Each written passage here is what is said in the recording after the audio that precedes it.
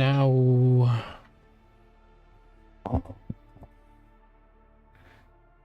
I got this. Okay.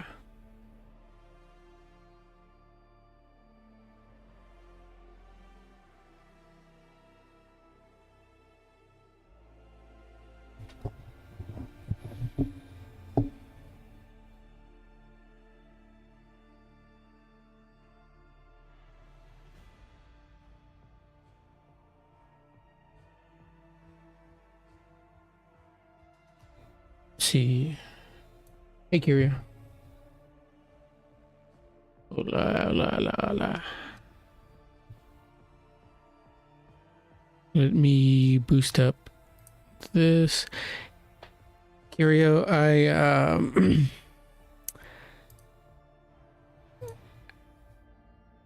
I started the stream yesterday to cast these, and you know the super funny thing is I was casting replay, Pigman's replay, the first one of his best of 3, and like 6 minutes into the match I realized my mic is muted. I was like, you know what, fuck it, Tactical Lich is streaming, I'm just gonna try again tomorrow. It was already off to a bad start. I somehow managed to sit there and cast for 6 minutes, wasting my voice on a black screen. I don't mean on a muted mic. That was truly epic, I should say. That was truly okay. I had to test the audio. There we go. All right.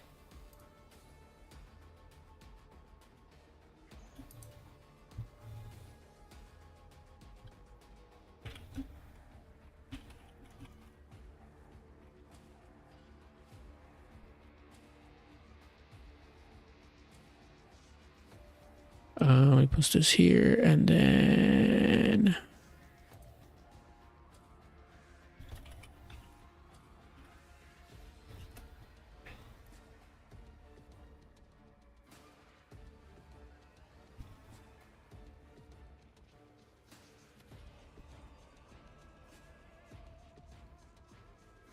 okay. Okay. I'm good now.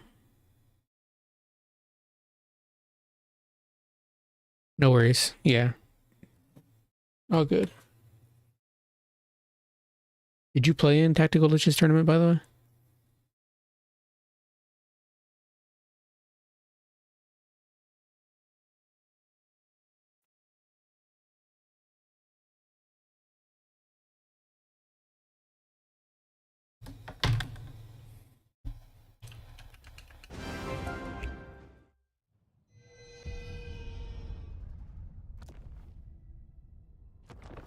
Just, oh, okay, I see.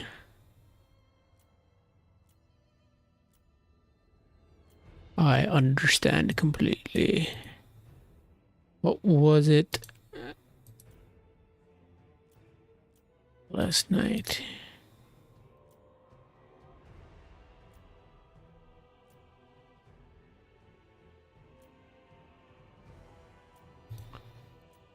Trying to remember what I was thinking about.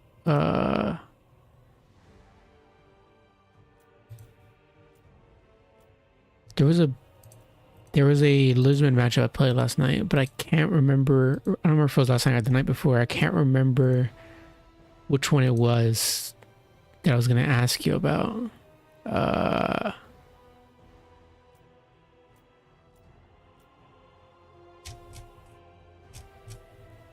Was it Kislev?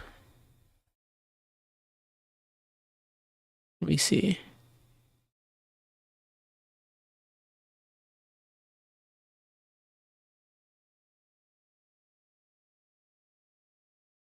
Let's see. Yogurt. I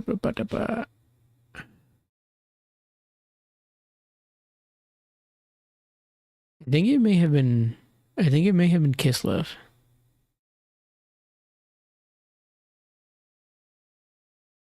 Honestly, cannot remember for the life of me. I was like, playing against someone. It was super late, and I was like, let me message Kiri about this real quick. And then I see Kiri's offline. I was like, oh yeah, he's a filthy European. He's not in the real time zone. I can't ask him for help. May have been Kislev. I don't know. That's the last. I think that's the last match I played as Lizardman, and I lost because the Kislev player went like full. I think it was Codex. Codex went like full Frost Archers and just Kossars. The spear variant. Like literally just mass archers. And I brought stuff expecting a Frostworm build. Because most Kislevite players always typically run at least a single Frostworm.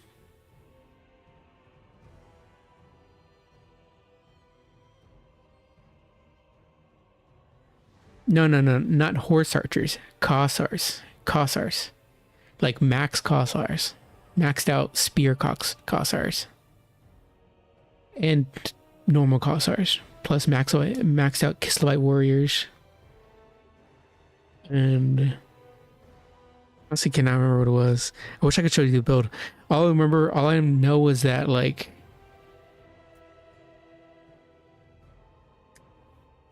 all I know is that my red crested skinks got fucking obliterated and my cav had nothing to do. I was expecting at least a single frostworm or lots of cav from Kislev, and instead I got lots and lots and lots of bows instead.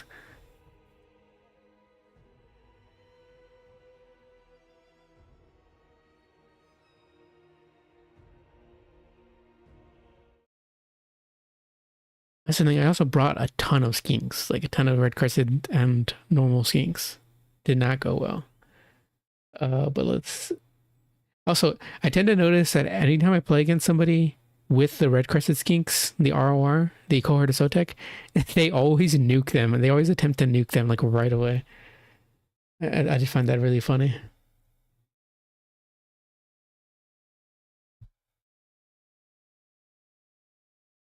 Okay,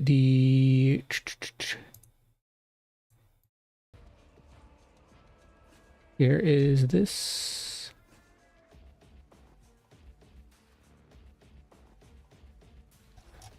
Okay, so this is from the last time I streamed.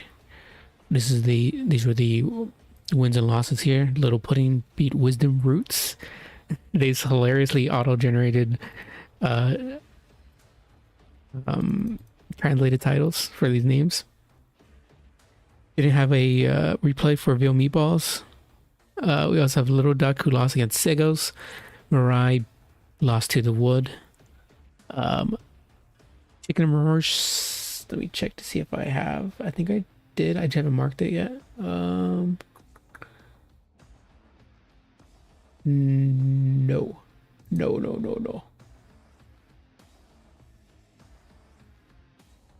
Chicken and Morse did not get marked, but I think I know who won that. I'll check later. But Stanley, Little Lee, and Vil, these three I didn't have replays for. Baron beat the first archer. Orbital lost to Sexy Boy because he's the best player in the world. TGO beat Cupcake. Milkaway was not able to find time to play with Berserk, so Berserk just auto won that. Or Milkaway conceded, essentially. Gorian lost to Butcherbird. No surprise. YDMY beat Kentetsu. I didn't have Pigman's replay first, but I finally got it from Queek. He sent me the replays for that, so we're going to watch that. And then Joy Boy lost to somebody named Fine Grass. And then from there we go to the 16 to 8 bracket. Never minding the winners and losers of days. But I think I should know who won versus Chicken and Morse. I just didn't mark it down. Either way. What the hell was what? That image. What image? I don't know what you're talking about. What?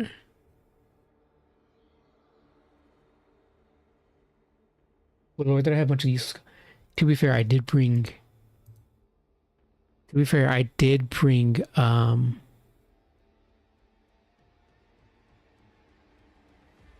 Quackar, which he's okay there, but he's not great. I don't like bringing a Slan into every matchup. I always either bring a Slan or Nakai, because Nakai's just goated, but Nakai's not that great in that matchup.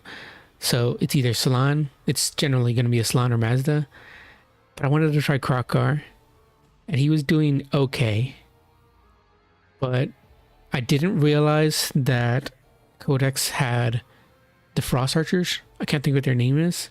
And if I had known that, I would have conserved his Hands of the Gods for those, because they did so much freaking damage and so much work for the Kislev side that ignoring them pretty much cost me the game.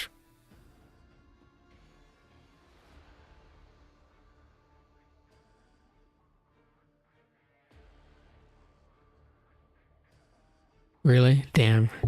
Yeah, I was hoping to get like that really perfect like side shot or just like direct shot into the Ice Witch's face. But I did hit the Ice Witch twice with the Hand of the Gods. She was on horse, so she took quite a bit of damage, but not enough. She literally survived into the very end game when I had already lost. So, that's unfortunate. It's unfortunate to hear you say that, because, I mean, at least I know now, but how about the, what's the light spell? The light slore? I honestly forget what it's called. The missile spell from them. He says the ground to shoot you anyways. Yeah, Buyer Blood is super annoying. I really wish Kislev didn't have to rely on it so much. She has Burning Gaze, yeah. Shen's Burning Gaze okay there? The only issue is that you have to bring the light lore, which is terrible.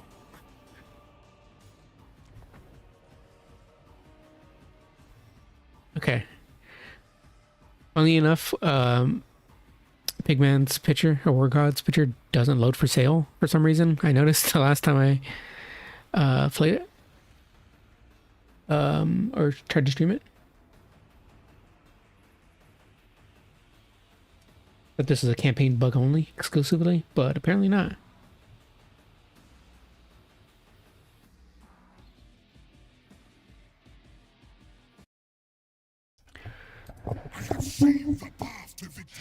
Just bringing to see that very nice versus Pittsburgh recently, but he has VC. Yeah, and then did you bring the passive for that lore? Because I've never brought it, but it seems like it would do okay against undead. It always feels like, I don't know. It just never feels worth it. But I'm sure somebody can make good use out of it. So War God did bring Sail. He is nameless and faceless apparently, but he's also faithless. He's on his mammoth. He's got Fight or Die, Nightmaw, and try to pronounce this, Shalkane's Teeth. Yeah, there we go. Shalkane's Teeth, Wind Blast, and Uranus Thunderbolt. He's also got his Viper's Staff, which is very similar to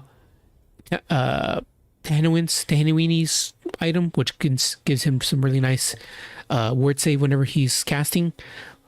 Especially great when they're on their monstrous mounts, like Tahanwin's on his Stegodon, because it gives him some really nice ward save when he's such a big target. Makes him very durable.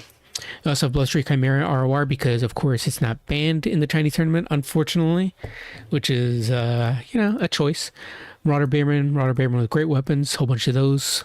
And then we have the Worshippers of the Crow, which are basically just a Nurgle blessed version of the great weapons.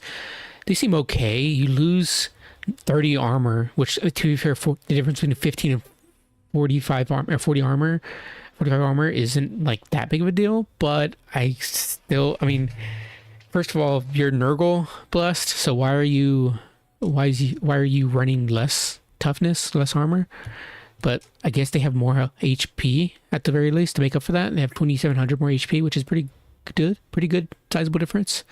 I mean, you're seeing an infantry unit with 10k HP, that's pretty massive. But 38, 32 with 30, pretty decent weapon stats over the base one. But yeah, they also have all the Nurgle stuff like Horma Flies, etc. So pretty nice ROR. Marauder Horsemen for the skirmishing side, and then we have some Skin Wolves, obviously to do with any boar boy cav. Speaking for the greenskins, we do have Grum the Punch with his the Great Unz's Ia. He doesn't have his banner. He does have Language of the Boys though, which gives ITP, which is great against Chaos factions, of course. We also have Orc Shaman with Brain Bursta and Irigo, the classics there I typically see on that caster. We have Orc Boys with Spears and Orc Boys leading the front line, whole staunch line of Orc Boys. Got Ruggled's Armored Orcs, and then 2 Goblin Archers, which I think is really weird. I don't ever see Goblin Archers, and for good reason, because they're absolutely trash, garbage, not even worth a single piece of gold. But we'll see how they do. I imagine they get attacked once and run away. But Orc Boys with Spears in the back line as well. And then we have Savage Orc Boar Boy Biggins and the regular Savage Orc Boar Boys. And then a single unit of Orc Boar Boys and Broken Tusk Mob ROR. And then another single Spearman on the right-hand flank. We'll see how things go. Imagine trying to say Orc Boar Boys, Savage Orc Boar Boys 6 times fast. It's just it's a freaking tongue twister. What the hell? I feel like I'm already out of breath trying to talk about that many boar boys. Worshippers of the Crow taking some pretty initial burst damage from the bows, doing some pretty good work there, and now fighting Orc Boys with the help of another Marauder Bearman unit. Cell just hanging back at the moment. Grum the Punch running through, doing some pretty good damage against the Bearman as well. Wind Blast going down, hitting the Goblin Archers, doing pretty good damage, and then a Night Maw absolutely obliterating those Orc Boys, which is pretty insane. Very good Night Maw cast, budget bow. The Goblin Archers shooting away, screening out the Marauder Horsemen, doing some okay damage. Skin Wolves getting into the front line as well, not exactly where they want to be, but they're trying to block up these Savage Orc Boar Boys. Randon's Thunderbolt going down, hitting the Ruggled's Armored Orcs, and they are going to be compromised here with Sail the Faithless nearby, which is going to be pretty scary. You got to watch out for those guys because Rugged Armored Orcs need to stay up and shooting. Grum the Punch gets to Eerie Go, plus for the Broken Tusk Mob as well, bringing up to 53 melee attack, which is very nice. But Grum the Punch is taking an absolute beating from Bloodtree Chimera, doing insane work there, up to 972 damage already, only 2 minutes in. Being the bane of existence for Grum, especially with that fire damage, as he's weak to fire thanks to his regeneration. Cell doing some pretty insane work here in the back line. Relative to those Armored Orcs are going to need some help here as they're being pushed back, forced to retreat as they attempt to turn around and shoot into Sail once again. We do have Sail cornered here by some Average Boar Boys, but when Wind Blast coupled with his terror rots him, and unfortunately now he's free, no longer surrounded by mass. The Savage Boar Boys do get a side charge into these Marauder Bearmen, but it's not really going to do much damage. They need to come back around and honestly support back here instead to potentially screen out any Marauder Bearmen or Sail, as right now they're just kind of struggling to find a home. Randon's Thunderbolt coming down here, doing damage to the Orc Boys, doing some pretty solid damage. I really hate the fact that they changed the Randon's Thunderbolt visual effect. It does not look that great as it once did. Bloodtree Chimera continuously chasing away Grum and his massive girth. He's gonna try to squeak away, but Bloodtree Chimera is pretty fast, and I do not expect him to return. The Broken Tusk Mobs are unfortunately being slowly dragged down by the Skin Wolves. I'm not sure if Skin Wolves got the charge and the Broken Tusk Mob didn't, but either way, they're going to be losing that fight, unfortunately, which will be meaning that's pretty much the only anti-large tool left for the Greenskin side. We do have a single Orc Boys here, but there's a lot of mobility left for the Norskin side, and Ruggled's Armored Orcs, I imagine, aren't going to have much time to shoot as they have some Marauder Horsemen charging into their rear, and those are some pretty durable archers, very, very hard to deal with, but you need them shooting. If they can't shoot, then they provide very little value on the battlefield. We do have some Goblin Archer shooting, but I imagine not much is being gained from them, especially with the trees blocking their way. 116 value so far for them. That's just absolutely horrendous. Wind Blast going down, doing some solid damage against the Ruglud's Armored Orcs and the Orc Boys. Very nice with that Windstruck effect, reducing their speed. The Broken Tusk Mob did somehow manage to survive. They only have 11 models, however, so not much is left for them. Grom the Punch gets finished off just before the routing line, but he could not even make it away before his massive troll body is destroyed. Bloodtree Chimera feasts on his corpse, and War God takes the win.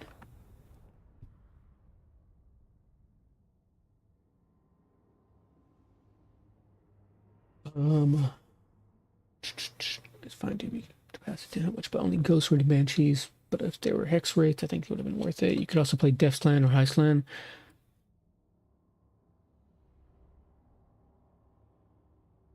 Does it only proc off of? I thought it was all undead, the passive. Is it not? Because if so, that's kind of lame.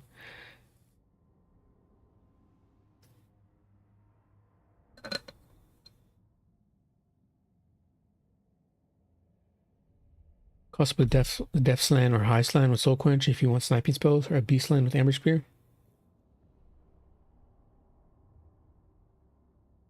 Yeah, I think next time I'd probably go with the Death Slan. Because you have Buna for any Frost Archers and for any more expensive cav, like Winged Lancers. So, not a bad choice, and then Spirit Leech just for the caster. Or any other single entity, like a Frostworm being brought. Pretty good lore choice there. 2295 here for Cell the Faceless.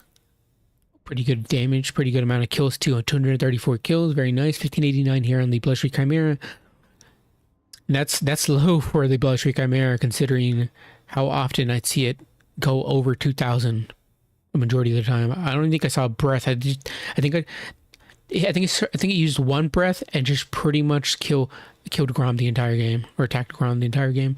Skin Wolves doing pretty good in this matchup generally, unless the Skin Wolves take the charge. But Skin Wolves typically are saturated with the, from what I've learned of Black Knight and John, as well as Strat game. If the Skin Wolves are saturated typically with Frost Wolves. I think that's what they're called. Frost Dogs, they call them.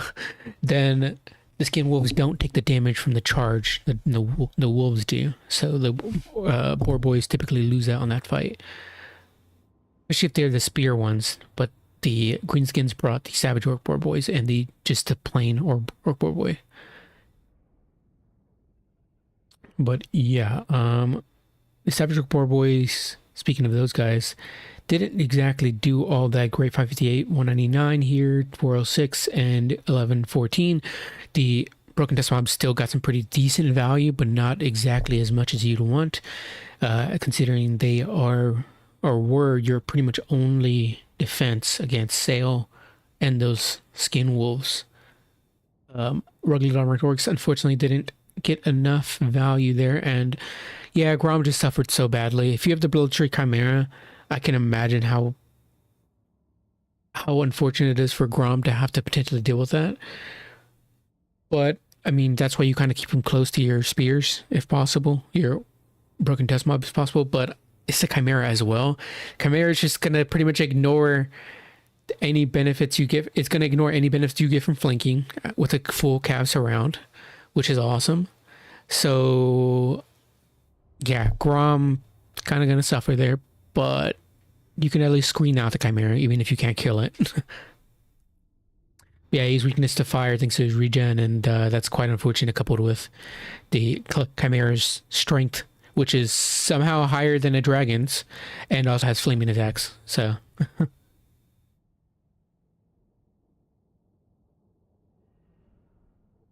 Don't know exactly what the passage, but I gives magic attacks, IGP, and I for leadership. Oh, interesting. Huh. Is it Loopy's mod then? I swear I thought that passive was like specifically for anti-undead, but I'm guessing that's Loopy's mod or a different mod. That's what it should be for. It feels like that should be extremely useful against the undead. That lore in particular. That's unfortunate. All right, second game.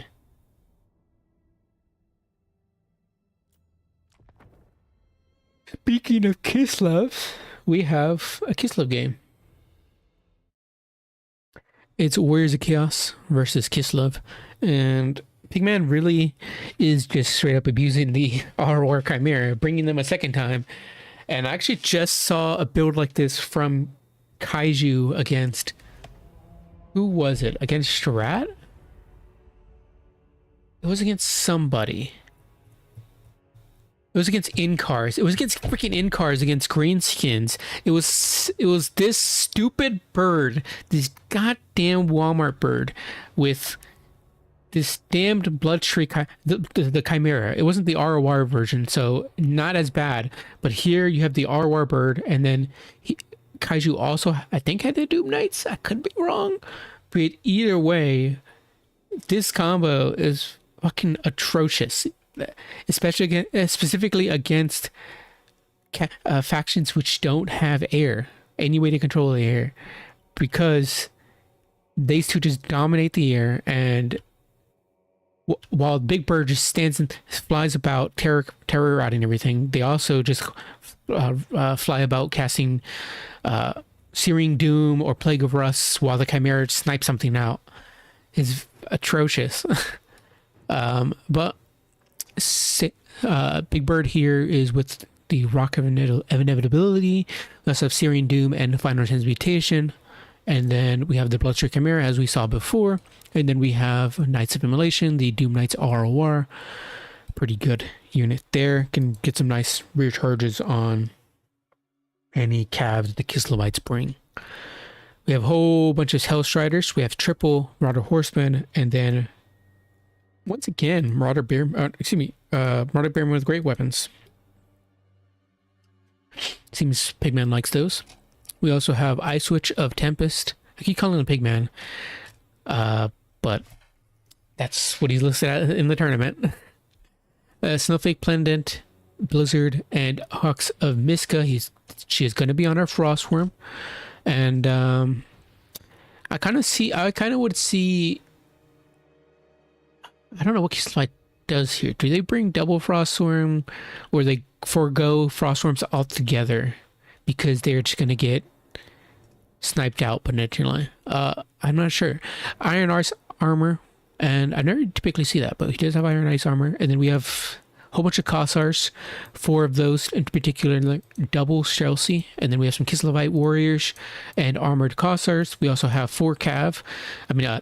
For the Cav, we do have Griffin Legion and Double Winged Lancers. So already off the bats, I'm thinking that the build here for Kislev isn't going to be a great match, but we'll see if they can keep their Kislevites, or rather their Streltsy online. Streltsy being overlapped with the Kossars is already not a good sign because they're going to be obstructing each other. But we'll see how things go. The Marauder Horsemen are just going to be skirmishing here and there. Kossars are going to be turning face and attempting to screen them out potentially. And the Kislevites are just going to be turning their formation to deal with the fact that they're going to be potentially swarmed, encircled. Should speed things up a little bit here.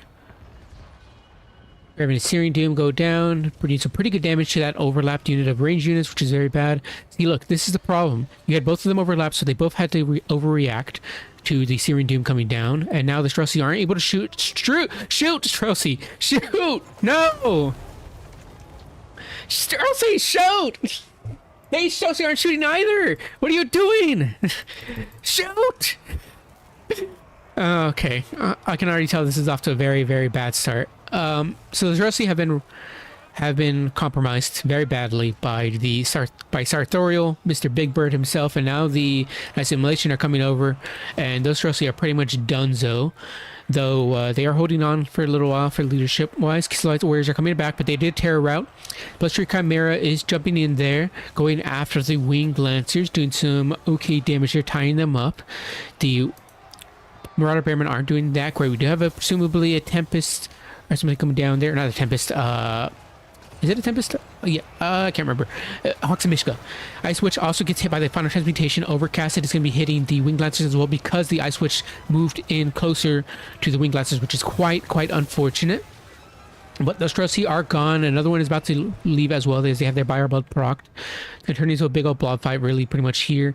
That Hawks and Mishka wasn't even that great. Honestly, it did very little damage to them. I mean, it did some pretty decent damage to the Marauder. Also provided that Discourage effect. But it, as you can see, it's still standing, so not great. But the Ice Witch is now surrounded, unfortunately, as Sartorial and the Bloodstream Chimera and the Doom Knights are coming to attack them as well. The Kislevites Warriors are trying to screen them out, but Big Bird has so much freaking mass, he's just pushing through those Kislevites Warriors, unfortunately, and through the Griffin Legion as well. He just does not care. Stupid Big Bird has way too much mass for his own good, even though he's extremely linky. Look at him. Look at that linky, dumb bird. Get away, Ice Witch, but I don't think she's gonna be able to, honestly. But I'm rooting for her. The Cossars continue to shoot away, trying to screen out a bit of those Marauder Horsemen, but at this point, I will just turn face and start shooting at the Big Bird or Chimera. But we do have another Hawks and Mishka coming down here on the Hellstriders, potentially doing some okay work, but it's mostly here for the leadership effect. But unfortunately, only one of them gets hit with a discouraged effect because the rest, these models over here on this side. So it would have been better just to place it literally right in the center because there's no friendly fire damage. So unfortunately, unfortunately, missed opportunity there. I hate the unit card being brought up, the unit spell browser, but what can you do? Ice Witch gets routed off. Unfortunately, I think that's pretty much it for the Kislevites. Ice Witch isn't going to come back, and if she does, she has 363 HP, and pretty much all the range units have been compromised or shut down. We do see the Knight Simulation finally being shut down, however. Only 6 models left, about to rout. Oh, actually, their leadership is bouncing up. For some reason, they're steady at 32 leadership with only 6 models, but I guess they did win the combat, so Griffin Legion are still there, but they're going to be gone here soon, and I think it is pretty much over there for the Kislevites. Another Searing Doom going down there, does pretty good damage against the Kislevite Warriors, Sartorial, and the Bloodstream Chimera just being an absolute menace. At the end of the day, they do win it out for the Warriors of Chaos side. Loopy mod has 2 variants, anti-undead and anti-demon, yeah. And to be fair, magic attacks and ITP and undead are great versions. Yeah, of course, yeah.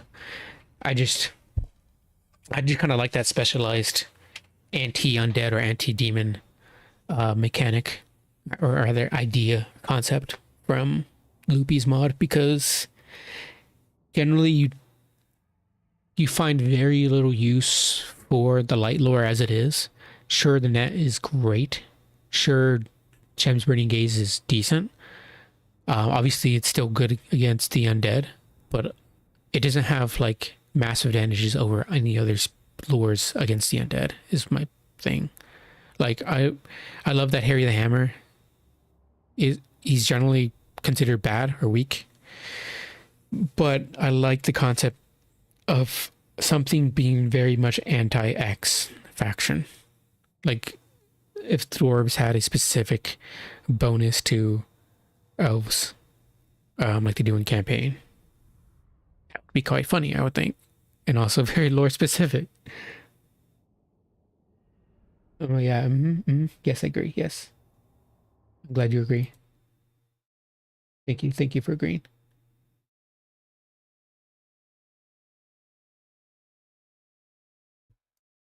Let's go over the values here. 2981, 1353.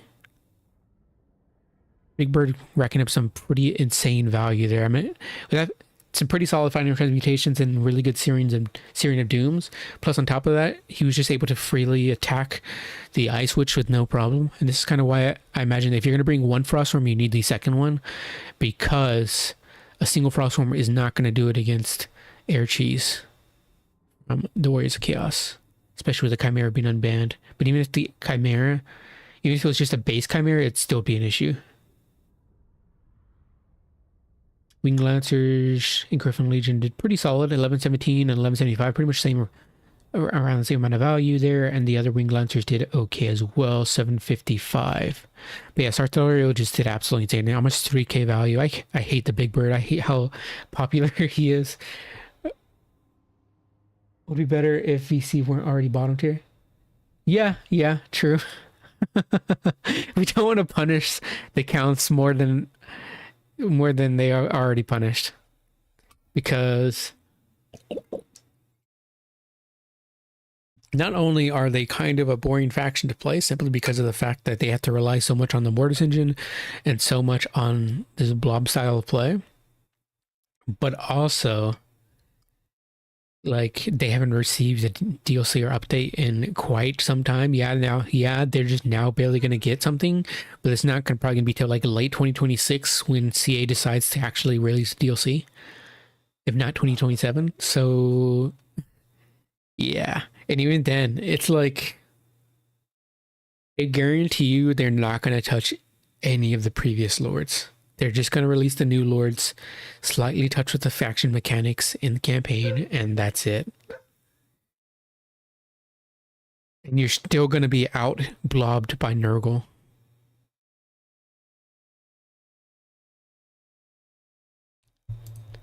It's such a dreaded, it's such a dreaded fate, though. You're thematically cool undead faction, very fun on tabletop and stuff, but your entire reliance is on cheesing with healing and blobbing. That's very unfortunate. Just like they did with Nurgle as well. But at least Nurgle has now the ability to kite, which is pretty insane. Imagine expecting, since Warhammer 3's launch, that you'd be able to kite as Nurgle. That's hilarious, honestly.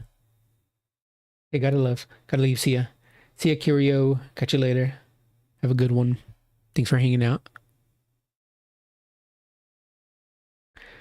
Okay, let's see the other replays.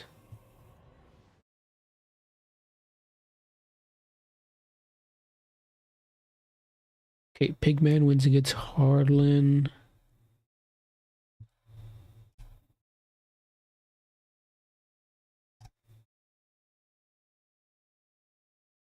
Okay, Pigman wins against Harlan. Oops.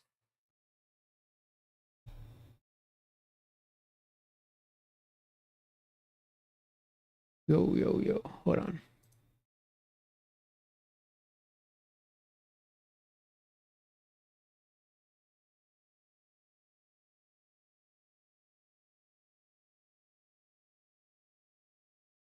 Do that. Do this.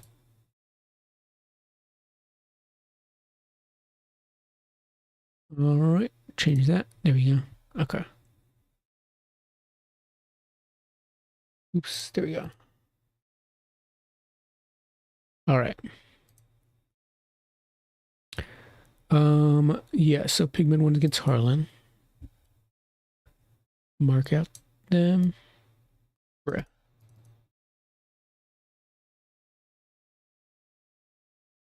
And then for the other ones, let me check on if I cast Chicken versus Morse, because it feels like I did. Wrong one. Here we go.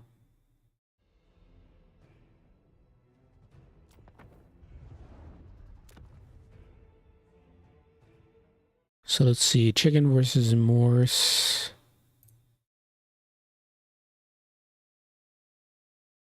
Replay desktop.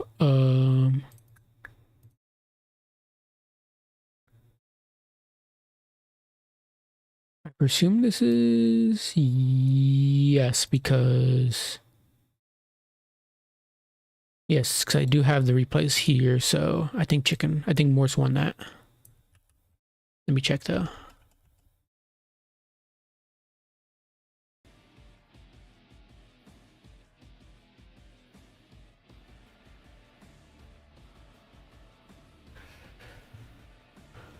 Let me double check. Okay, I do have the replay, so that means that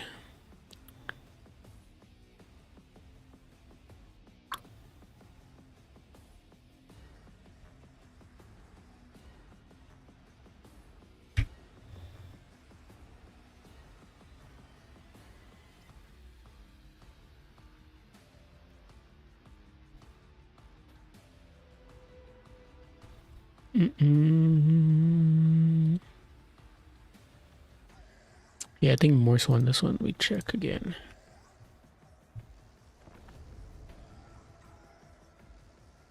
We'll delete that Pigman replay.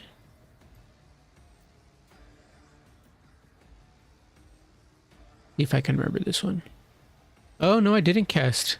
Oh shoot, okay, I did miss another one. Okay, cool. Which one is the first game? Let me check.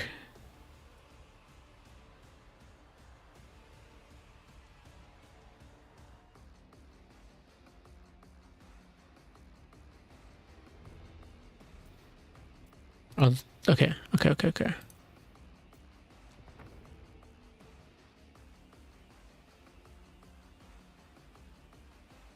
Okay, Morse versus Chicken. So I did not cast this one last stream.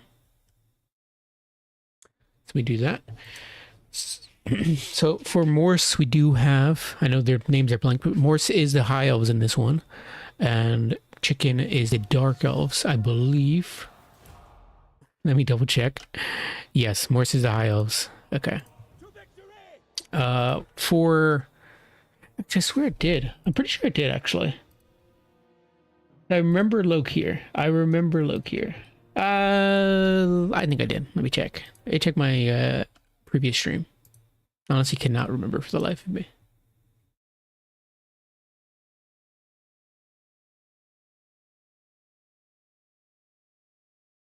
Let's see. International tournament.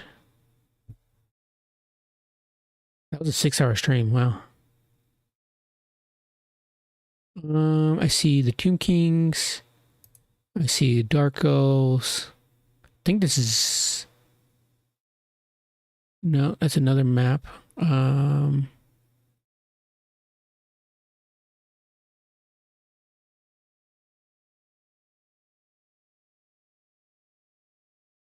Let's see.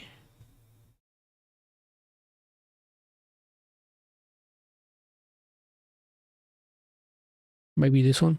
Nope, that's Tomb Kings. There's Arthurial. Where's the Chaos?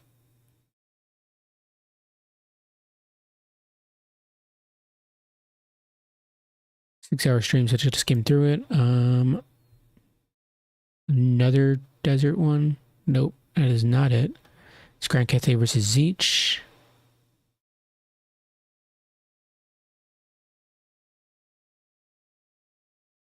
That is Tahanawini versus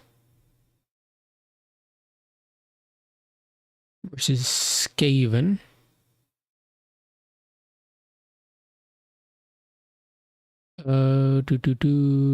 Doesn't seem so far. Where's Chaos once again? Beastman, what else? This seems like another Slanesh one. That isn't Slanesh one, that's Mask. That's when one of the freaking casters got like 4,000 value.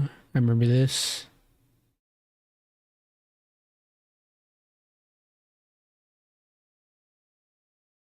Is this it? Feels like it's it.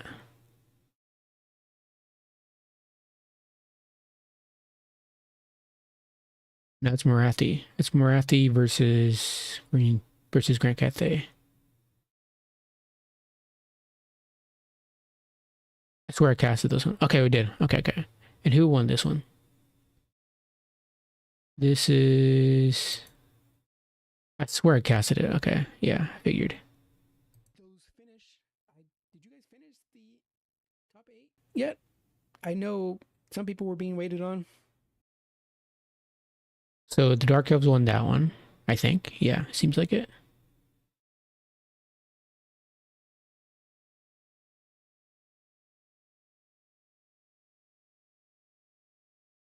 Is that the only one I casted, or did I cast the next match?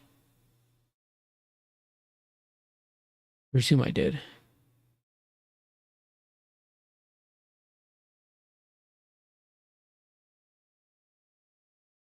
Particularly Sipa, I think, and Pigman or something. I don't know. But I would like to be able to cast the 16 to 8 and 8 to finals soon, because I would like to finish the tournament. That'd be nice. 1698 here for Emmerich. Give myself extra views, apparently. Not incredible. Black Knight would be disappointed for sure. 1984 on Caradrian. He's extremely expensive, I think, right? So, like, that doesn't make up for how much he is, but it's close. I think he's like 2,300 or something, right? It's not cheap. Spearman did nothing. Oceanids got wrecked like I assumed they would. I honestly think even double Sea Elemental would have been better there, because at least Sea Elementals die, they shoot out Oceanids, and there's no caps. Actually, do they... Let me check the document. Do they play with unit caps on? Yes, move along. Move along, buddy. But we'll switch on over to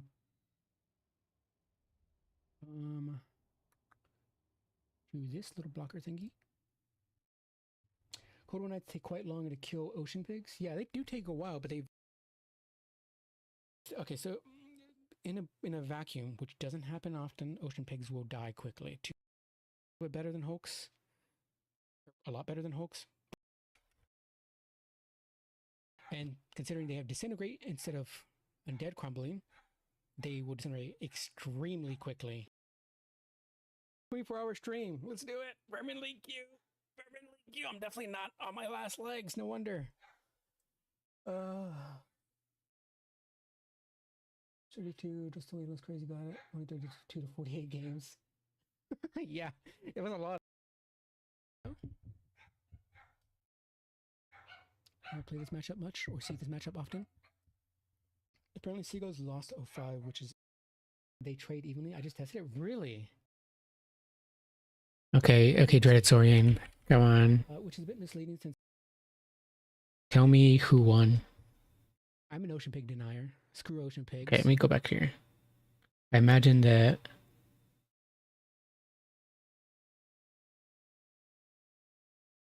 Probably mention it. Those two volleys will start to rack up really quickly, and they're not really doing any damage to these dark shards. Oh my god, how are they staying in the fight for so long?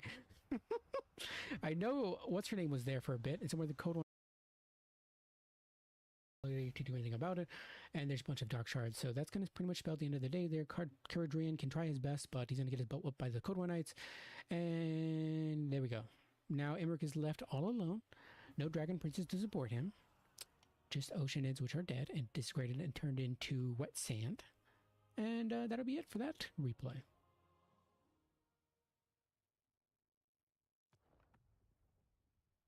Just round, yeah, just 32. That's all Queek gave me. I'll do the 16 to 8 and then potentially the 8. Yeah. Okay, so I'm just going to assume here that... Okay, yeah. I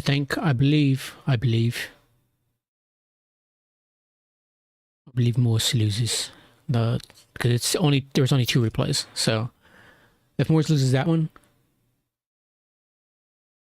wait.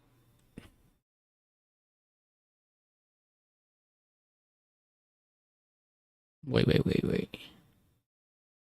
do you mean?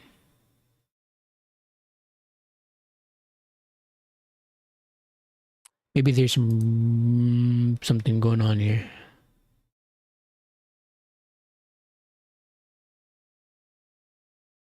What's this one?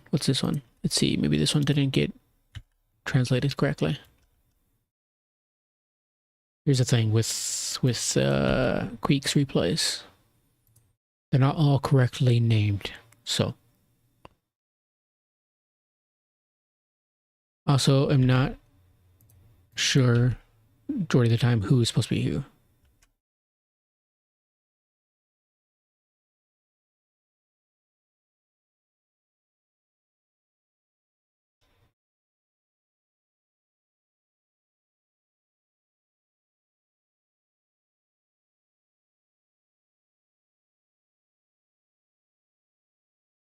So, yes, Morse was high elves in that one. They lost against Chicken. So the second match is supposed to be in that match.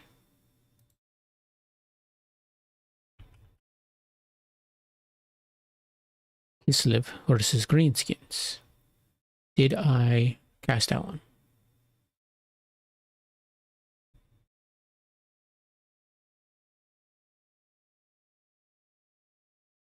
I did.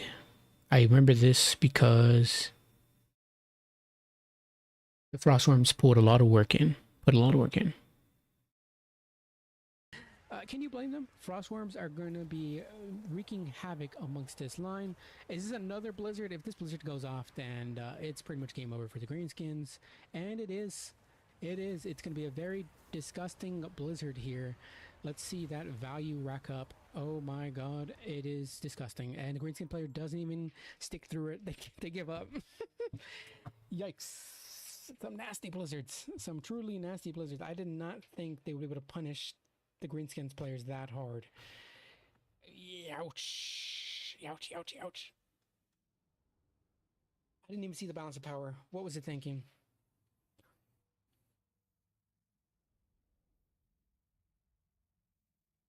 He should be on foot? Okay. I just figured it was weird because he was so far away on foot that he would never actually catch up to any of the fights to summon the squigs, but I guess the squigs can catch up anyways. 218 kills here on the ice switch. So 3,000 value there. Crying to themselves, knowing that they will never. I'm a bit confused.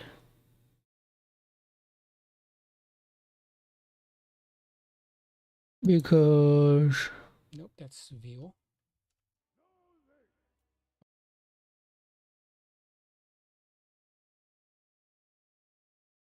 Look at the names here. It does seem to be an inner clan war here with the two. Okay. This is a little bit confusing. Because see, here's the problem.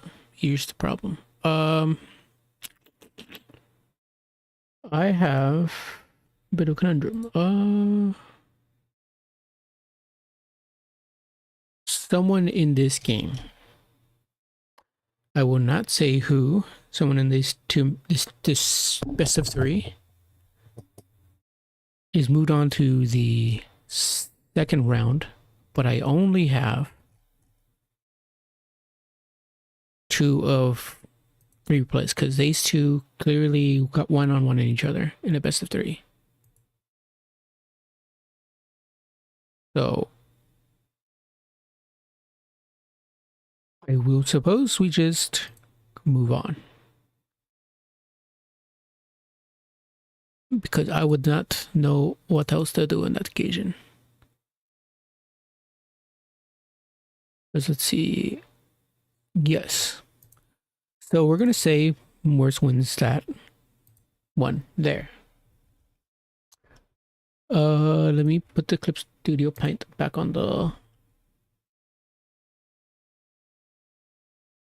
Because Morse is in the second round.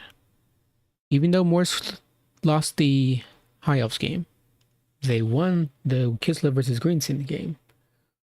So...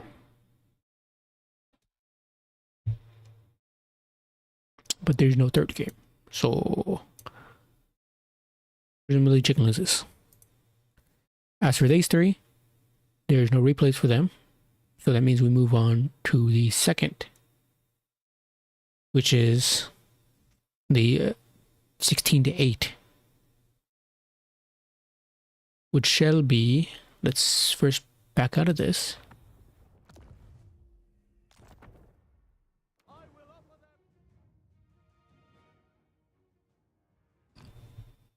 Now let me go to the match table for 16 to 8.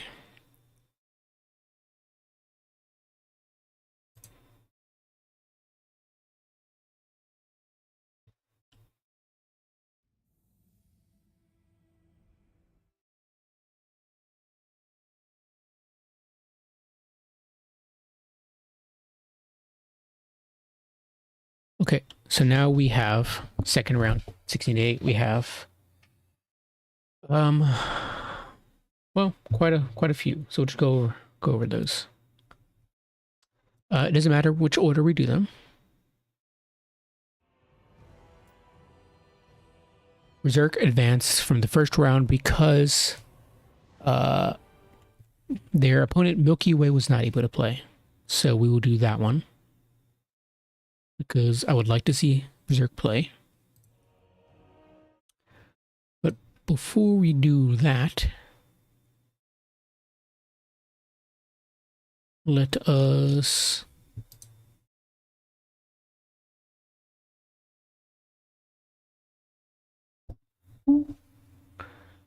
duplicate this.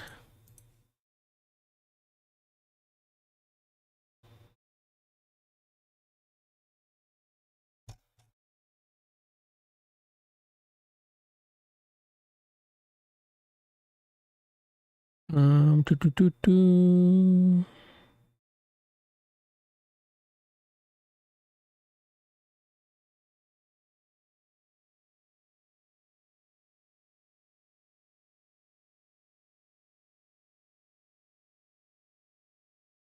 No, it's fine. It's fine. I was going to take off the text. Hey, I was going to do the whole thing. Doesn't matter. We will move on to Berserk versus Baron's game, which is, yeah, the winner of Milky Way versus Berserk, which Milky Way did not play. So we will do that. It's the top of the list.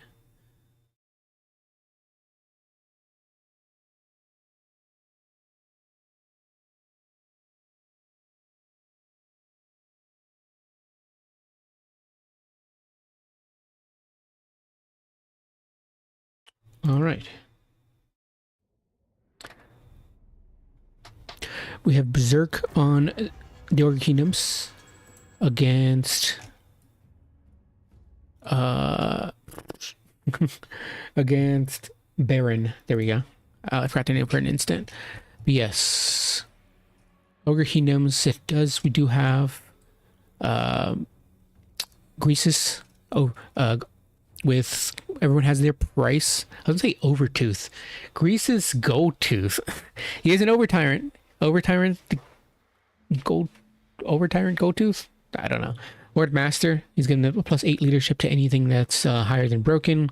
And that is it. That's just gonna get those 2 items. He doesn't have his crown or anything, which gives ITP, because you don't really need it against Beastman. But I guess unless they bring the Chimeras, which is exactly what the Beastman player did bring. So it could have been worth it maybe, but you maybe needed to cut out on to get a few extra things, like 1 or 2 things. So that's what they brought. Got a Butcher of Heavens with Comet of Cassandora, Curse of Midnight Wind, and a Maw Shard. So pretty good. I imagine we're gonna pop that just before you cast Comet of Cassandora. Could be pretty good. We'll see though. Sabertusk pack in the back, just 2 of those, or we have 2 more up vanguarded as well, and we have a whole bunch of Blood Vultures, 4 in total. We also got, is it just a single unit of Blood Vultures? It does seem to be the case, because it's easier to protect just 1. We have a whole bunch of Nobbler Trappers and Slingers as well. And then we have a single unit of Yetis, which are also pretty good in just a single unit, because they're kind of expensive-ish, and they're like specialized support. So they have that frostbite and magical attacks, and then AP as well, very solid with Aura of Frost, which is very, very, very good. But yeah, no Stonehorn or anything like that. No, always forget what they're called. Not the Stonehorn, the Frost variant. It doesn't matter, but That's the very good one. Penumbral Pendulum as well for the Beastman side on Malagor. Wow, just Penumbral Pendulum, no Flock of Doom or anything? Okay. That's interesting. We'll see how that does. I strange to use that against the Ogre Kingdom, which typically is just Noblars. It's not going to be good against Monstrous Infantry. But, regardless. Ungor Herds will be the front line, but Spearmen. We also have some Slangors, a single unit of Slangors, which is interesting. And then we have Centaurs on the right flank, and then some more on the left flank, including the Throwing Axes. It's just one Throwing Axe as well, which is also very interesting. If they brought a Thunder Tusk, there we go, a Thunder Tusk or a Stonehorn, one Throwing Axe would have definitely not have been enough. But in case, I suppose the Ogre Kingdoms brought Blood Vultures, maybe that's why they didn't decide to go too hard into them. I don't know. That's a bit weird. But nonetheless, we have a Razorgore Herd as well. Just a single unit of those. And then double Chimera, one being the Bloodstreak Chimera. If this is Baron, then that means that even the Chinese community have caught on to how busted the Chimeras are. Because double Chimera... Oh, we also have a Doom Bull. Is he naked? Yeah, he's just a naked Doom Bull. Which you don't often hear about naked Doom Bulls. But they are true. They are, in fact, true. They are not fake news. There are Doom Bulls that are naked, roaming the wilds. Blood Vultures scouting things out. If they just jump on the Centaurs, that's gonna be insanely good for them because Blood Vultures are pretty solid in melee at 32-28 with 42 weapon strength. And if Centaurs don't get the charge, which they didn't on the Blood Vulture because they're flying, then it's gonna be a very, very good trade for the Vultures. Saber Tusk Pack also help. Blood Vultures get pushed back quite a bit. Maybe push up a little bit too far when the Ungors pushed in, but nonetheless. Grease's go-to does pop. Everyone has their price. Rampaging both both the Doom Bull and the Bloodstreak Chimera, which is a very good catch for him. He's also anti-large, so pretty solid fighter. If he can actually connect in an attack. Typically the issue is that Greases can't actually hit anything because his cart is so janky, but he's doing pretty good damage into the Bloodstreak Chimera. Penumbral Pendulum going down there and actually not as doing very much damage as I suspected because they're mostly monstrous infantry there, like Yetis and two single entities. So I guess we did have Saber Tusk Pack and Nobblar Slingers there, so makes sense. Some damage got put out. Flingers getting run over by the Slangors. Slangors doing pretty good damage there. No surprise there. Blood Vultures did get fended off. But Centaurs and Throwing Axes are in a pretty bad state. Same with the Razorgore Herd. The Razor Herds are rampaged into Nobblar Trappers. I was going to say Gobblars. But Bloodstreak Chimera is getting out and up into the sky again. Presumably a breath attack going to come here soon. The other Chimera should probably get up in the air and not be left solo. But it's getting pretty good damage into the Butcher. Though the Butcher, does it have the... No, it doesn't. Okay. I think it's just the Slaughter Master, which has the... item or ability that gives them wins when they're in melee. But those Centaurs did get routed off. One, in fact, shattered. One's coming back here soon. We have some form of spell here. Common Cassadera coming down, presumably on some Ungors, which is pretty sad. But nonetheless, it will come down and do a lot of damage to a weak unit. It also did plenty of damage to Nobblar Trappers as well, so very bad visual effect. I don't know why they changed that as well, along with the the Thunderbolt. But one of the Gorbull does get his butt beat, which makes sense. He is surrounded by Saber Tusk Pack, Grease's Goldtooth, and a Butcher of Heavens, so maybe not the best situation for him, especially with the Bloodstreak Chimera being tied down by Blood Vultures and Yetis. The other Chimera is up in the air, does get a breath attack down on some Bloodstreaks, on the Ungors. Not the Ungors, excuse me, the Pigback Riders and maybe the Blood Vultures, but didn't do much damage. He's going to jump down. It is going to jump down there on top of Greases, but you need the other Bloodstreak Chimera to go after him as well to get a 2v1 situation there. Otherwise, Greases will do pretty good damage into the Chimera. These Nobblars shooting into Ungors, not that really important. The Lead Vultures continuing to shoot away, doing some pretty solid work into the Slangors. The Slangors do get finished off with only 6 models and they shatter. The Gorbull has shattered as well, not in a good spot. The Blood Vultures covering above in the air. Beastmen pretty much are going to have to rely entirely on their Chimeras, which is no surprise there. Everyone has their price popped. bring them down to -8 leadership and -24 melee attack, which is a pretty good debuff on the Chimeras. Very, very nice, solid debuff there against both of them. And it's going to go to the Ogre Kingdoms, as it's pretty much all they have left. And I do not think, I don't know if the Beastman player bowed out there or army loss kicked in, but I assume they bowed out. And rightly so, because both of them with the Yeti support and the rest, a whole bunch of these Nobblers, the Chimeras as good as they are, don't think they could win it out there. But yeah, pretty solid.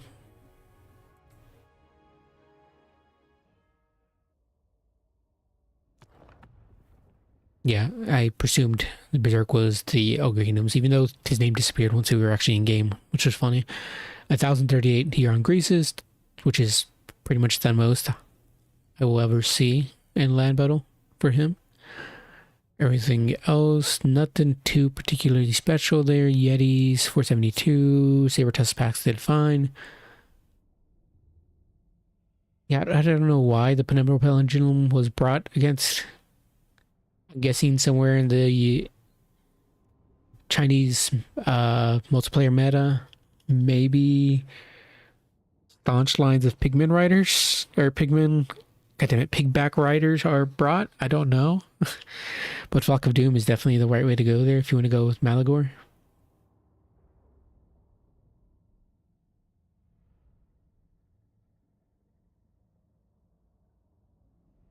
Nothing else too particularly fantastic.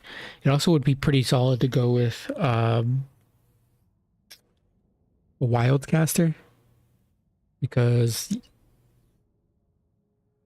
you have, what is it, Tide Call? Not Tide Call. You have a Nobblar clearing spell, and then you have Deluge to punish blobs, single TD blobs. So Deluge, it's not called Deluge, something like that. 1,073 on one Chimera and 771 on the Blood Shriek, which is not great.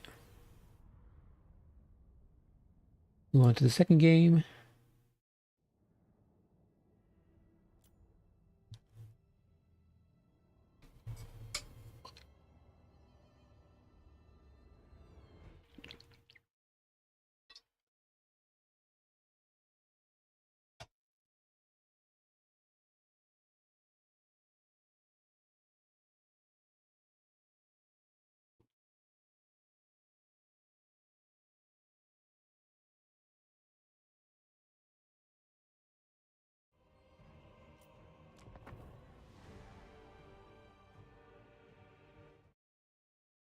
All right, Berserk against Baron in this best of.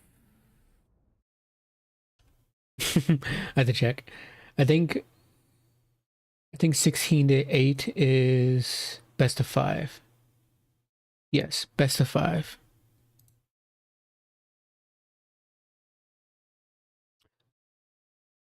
So yes, Empire versus the Lizardmen.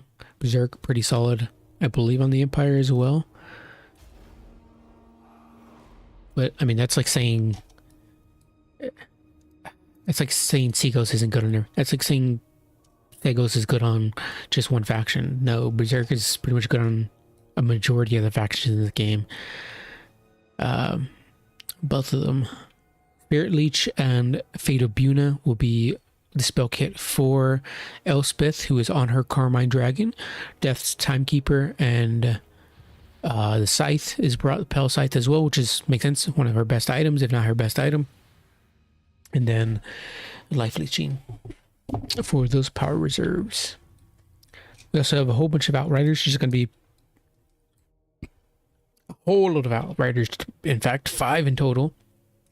She's going full on skirmishing against the Lizardman side. We also have Empire Knights, 4 of those in total, all on the flank, and then more Spearmen with shields as well for the infantry all the way in the back. She's going to go for full skirmishing. Empire's just going to go full kite on this one. And for the Lizardmen, We have Krokgar on his horned one or cold one? Horned one. He's got his Hand of the Gods, and that is it. That's pretty much all he's there for, is just to be spamming Hand of the Gods. That's his only sole purpose. Skin cohorts with javelins, skin cohorts, and some red crested skinks. Those red crested skinks are going to have a bad time against those outriders. The cold one riders in the back, 2 of them, and then another 2 here. It makes sense that the Empire here is going for full kite because they are much better at kiting than the Lizardmen are, as the Lizardmen have to rely on skink skirmishers and salamander hunting packs, which don't have the range to compete with the Outriders. I mean, they do have about 120 range, I think, but salamander hunting packs are much more susceptible, and they do have an arcing shot, though, which is nice, but it's just not as cost-effective of a trade. Basila's on the solar engine. This is what you're going to be bringing for anti-kite, pretty much. Though that doesn't do a lot of damage, it does have that blinded effect, which is very, very nice when shooting at skirmish cav and just cav in general. But we have skink skirmishers, 2 of those bad boys, and then we have a skink priest on a pterodon, just Flock of Doom, and that'll be it. Move on here. Going to be relying a lot on their solar engine, which is not shooting for some reason. Please shoot into the freaking outriders, especially the grenade launchers. The grenade launchers are extremely deadly. Oh my god, that breath attack was insane. Oh no, you're pushing way too far with the beast, man. Okay, that beast caster's gone. Oof. That is so unfortunate. Losing the Beastcaster that quickly. That is going to be a very, very rough game for the Lizardmen. Not that it's impossible to win without your spells, without magic, but what is the Solar Engine doing? When is it going to shoot? It's had so many opportunities to shoot here. It could have potentially saved the freaking Beastcaster if it shot once. But yeah, the Beastcaster is shattered, and that's such a awful time there, and that's pretty much why you don't want to go with the pterodon majority of the time, is because they're so susceptible to being shot, especially against a range heavy faction like the Empire side, or kite, a faction that's so good at kiting like the Empire side. Yeah, Reckless Skinks are having a terrible time there as Elspeth jumps down there, chews on a few of them, and opens their back flanks up to shots from Outriders. So already not off to a great start here for the Empire side.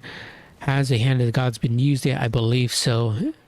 But yeah, just going to rely heavily on their skink skirmishers, but they only have 80 range as opposed to the 100 of the Outriders. And that's why you maybe, if you do want to try to go for skirmishers, you got to bring chameleon skirmish skinks, because at the very least, they do have missile resistance to counter fire and to trade into the Outriders, while the regular skirmishers don't. Another solar engine shot there, going in there, killing a few models on the Outriders. And as you can see, it's not doing that much damage, but it is providing the blinded debuff, which is nice, but not great.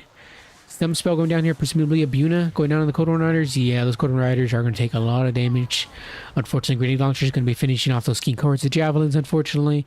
Yeah, and that's just pretty much the only thing that the Lizardmen can do here, is just hope that the Bastiladon will be able to save them in this matchup, because this is not great.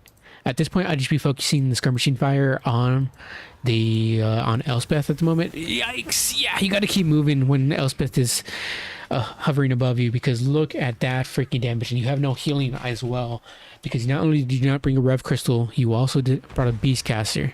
But Hand of the Gods going there, down there, doing some pretty good damage against Elspeth. And luckily for the Lizardman side, she has the only healing she has is Death's Timekeeper, which only lasts 10 seconds, so it only has 2 uses. Outriders getting some very good fire into the Cold One Riders. And that's pretty much all you can really do, is considering you're playing Conquest, hold on to the point, keep your skinks screening out the Outriders while you keep your cav inside to keep them away from the skirmishing of the Outriders, because they only have so much range. Unless you want to get into melee with the skinks or potentially get shot by the javelins, then they won't be able to shoot your cav, which is inside of your formation. Because you really do not want your freaking cav being shot up this badly, especially in the flanks. And that's exactly what Berserk is doing, just constantly shooting your cav in the flanks every time they get up close. And now the Empire Knights are going to potentially get a free charge here, but the Solar Engine does send itself into melee, which is at least does at least does screen them out a bit.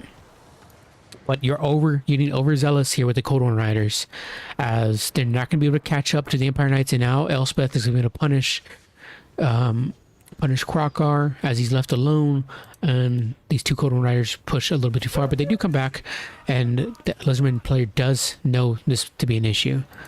Still got to be very careful with your Krokar here. Death's Timekeeper does heal up Elspeth, and now Krokar is left alone. You really got to be freaking careful here, because Berserk at any time can take advantage of that. But Lizardman is keeping a keen eye with Cold One Riders nearby, and Krokar takes another freaking horrible breath attack there. And not only have you lost your Beastcaster, but now Krokar is pretty much going to die here. And I do not think I'm not hopeful for Lizardman here at this point. Krokar dies, and now it's just going to be constantly abusing the rest of the rest of the formation with the skirmishing side of the Empire. Yeah, as the skinks slowly get picked apart by the Outriders, and this is kind of what I imagine when you're playing against Berserk on a skirmish heavy faction. Berserk is just going to take full advantage of the skirmish advantage over your faction. And slowly but surely, Outriders will run out of ammo, but they have a lot of freaking ammo. They have base 19 shots, 19 volleys. So they're going to get a lot of damage in before you can even do anything. And yeah, as soon as the infantry starts engaging, they're already beat up. So at this point, Elspeth is just constantly going to be able to get into rear charges with the terror routes, and that's just going to go to the Empire, unfortunately. Yeah, losing that Beastcaster so early was just so freaking unfortunate. And at least they know now. But yeah, Pterodon on a Pterodon is just not the best choice for the Lizardman. I mean, how could they expect that Elspeth would have been brought? But at the end of the day, I just do not like the Pterodon or the Skink.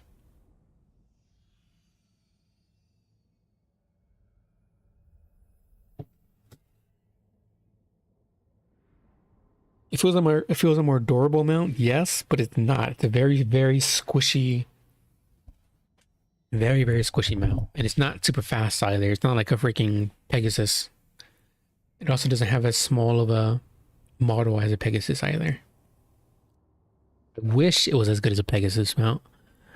3212 here for Elspeth's insane amounts of work there from Berserk. Very nice.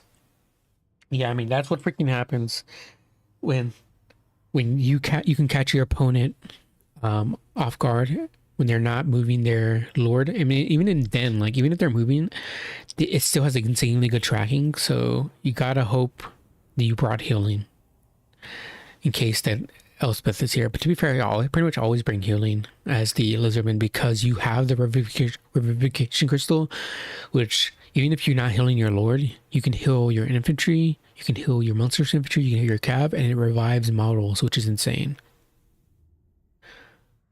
But yeah, Elspeth did insanely dirty work there. 1276. Outriders just had a field day. Grenade launchers did great.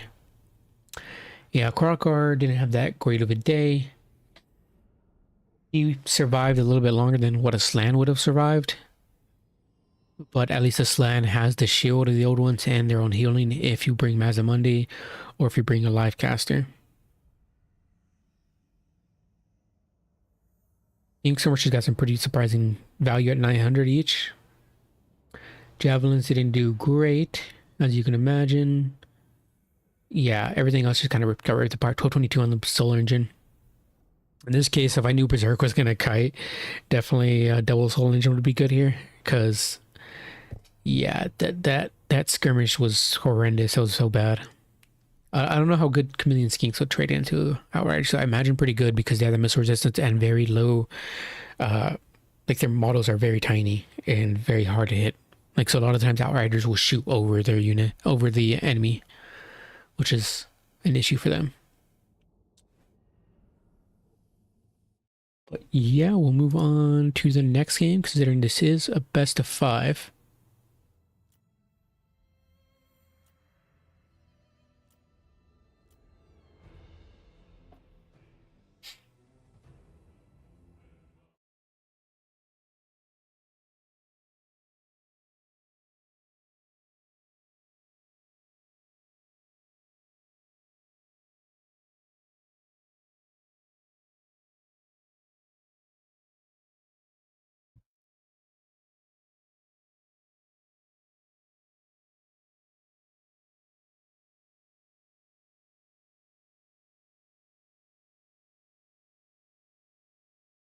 All right.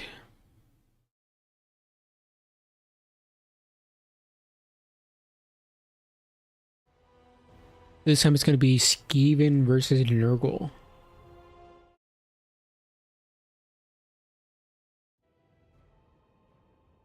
Berserk on the Skaven, Baron on Nurgle.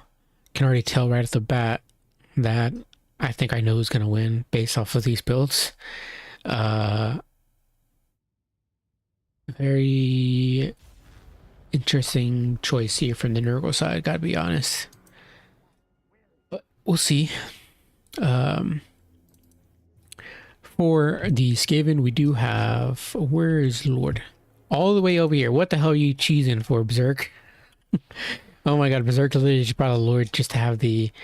They suspected that their Lord would be sniped out, I guess, so they left him there. And all the way over there, because there's no conquest rules. I mean, there's no really play rules, or as restrictive rules as fruit rules for the Chinese tournament, so Berserk can just do that. We have a Warlock Engineer with Howling Warpkill, and that's pretty much it. He's being on foot. We also have Wolf Rats, Silver Chevron, which is crazy. Some with poison, some without. And then we have some Storm Vermin with halberds. Or do they all have halberds, or is it the Sword and Bird version too? No, it's just all halberds. Oh, we do have one Sword and Bird version. But we also have Rattling Gunners and Warp Fire Throwers stacked on top of the Storm Vermin. Okay. Yeah, this is definitely a Berserk build, that's for sure, gotta say. For Baron, we do have Mr. Tammy on his Toad Dragon with Nurgle's Favored Son, the Black Cleaver, and Feast of the Maggot Lord. I don't know if he just comes with it. I don't know if you have to pay for it or not. I think he just comes with it. But we have Marauders of Nurgle with great weapons, some Plague Ogres, more Marauders, and triple Rot Knight, which is pretty insane against the Skaven. I don't know why you need triple Rot Knight for. But, you know, we also have the Riding Riders as well. But, yeah. And then for the caster, I presume it's just going to be Fleshy Abundance.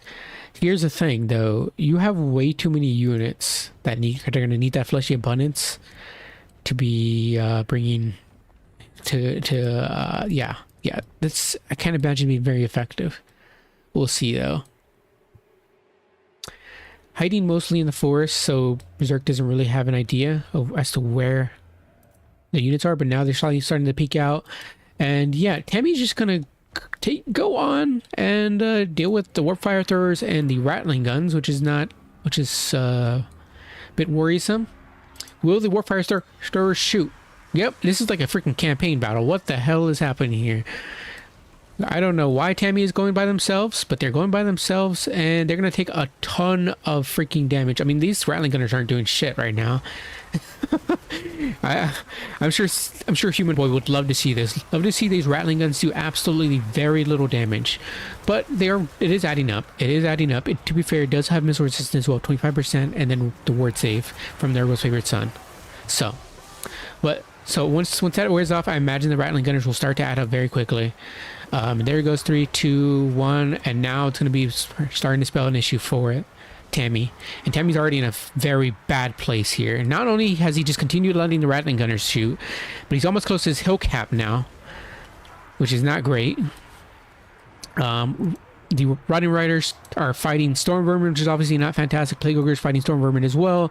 These Rot Knights pushing in there, going to try to get into the backline on top of Warfire Throwers. We also have more Storm Vermin, Worshippers of the Crow, getting on top of the Storm Vermin, and going to be able to win that trade eventually.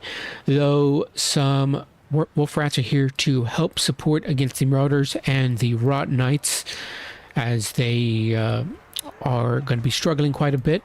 Though the Rot Knights definitely need to go around to get on top of the Warfire Throwers and the Rats, rather than stick here with the Storm Vermin fight, because they're going to take a lot of damage from the Storm Vermin. Slowly but surely will be dragged down. Now, this is a fight that Tammy is okay with against Storm Vermin, but he desperately needs some freaking healing, because he's on a 30,000 HP, and yeah, definitely not in a good spot. Flinty Ruin is also not going to make this very great for Tammy either. Where is that healing? Because we desperately so need it for him. A rear charge coming in there on the Storm Vermin. But again, once again, it is Rotting Riders. You also brought the Flimsy Ruin into the Rotting Riders as well, which is not great. Luckily, the Nurgle player notices, but they also brought the other one in too. So the Skaven player is getting insane amounts of value off that single Flimsy Ruin.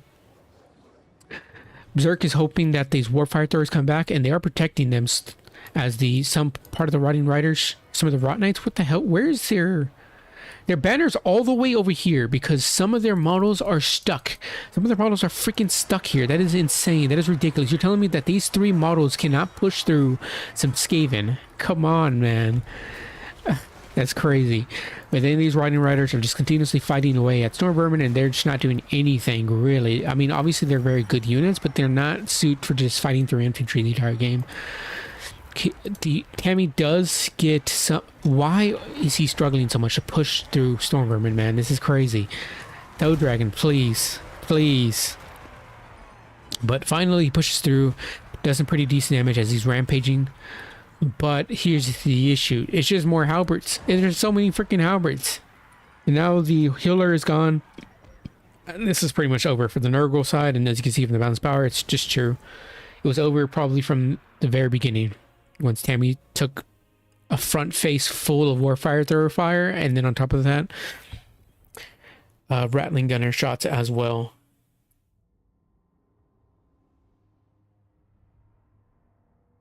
Not great for the Nurgle side.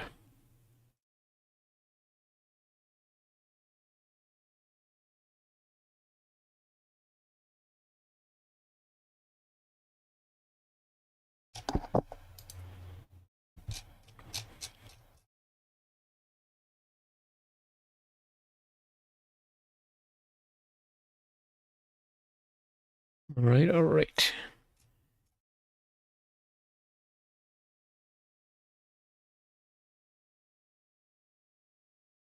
So we do this. We go over values in a second, but I imagine it'll be just massive amount of values on the Rattling Gunners and Warfire Throwers. All right. So let's look here. 1541 on the Storm Vermin, 1800 here, 2207. Wow, that's insane. Warfire Throwers didn't do great. Wolf Rats didn't do great either.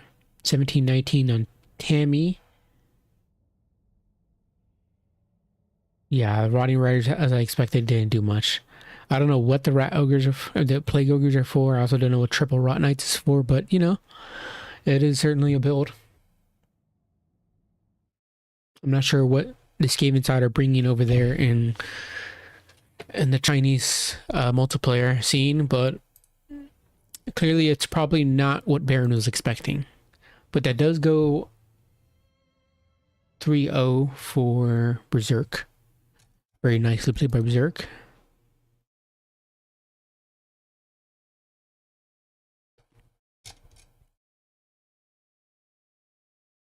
Let me update the scoreboard.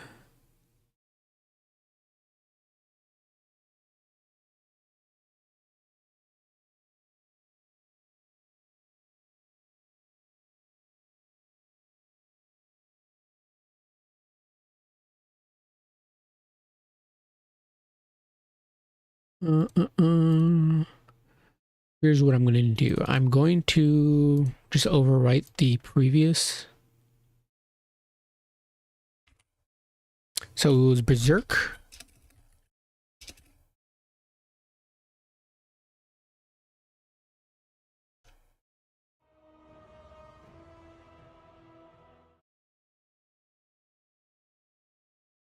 Versus Baron. And Berserk takes the win, 3-0.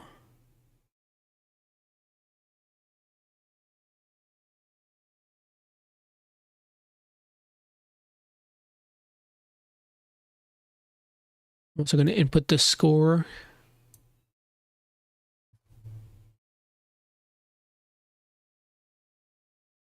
Here, I'll do this. So I'm going to input the score as well, just for clarification.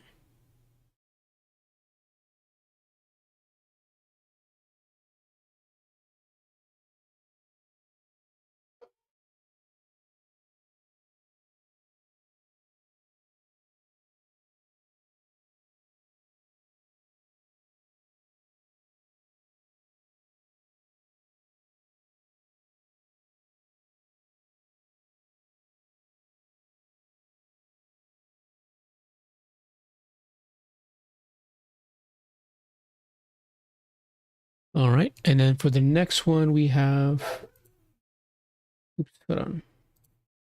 There we go. Let me get rid of the Berserk matches.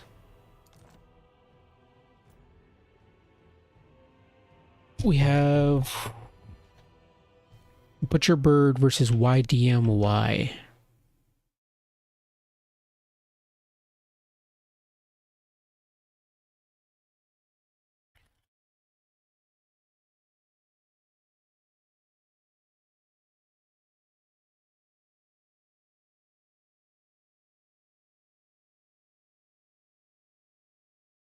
Okay.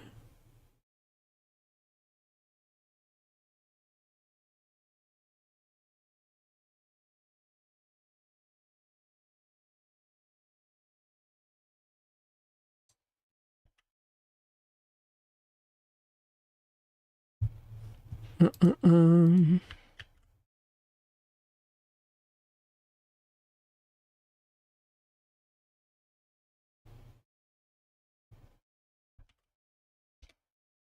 Select, deselect.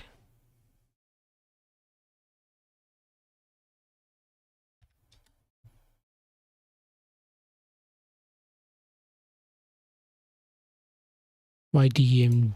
I put YDMD. There we go.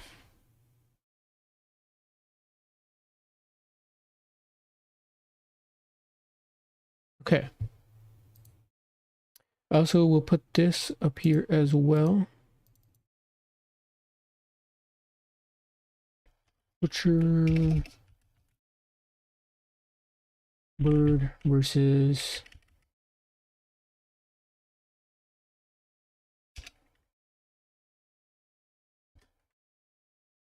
YDMY.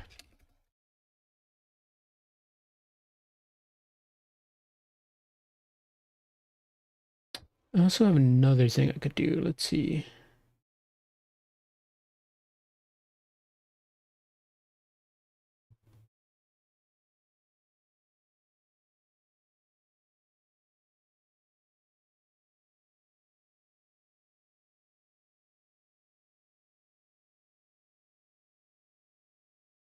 I did the wrong thingy.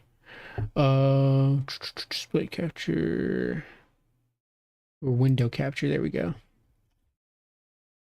Core. Oh yeah, let me do this as well.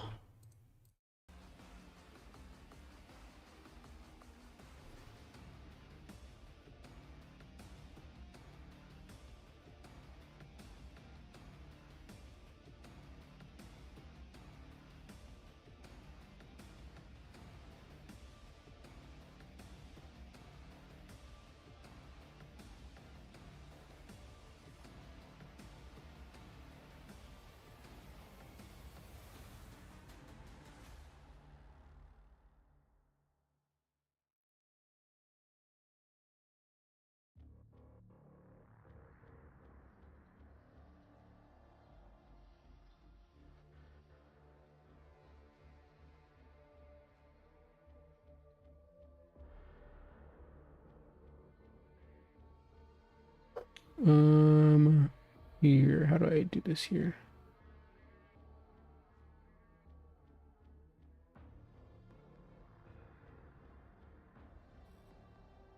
Maybe it's window capture.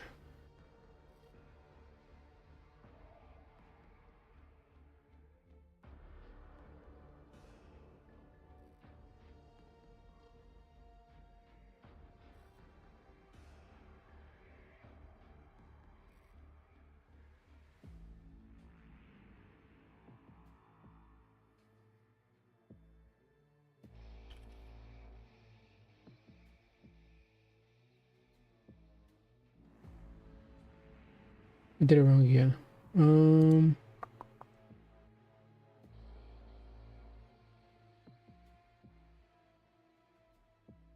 How do you display?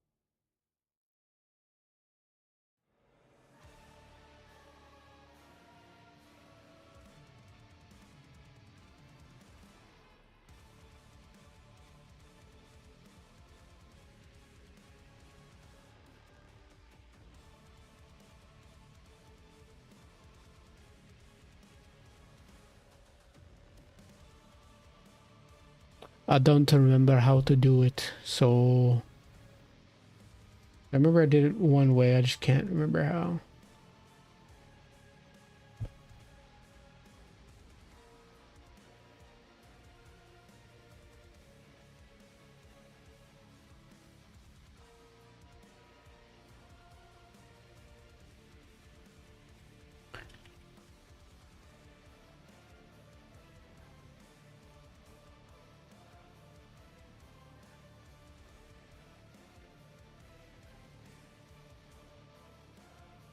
Oh, okay, I see. I see.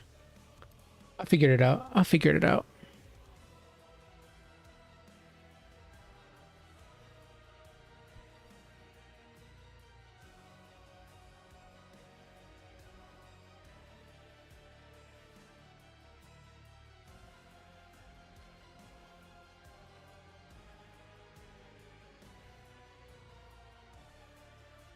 I figured it out.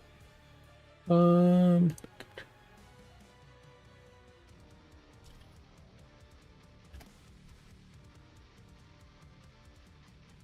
Let me remove this.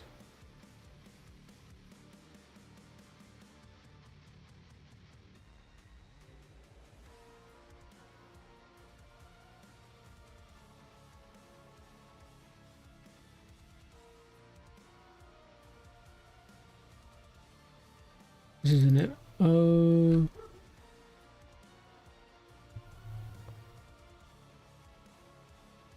No, it's not it.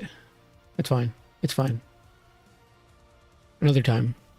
This works perfectly fine. Score. Put it up here.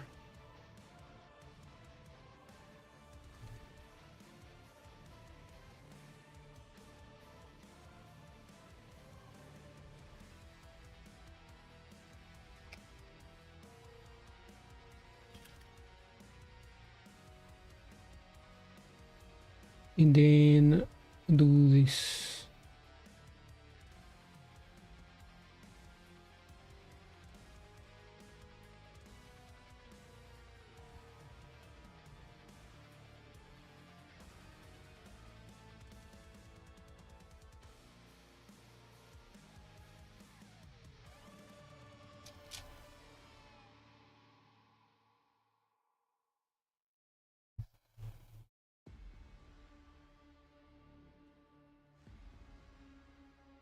Where'd it go?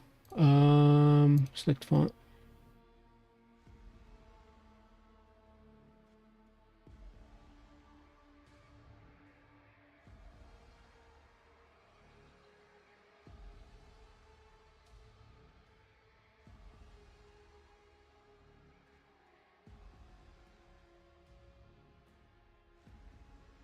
Why it not show?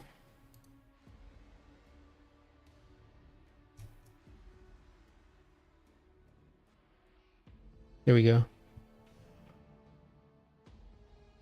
Now they decided to make it gigantic.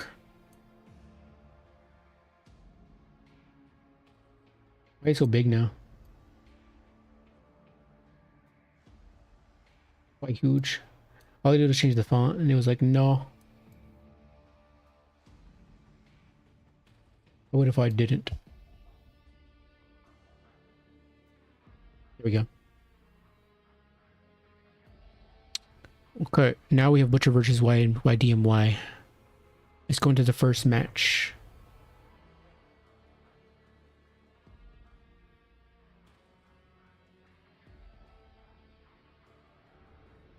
Let me remove this.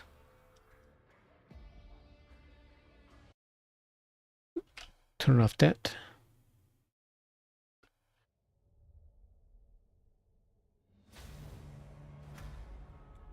Alright, Butcherbird on Bretonia against YDMY on High Elves. This is on Conquest. There's very little rules aside from some army limits, and specifically don't play like a dick, but it's not very specific like fruit rules. So there's a lot of leeway into how you play, and Butcherbird knows what to do here. So Butcherbird is going to be bringing King Lewin on his Hippogriff with Sword of Couronne,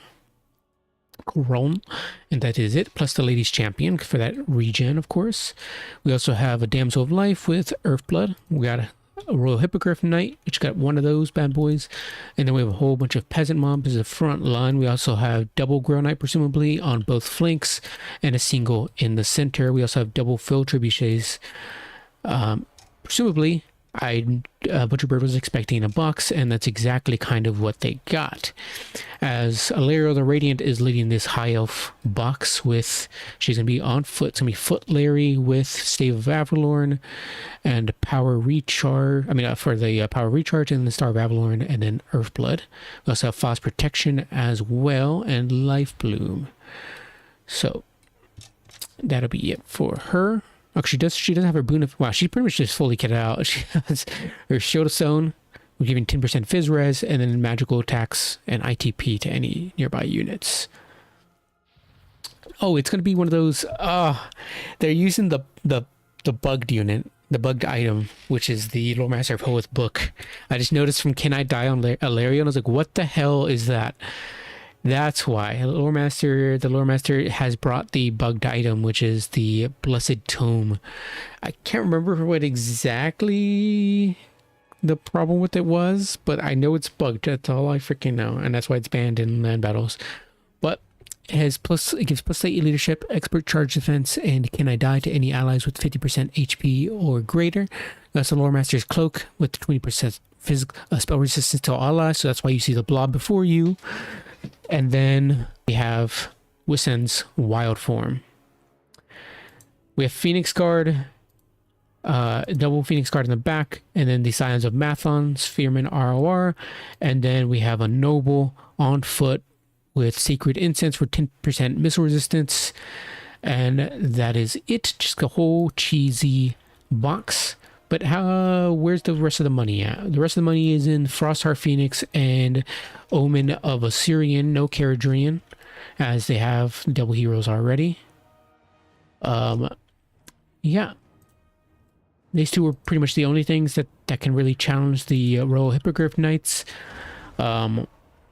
And that's exactly going to be going, they're going to be going straight for the Field Trebuchets right away, popping the Ember Storm, doing some pretty okay damage, but Butcherbird is right on top of it, notices it, and just going to dip right out from that Ember Storm, though it still does enough damage to cause a leadership rout, or close to leadership wavering rather, and then an Overcasted Earthblood is going down on them, giving them some healing to keep them in the fight, or keep them in the game. They are on the point fighting some peasant mobs, and funnily enough, the point is finally switching over to the High Elves, but a peasant was contesting it a little bit. Yeah, just the encircling them is what Bretonia is going to be doing, rightfully so, because they can just sit there and throw rocks at them the entire time while they sit on the point. And the thing is, for the High Elves, is that the points accrue very, very slowly on Conquest. So this plan is not going to work. It's just absolutely not going to work, no matter how much buffs you stack on top of them. Even if you give them Cannot Die, it does not matter, because at the end of the day, they're going to do a whole bunch of HP damage with the Field Trebuchets, and then eventually charge in at the very last moment to cause a whole bunch of issues for them. But slowly but surely, the field trebuchets will fire away. We'll constantly see more and more Phoenix Guard take boulders to the face. Larry kindly ignoring that, as she does not care. I presume healing will come in eventually. But right now they don't need it, as the models cannot die themselves, though Phoenix Guard are not affected by it. Are they out of the range? Is it just a very small range? Where is... Oh no. The whole box is just falling apart. How did the Lore Master get caught out? How did I miss that? That is so unfortunate, because yeah, the box is gone. Now this is pretty much over. There's nothing you can do now. You let your heroes overchase, and the cannot die box is done for, because then the field trebuchets just shoot away and get free damage value. And now the models are actually dying. Now you're down to 91 models. That's very unfortunate. Yeah, so this planet, there's the Stave of Avalorn coming in there, the Star of Avalorn coming in there healing up, but unfortunately for this player, they cannot see that there's nothing that their plan is over. Like, they can continue sitting here and continue healing up, but at the end of the day, their models are going to keep dying, and their models are not going to regen. So, yeah. And as the monstrous infantry, including King Lewin, just jump in there. Monstrous Cav, just jump in there. It's gonna fall apart. This box is gonna fall apart very, very quickly. Phoenix Guard taking a lot of damage. Larry is starting to get her butt beat as well by King Lewin, taking chomps from that massive beak and claw swipes, and absolutely just ripping her apart. But the noble is there to slowly whittle away at him with that halberd. But as the Lore Master did, nobles may be getting a little bit too cheeky and following with the Omen of Assyrian as well. Not in a great spot. It does get some healing, I presume, or nope, it does not. But yeah, the Lewin and the Royal Hippogriff Knights can be able to 2v1 that Omen of Assyrian very easily, and King Louis by himself could very much kill that Omen of Assyrian, no problem.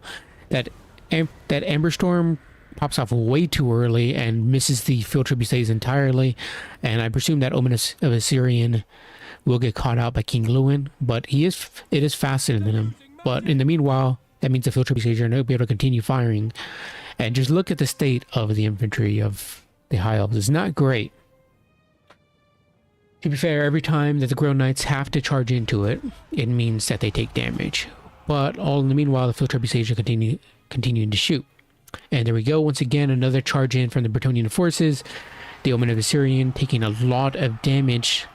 They might potentially get their fire rebirth, but we'll see. And it does get its fire rebirth once again, but it's at hill cap now.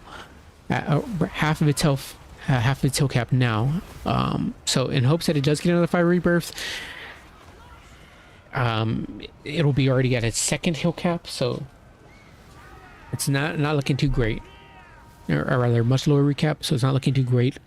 But the match ends there, presumably from army losses. No, there's no army, no, because I'm not sure what happened there.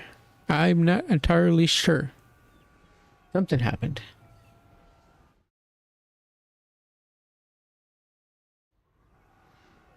We'll see.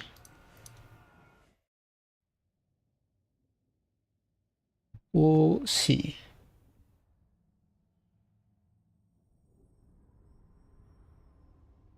We message Butcherbird to ask. But, because clearly that ended prematurely considering there's no damage value on any of the units. I'll just leave this here. It's fine.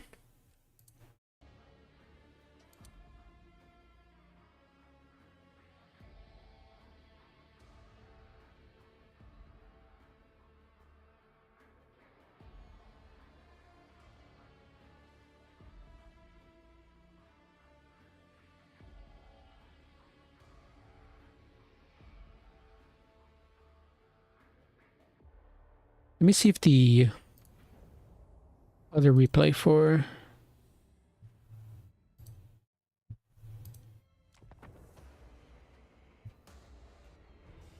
for this one is also broken, like that.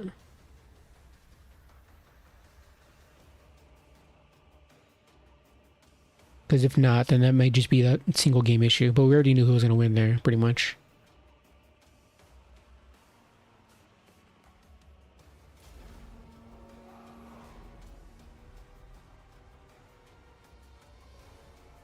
Not really going to look at what's happening. I'm just going to see if the game ends prematurely or not, like they did in the first game.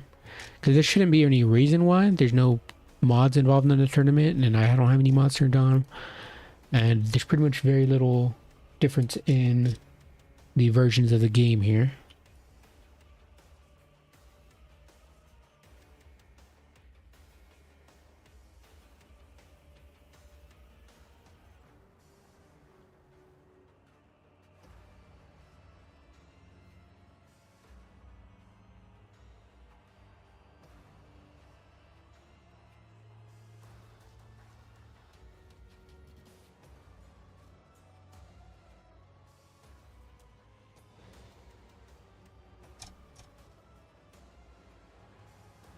Okay, seemingly everything running smoothly. Maybe it's just that first one, I'm not sure. It did take a while for the first one to eventually end abruptly like that though. So, I'm not entirely sure.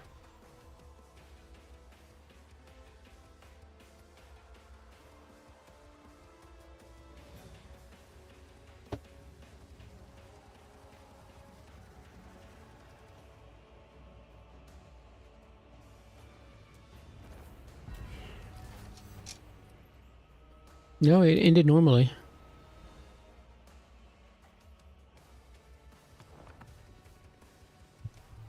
So that's strange.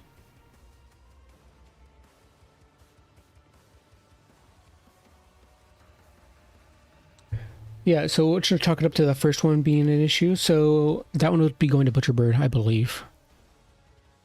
Because I don't see how the High Elves win that.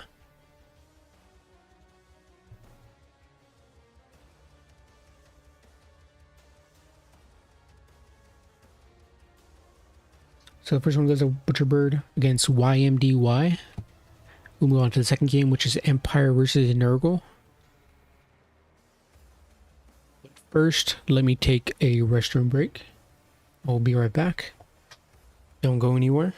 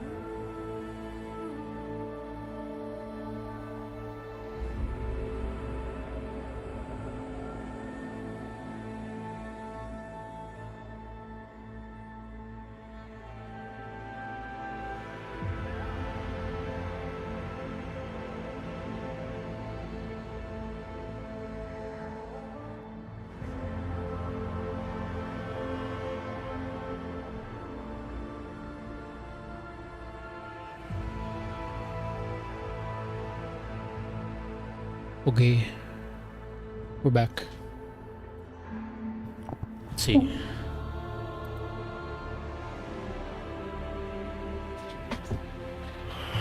Let's see.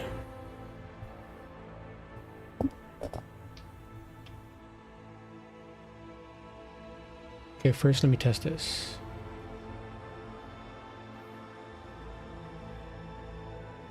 Oops, wrong thing. But good enough. Here we go.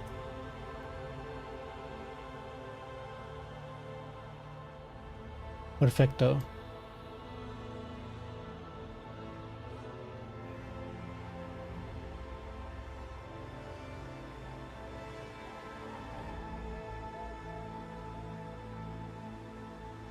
Perfecto. Up here.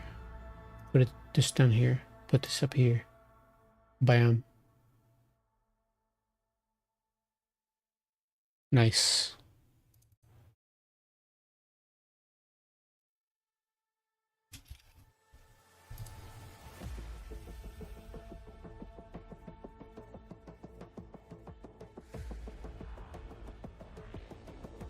There you go. There we go.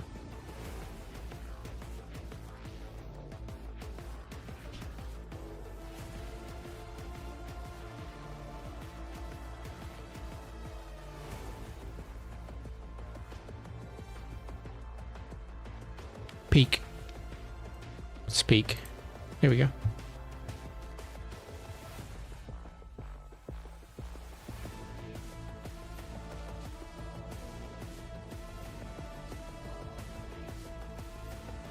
All right. Second game. No, third game. Third game. What is second game? Yeah. Okay.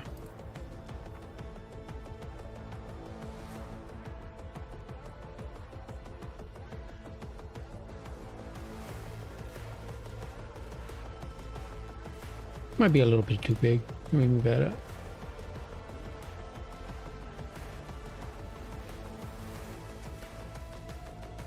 There we go.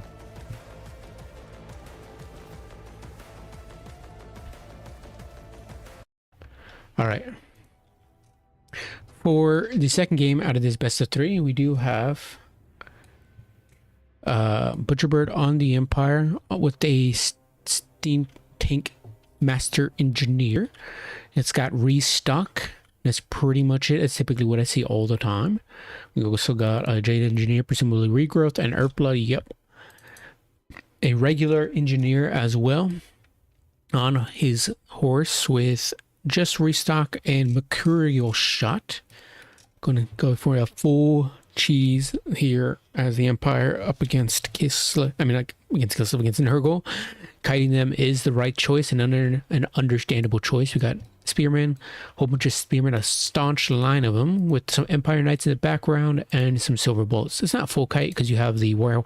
It's only three war wagons and the engineer, which can do 360 shooting, but cheesing them in the sense that it's very particular units which are very, very specifically cheese in the sense that they do high amount of damage. Very concentrated, focused. Master engineer with the mercurial shot, master engineer with the grenade launcher.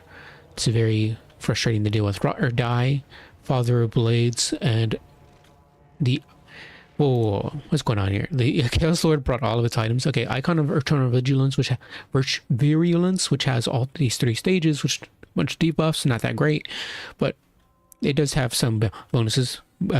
Going up to 20% speed, which is nice. Rot or die, which is pretty good. Father of Blades, minus 24 melee attack, and giving himself a weapon strength bonus of 25%. It's pretty okay. We also have a caster, going to be once again. Is it also on a rot beast? No, it's going to be on a horse this time with Stream of Corruption and Fleshy Abundance for the infantry. We have a whole bunch of Marauders, including the Worshippers of the Crow, which are going to be pretty much a staple from what I've seen. Plague Toads, not Plagues of Toads. 2 Plague Toads for some mass, and then some Chaos Chariots as well. Is it just a single unit of them? Yes, it is. We also have a single unit of Rotflies and some Chaos Furies up in the sky, and then we have some Nurglings vanguarded. On the left vanguard, we have some Chaos Warhounds with poison, 2 of those bad boys, and then throwing axes as well. Just a single unit though. All right, right off the bat, the war wagons making their way over the engineer, shooting their mercurial shot right at the Chaos Sorcerer, doing okay. Actually, no, I think the engineer doesn't have the grenade launcher. It's the master engineer which has the grenade launcher. So yeah, the engineer is just shooting away at the Chaos Sorcerer. But yeah, as you can see, cheesing away at the single entities with the war wagons, which are very good at focusing down single entities. That's exactly what that's for. The silver bullets, which weren't seen before, turn around and take shoot a full volley into the backs of those Marauder horsemen, which is doing some pretty solid damage, unfortunately for them. Chaos Furies holding back up in the air, but need to be a little bit further back as they wait for the infantry line to get there, because they're taking a lot of damage from those war wagons and silver bullets. Got to be very, very careful, especially with those silver bullets with the magic damage. Quickly, they start turning around with the throwing axes, getting a little bit too close. Gotta wait. Gotta hold on for your infantry to get to there, because the throwing axes are just taking unnecessary amounts of damage, and they're pretty much the only unit that can do any relative damage to the war wagons or to the steam tank with the throwing axes. Chaos Series, once again, I'll get a little bit too close, but it's fine. It's just the war wagons really that's shooting them. Same with the engineer. So it's not that big of a deal. But the Chaos Chariots are going to go in a little bit too early and going to take quite a bit of damage if they aren't careful. They do very little damage against the Spearmen. That's hilarious. That was so bad. They did pretty much nothing, and now the Chaos Chariots are going to be absolutely destroyed. Same with the Rothflies. I don't know why the Rothflies are charging into Spearmen, but they're going to get countercharged by the Empire Knights, and not going to take a lot of damage from that charge, but going to be screened out for sure. Spearmen going to take that charge from the Worshippers of the Crow, and hopefully the Worshippers of the Crow should finish them very quickly. The Chaos Fury is going after the War Wagons, which is smart. Can disrupt them for a while. Chaos Warhounds get dispatched swiftly by the Empire Knights as they collapse on the second one, which is attacking the Silver Bullets. Overcasted Earthblood hitting the Empire Knights, and the Silver Bullets trying to keep them in the game. The other Chaos Warhounds are wavering at the moment. Some Plague Toads are being slowly dragged down by Spearmen, but Marauders are there to support, but they have no actual support from the Marauders where the Plague Toads are attacking. So all the Spearmen are concentrated their attacks on the Plague Toads themselves. So Marauders are pushing into the center, which is good. You're going to potentially collapse in on the Silver Bullets and the War Wagons as well. These Chaos Furies are slowly being dispatched down to a quarter of their health and are going to potentially be disintegrating here. But the Rothfly should have been helping as soon as they broke off from that fight, because the Chaos Furies were in desperate need of help, and now they are gone, and the Rothflies have no other flying support either, which is quite unfortunate. But at the very least, the Rothflies can continue chasing after these War Wagons if they so chose. But in the meanwhile, they're going to be taking a lot of damage from them. And as you can see, this is where you need other units to collapse in with them, because the Rothflies in this case are just being focus fired while there's nothing else challenging those War Wagons, unfortunately. Plague Toads need to probably push it through the Spearmen or push around the Spearmen, because they're not really doing much there. Same with the rest of these more mobile units for the Nurgle side. And as you can see, the balance of power is looking to be a little bit in favor of the Empire side, and I tend to agree. The Worshippers of the Crow are chasing after Spearmen, which is not doing anything for the fight. Need to come over here and support. A stream of corruption going down on presumably some Spearmen of some sorts. Didn't really do a whole lot. Now, another thing as well, the Chaos Sorcerer, both the Chaos Sorcerer and the Chaos Lord aren't actually doing a whole lot right now. The Chaos Sorcerer is just kind of being bogged down by Spearmen, and the Chaos Lord is by himself fighting the Engineer and the Master Engineer. So not really doing a whole lot at the moment, or attempting to fight them, but not really, because he's so bogged down by other units. But yeah, definitely need to collapse in on the War Wagons and Silver Bullets all at once rather than one at a time. And unfortunately, Plague Toads do get surrounded. They're charged by the Empire Knights, and now are going to get surrounded by the other Empire Knights, which is going to put them into crumbling, and they vanish right away. Nothing like the undead crumbling, and will unfortunately die as soon as it happens. So not in a great spot Nurgle is, as they only have a few infantry models left and a single plague toad, as the rotflies have been destroyed. Or actually, no, the rotflies are still up at the very least. They can get a heal, bring back some of their HP, because they're only at 7 models left now. They could continue. See, here's the issue here. Now, you've lost a lot of your mobility, so you're going to be mostly cycled down by the Empire Knights. You could continue pushing, and that would theoretically be the right choice, but the Empire Knights are going to continue cycling. But at the very least, at least you're putting pressure on these war wagons and silver bullets, which pretty much continue to shoot away for free. And now they're going to start slowly pushing their way. I only wish this had been done when the Chaos Furies and the Rotflies were in a better condition. As they're slowly starting to be pushed away, now the Rotflies can cycle. Now the Rotflies can get a rear charge, either attack in at the war wagons or attack in on the silver bullets, because them sitting there doing nothing is obviously a big detriment for the Nurgle side. Either way, I don't think much can be done here anymore, as the Empire will take this Butcher Bird slowly whittling away, cycle charging, and the steam. No, we're not even going to talk about the Master Engineer pretty much having taken no damage at all this entire game. And that'll go to the Empire side.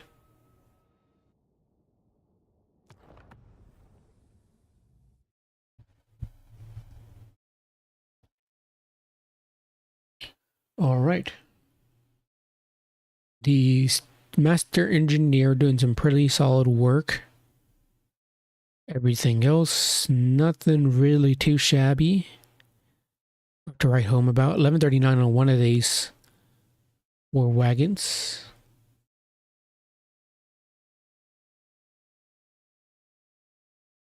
Everything else, nothing great here. Yeah. One, I probably wouldn't bring the Warhounds here. I mean, I guess I can see a reason for the Warhounds if you're trying to catch out like Outriders, but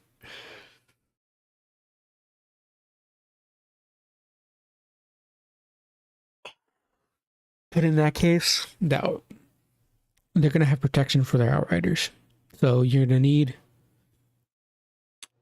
something to back up the Hounds, something like more Furies, or something like more Rotflies. I would probably go with more Rotflies because they have the AP to deal with the Empire Knights, while the Furies don't. But at least the Furies are cheaper, so you can bring more of them as opposed to the Rotflies. But they're both as susceptible as one or the other. So definitely wouldn't bring the Chaos Chariot. Doesn't do much damage, and it just dies very quickly. Recipe for disaster. All right, that's 2-0 for Berserk so far. This is a best of 5. So they'll need to take one more game and it'll be theirs.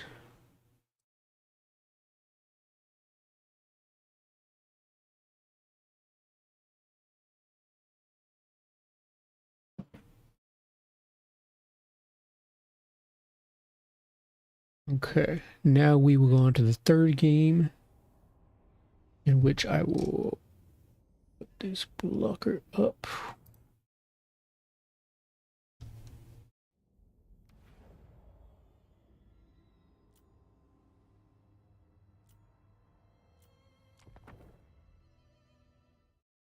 All right, now with the Butcher Bird game, we have Tzeentch versus Grand Cathay. Tzeentch, I think, in a better spot.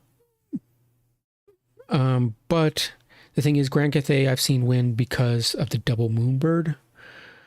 And I think that's probably what Grand Cathay brought here. The issue is, though, is that, and then another thing as well, is that Furies lose out to the Crowmen because of their magical attacks and somewhat high weapon strength at 45. But I've seen Tzeentch pull it out very often, depending on who is playing Tzeentch and what exactly they bring. Soul Grinder can be pretty decent here. against Jade Lancers or artillery pieces, which Grand Cathay tend to bring. So we'll see. Let's go over the Tzeentchian army as we're talking about them. We got Exalted Lord of Change, which I don't see very often, so it's good to see them back. Pink Fire of Tzeentch with a blue fire and Infernal Gateway as well as Portal Glyph, which is something we also used to see, but I believe it got nerfed down from like, was it 2 uses to 1, which was a bit uncalled for, but I understand it's a bit silly, or a bit annoying rather, to have to deal with 2 Chaos Furies just summoned out of the back pocket like that, especially in Dom, but screw Dom. Greater Arcane Conduit as well. We also have, for the actual infantry themselves, Blue Horrors will be the front line, and we also have Pink Horrors in the back, and then some Chaos Furies up in the air. We also have some Doom Knights to deal with any Jade Lancers, and also to fight the Dragon Lord if so need be. For the Grand Cathayan side, we have Yon Bo, who just has his Dragon's Fang and Net. Very nice. And then for the caster, Yon Bo is also a caster, but we also have another caster, Astromancer, who is going to be on the Moonbird, which is a very good choice against Tzeentch, with Curse of the Midnight Wind, Chain Lightning, and Rolling Skies, which is also pretty decent against Tzeentch with how much flying units they tend to bring. Another great Moonbird as well, and then Onyx Croman double, including the Emperor's Croman, and then we have Peasant Long Spears, a whole bunch of those, and Jade Warrior Crossbows. We have a blue fire coming out here as it goes and potentially destroys a bunch of models, because that's what the Grand Cathay artillery is susceptible for, is missile attacks, because their artillery pieces have such low HP, which is, some would say, is a good thing. Jade Lancers hiding in the forest as well. The Emperor's Croman and Astromancer take a fight with the Exalted Lord of Change, which is not a good idea considering the Pink Horrors and Blue Horrors sitting idly by waiting to support, and they're going to get plenty of crossfire as they're just surrounding the Exalted Lord, though we do have some Furies here as well to help, and then another Fury summon coming in. I understand going for it so early on, but not a great idea, of my opinion. Those Crowmen just absolutely got annihilated. I'm not entirely sure what just happened there. My god, they're gone. Jesus. And that was the Emperor's... No, what the hell was that? What in the hell? One of those Crowmen... Was there not just 2 Crowmen? Oh yeah, that was the second Crowman. That was the non-Emperor's Crowman. My god, they got absolutely obliterated. Was that from the Doom Knights? Jesus. Emperor's Crowman lose out to the Summoned Chaos Furies, which feels really, really badly. And feels really, really bad. Now the 2 Moonbirds are going to follow the Exalted Lord of Change on foot, which is not great as well, because the Soul Grinder is here as well to help out. Speaking of, the Soul Grinder is going to take a shot into the Fire-Marine Rocket, not do too great of damage. A Gateway is summoned here on both the Peasant Longspearmen, does incredible amounts of damage against them, and pretty much wipes them both out. Very, very good. Those Chaos Furies that were summoned, going to try to go in on the Fire Rain Rocket while they still have 10 seconds left on the clock. The Moonbird, the double Moonbird, got some pretty solid work against the Exalted Lord of Change, but they're now going to have to come back and support the rest of the Grand Cathayan infantry. The Bluebird Moonflare does go down, but a bit early, or a bit badly timed there, as it pretty much did nothing against the Blue Horrors. I think it was meant for the Chaos Furies, but they disappeared before it happened. I'm not sure.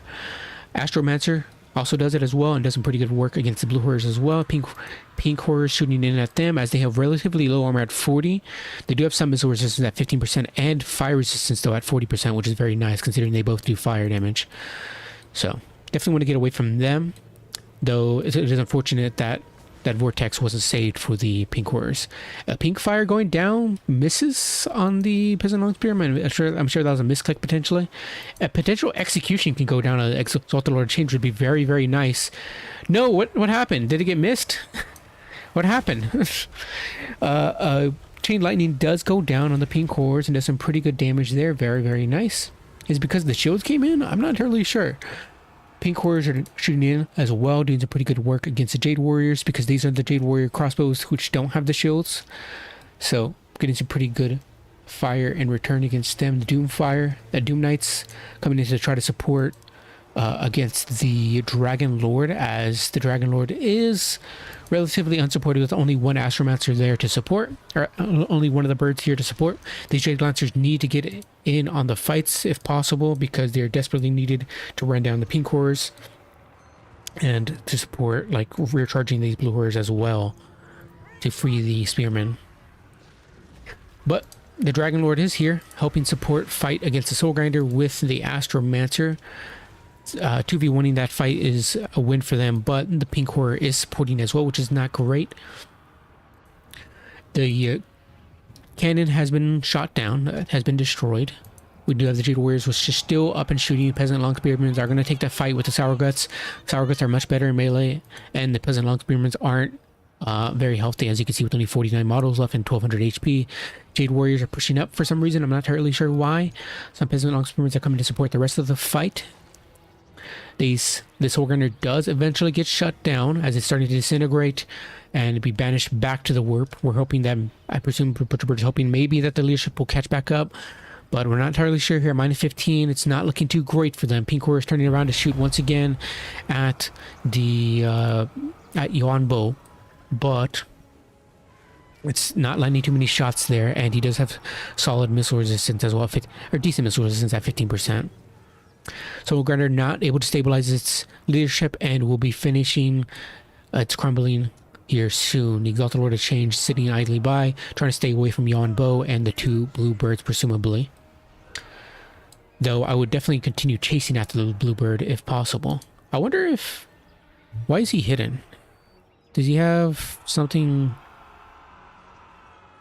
what is going on here? I feel like these replays are bugged or something, because why is he hidden? He shouldn't be hidden in any way, shape, or form. That's a bit strange. Because it shows he's hidden at the moment. I'm assuming that these replays between Butcherbird and YMDY are like bugged for some reason or something. Because, like, what the hell is happening there? Is he meant to be dead? And yeah, it's very confusing. I'm gonna speed this up because the first replay was bugged. The second one wasn't, though. But the Exalted Lord of Change is sitting there doing nothing. And it looks like he's... yeah. It's very, very strange. But the Siege does eventually take that. Somehow. Which is confusing. I'm going to have to check with that replay again. Because that was weird. Let me check.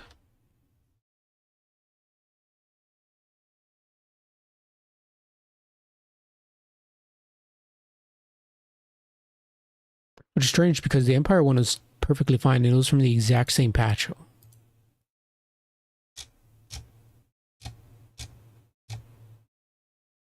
Oh, you know what? Shoot. I know what the issue is. Okay. Intermission.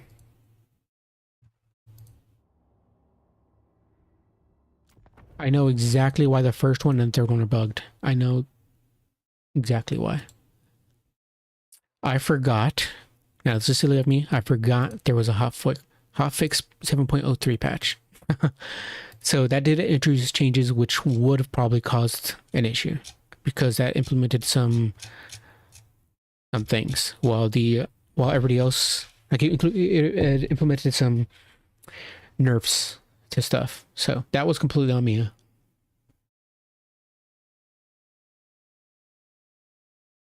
Which is crazy considering the 7.02, which is crazy considering the second match was perfectly fine in terms of bugginess. Like, it didn't seem like it was bugged at all.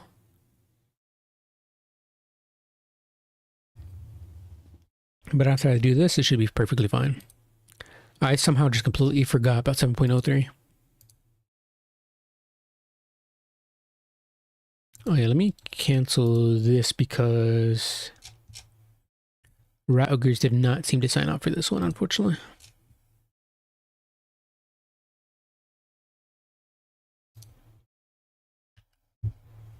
put this here and delete this entry. Bam. All good. Okay.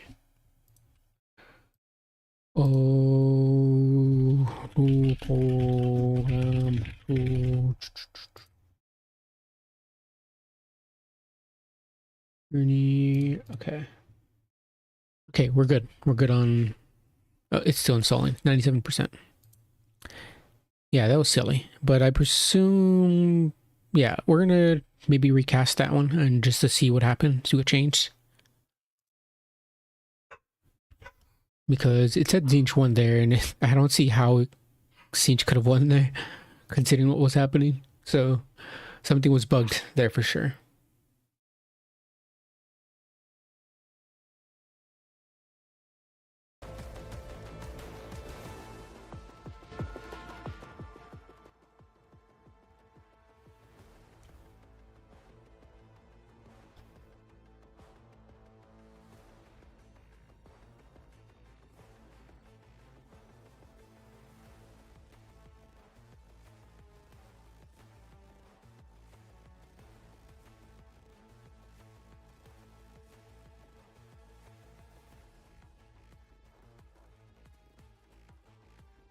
Okay, almost done installing.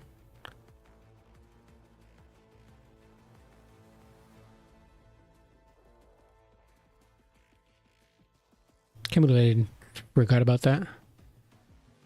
It fixed, I don't remember what the patch fixed. It fixed Scanlan's teeth. It like nerfed the Doom Bolt. Yeah, I remember now. Yeah, it was pretty it wasn't like a massive change, but it was enough to cause issues, I think, for replays. So definitely need to go back to 7.02. There we go, and all done. That was quick. Thankfully.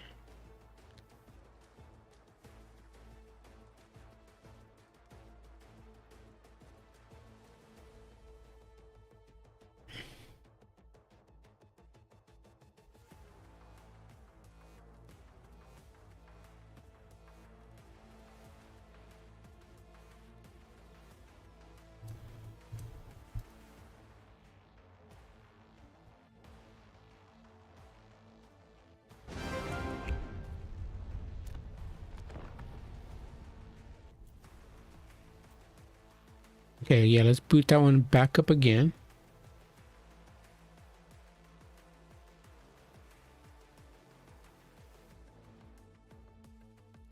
And check some, you know, different things going on there because that was not right.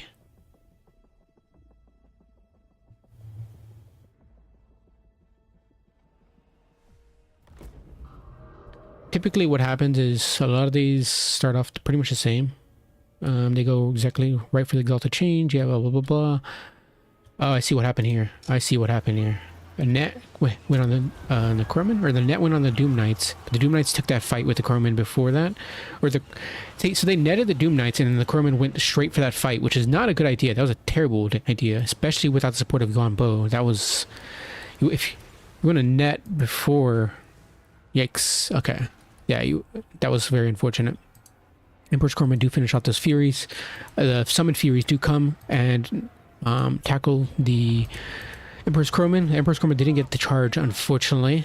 Despite that they would normally win this, not only did they not get the charge, but they just killed another Fury, so... yeah, so let's move things along. As we already know most of this thing, J Lancers do charge in on the Pinks to try to disrupt them. Same with here as well. Doom Knights come to support them. These Curious Furies do jump down on the cannon as we saw before. So there's gonna be some small variation changes here as we imagine. Once again, the little thing goes down here. Okay, this time it was actually better. It did a little bit more damage here. That's already a variation we can see. That's better. The Bolt of Change going down, hitting the Great Moonbird doesn't really do much damage. Would have been nice to definitely would have not used those Vortex on blues. Definitely would have done them on the pinks here, much higher value. And as you can see, they're doing a lot of damage, quite a bit of damage there. It seems the Exalted Lord is ready to be executed. I presume this happened. This is what's supposed to happen in the other replay, and it didn't. I hope it does, because yep, there we go. Nice. That was so freaking cool. I love this. That's the first time I actually. That's like one of the first few times I actually seen the execution go off. That's so very cool. Love to see the Exalted Lord of Change get absolutely annihilated like that and sent back to the Z realms. Okay, there we go. That's the fix. Chain Lightning goes down, does some pretty decent damage to the pink horrors. The Doom Knights turn around and get a surround here on the Astromancer. What the hell? I like swallowed air. I swallowed something.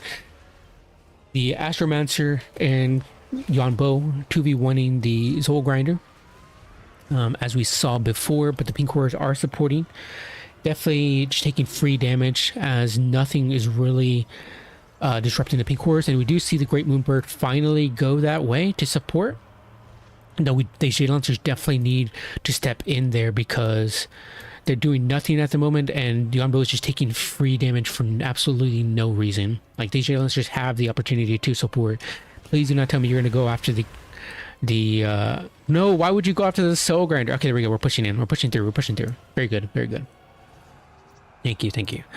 The cannon did get eventually shut down, as we saw before. So Peasant Long Spears do take the fight with these little bubblegum pink sour guts. And yeah, they're going to win that fight eventually. Jade Warriors are also sent in as well to fight. They are just the crossbows. One of these Moonbirds does get routed off thanks to the Doom Knights. Doom Knights, which are now stuck up fighting Jade Lancers, though Pink Warriors are also supporting as well. So not going to be great for the Jade Lancers. Luckily, some Peasant Longspear are coming to support as well, which will be very nice. But Yonbo needs to jump in here. Like, this is a major fight for Grand Cathay, and if they're not supporting there, I understand trying to get rid of the Soul Grinder, but you're not going to catch him. He's just going to continue running away, and there's some big issues right here. You need the Astromancer alive as well. With the Astromancer is supporting at the very least, but see, look, Yonbo is just constantly just taking free fire from the pink warriors. At this point, you might as well just put him in his human form, so he's not taking all this much damage, because not only will he be able to deal with his pink warriors in infantry form as well, but he also wouldn't be taking all that pink fire shots, all those pink fire shots. But yeah, he's just taking so much damage from the pink warriors for no reason this entire game, which is quite unfortunate. I imagine they've been racking up some pretty decent value, 613 and 588, 550 here. 698 as well. Like, that's such good value just from shooting Yonbo. But Astromancer also doing some pretty good work as well.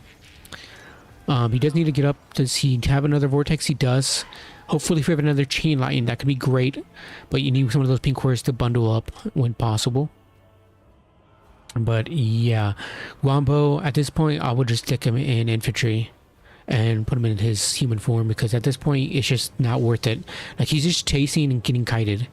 Doom Knights are too fast, and Yonbo is taking shots from the Soul Grinder, which is, yeah, this is how I can see the Zinch wins here, is from killing off Yonbo, which is just so unfortunate, because the Grand Cathay player could have definitely won this had they played this a little bit more carefully with Yonbo.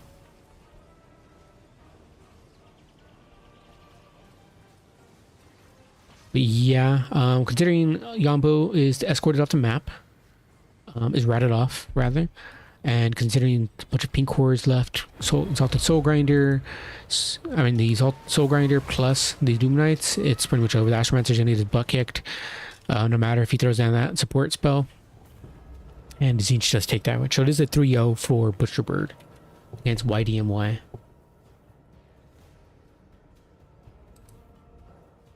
Very nicely played by Butcherbird.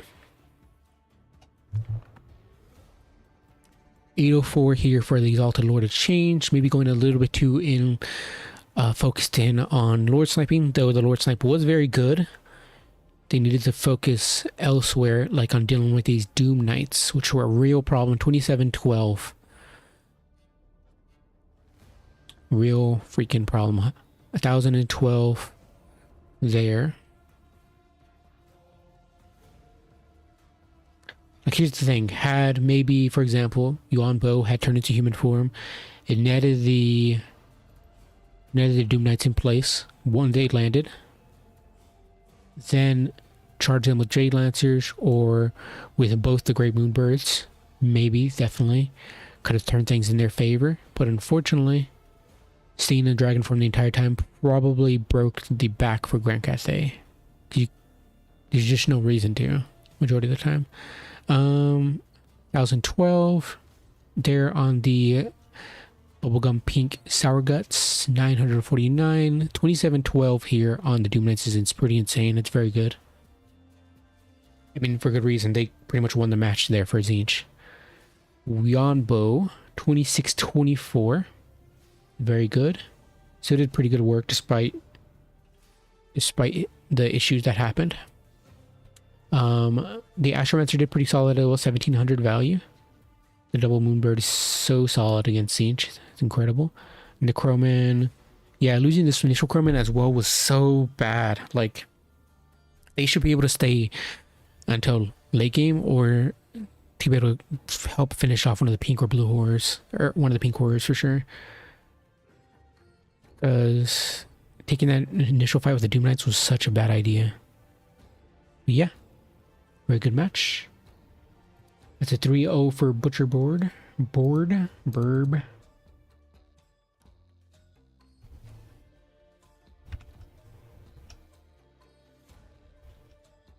Butcher Burb. Let's see here.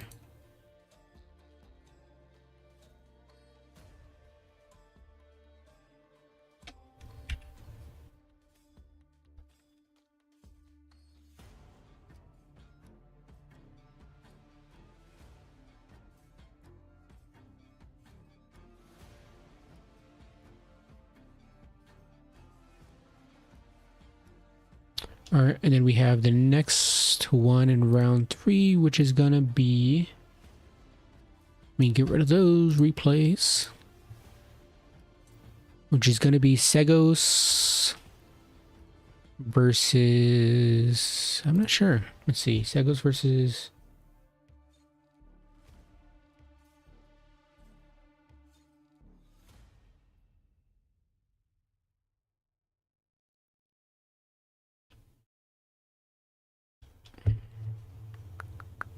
the name gets screened out because of Total War. Ah, Kuriyama. Kuriyama is the name of this one.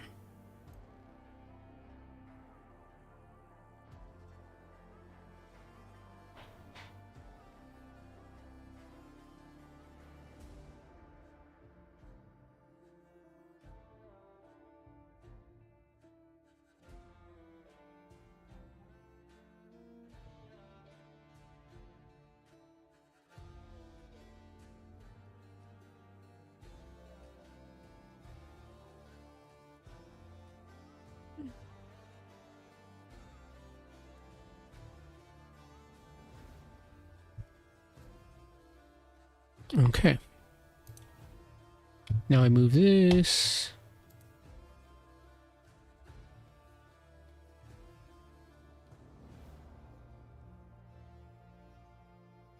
Oops.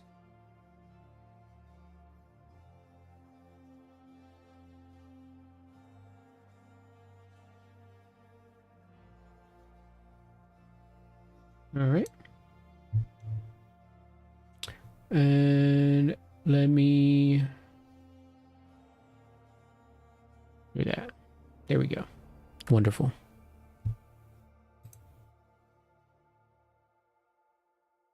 All right. Now we go on to the first game between Segos and Kuriyama in this round 2 of this best of 5 series, or the round 2 of the tournament in this best of 5 series.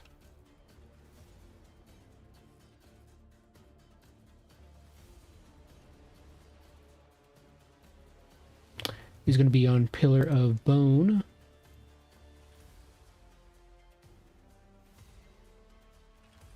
Ah, here, I see the issue. Let me move it. Because it is in the way of the ticket score. I should notice that.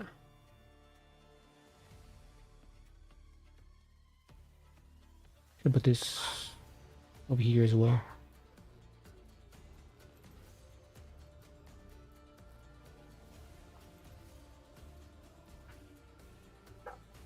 All right.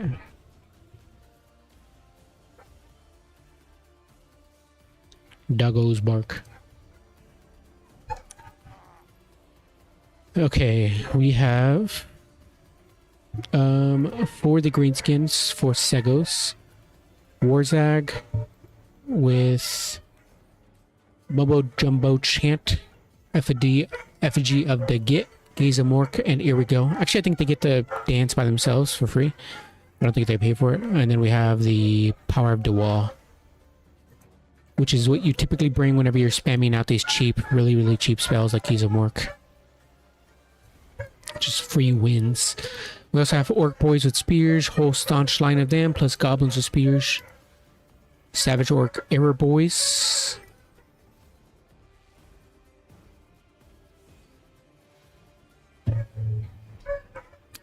Actually, let me pause for a second. Let me be right back.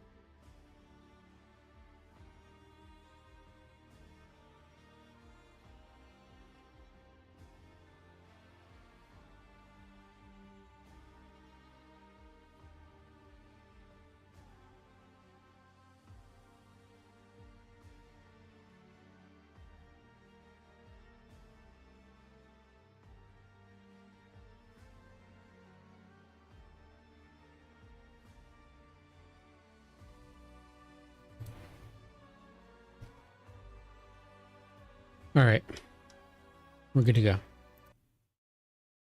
So, as I was saying, we have Mr. Wurzag on foot. Is he on foot? No, he's on his wanker because he's got 70 speed. For the rest, it's going to be a whole staunch line of archers as well, including the Ruggled's armored orcs because they're just that good. Savage orc error boys. Got some skirmishers with the Death Creepers and Morgum's Magi Marauders, Savage Orc War Boys, and some more of them Savage Orc War Boys, including the Breckentuss mob as well, and then Snagla's Death Star hidden in the trees with the cheeky shooty at any large targets or cannon crew.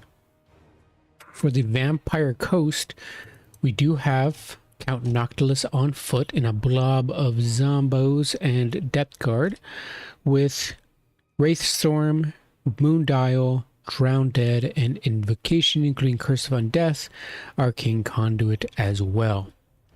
For the rest, Deckhand mobs and Bloody Reaver Depth Guard ROR, including, and now as well as double Leviathan, which as I've seen before or streamed before, double Leviathan not good, not really not great.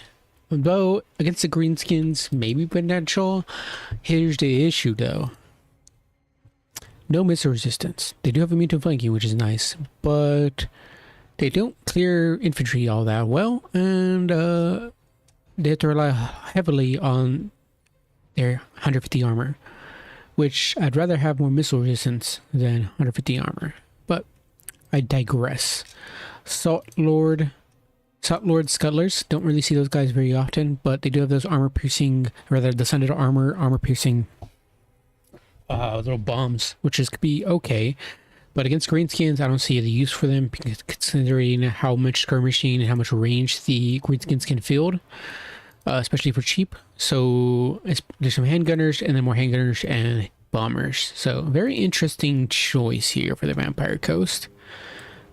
There's a blooded corpse hiding in the forest, which is quite funny. But yeah, very much heavily relying on their air force against the greenskins, which just isn't all that great, considering which, again, as I said, the skirmish is really good for the greenskins, and they're not only on top of that. Lately, their archers, people have been putting a lot more archers for the greenskins builds, especially with the rugged armor works, which are incredibly good. But yeah, as you can see, just that initial volley already doing some pretty solid damage, or doing some pretty good chip damage against the deck droppers. And this is why the trick droppers aren't very good. 15 armor, very, very tiny models, and they're so like janky in the way they move. Morgul's Magi Marauders, they have those AP missiles, which is bypassing the 15%, 150 armor. That's exactly why I prefer the missile resistance instead. And Bloated Corpse is potentially going to get damage here. It does some pretty decent damage to the Death Creepers. It's very cheeky, very funny, very nice. The Morgul's Magi Marauders do take the I already forgot what it's called. What the hell? The Wraithstorm, and it does pretty solid damage, bringing them down to a little less than half HP. Salt Lord Scholars do take the effigy of Degit and are now sitting in the air, taking a ton of archer fire from the greenskin side, including the Savage Orc Air Boys. Both of these guys doing some pretty solid work against them. But even then, even with the net, they still manage to get away, especially with the Invocation of Nehek. Could be bringing them back. Very nice. Mumbo Jumbo Chant popped. I don't know for what reason, maybe on accident. But the Savage Orc Air Boys do take presumably a volley from the bombers. Yeah, and got 23 kills with that. Very nice. Bringing them down to a little less than half HP there as well. But these handgunners at this point need to move away out of the range of the Savage Orc Air Boys. Maybe go around this way and start shooting at the cav. That's pretty much the best hope you can ask for. And these bombers, they're already disintegrating. You might as well just suicide them, honestly. Counter skirmishing back with the handgunners in the air and the bombers. Not going to be a really good trade there for the Vampire Coast, especially if they're wasting wins on invocations for the Salt Lord Scuttlers. I'm not sure if that's entirely worth it. Where's the other crab at the moment? Other crab is... They're both sitting there on the point. I'm kind of not liking the some of this choice from the not only from the Vampire Coast, but what was the other faction? High Elves, to just sit here on the point. Conquest, you do not build up tickets fast enough.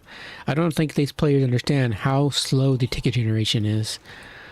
The Snagless Death Creepers, however, are shooting in there and poking in at the Rotting Leviathan, slowly picking away, doing some decent damage. Especially if that's also another problem, is that they're just sitting there. They can see the Snagless Death Throwers. So slowly they're just giving them free damage on your Rotting Leviathan, constantly having to heal them up. So it's just not worth it at all. And then you might as well just keep the Rotting Leviathans out of the range of the Savage Orc Arrow Boys, because they're just taking free damage. I don't understand why sit here and let this happen. Warzag is also being picked away by the Wraithstorm as well. Very nice. Doing some solid damage against him. Sure, the 150 armor is mitigating quite a bit of the damage from the Savage Orc Arrow Boys. But once the regular armored orcs come back, and once the Morgan's ENG Marauders come back, they're going to get some very solid poke damage on him. But he is getting out of the way out of these Snagless Death Throwers at the very least. But at some point, I would have just sent in the Rotting Leviathans and just sitting on the point. It's just not worth it. But I understand wanting to fill the point against the massive army of the Greenskins. We do have one summon coming out, a deckhand mob being summoned out on the Savage Orc Arrow Boys. Savage Orc Arrow Boys should be able to manage that perfectly fine. They have pretty good melee stats, or rather, pretty decent melee attack stats, terrible melee defense at 10, so. And it was kind of a bad summon. You need to summon them on top of them, not on a corner of them, like literally directly on top of them. That's where the summon needs to come out from. So, because those Savage Orc Arrow Boys were just able to get away because of that.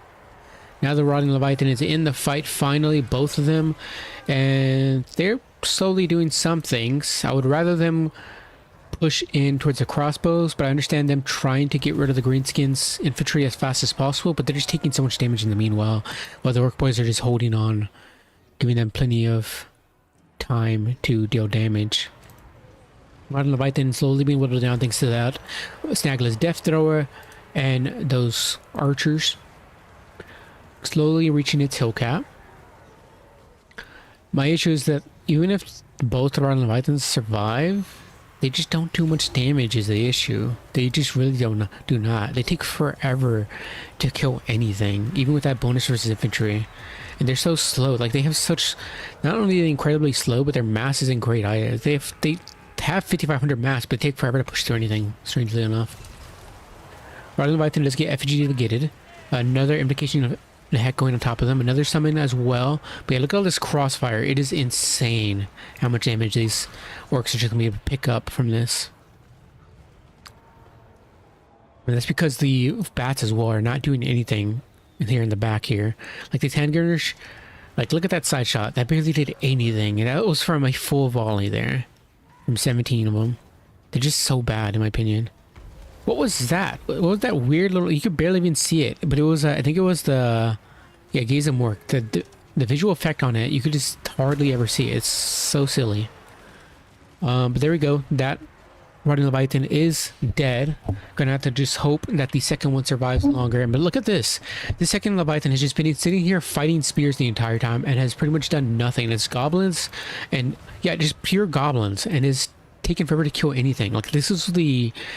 if this was like the Jabberslythe, it would have done so much more work. But the Rotting Leviathan is just so bad. 54 kills so far, 119 value. That's all it's done so far.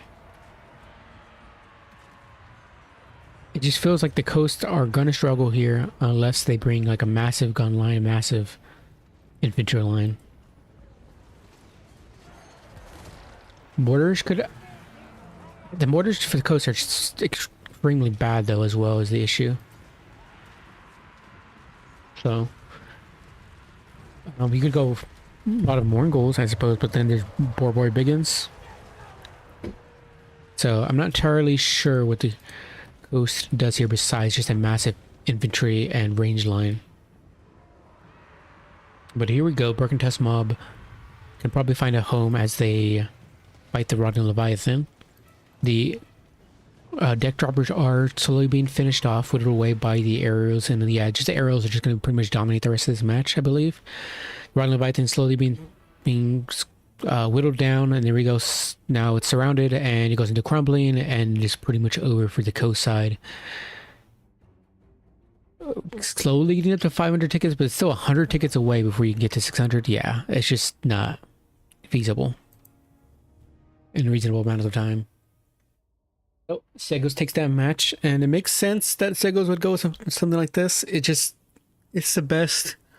It's one of the best choices to bring here against Coast. They struggle against massive archer lines, especially with their mortars being so crap.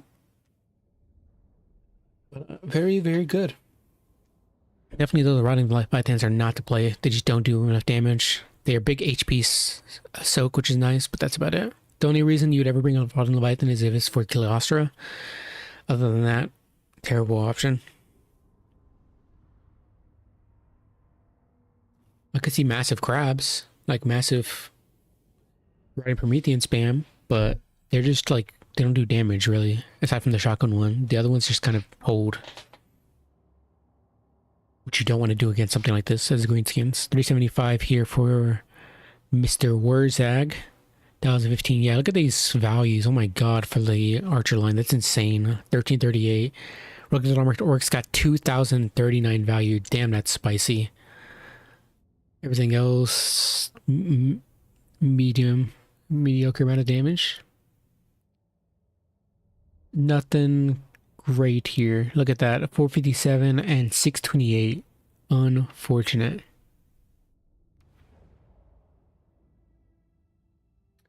Oops, I meant to do this. I keep forgetting to loading screen block.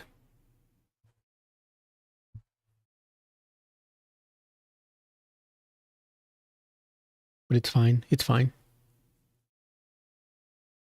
Theoretically, it's not fine, but it's fine. Segos goes up 1-0 against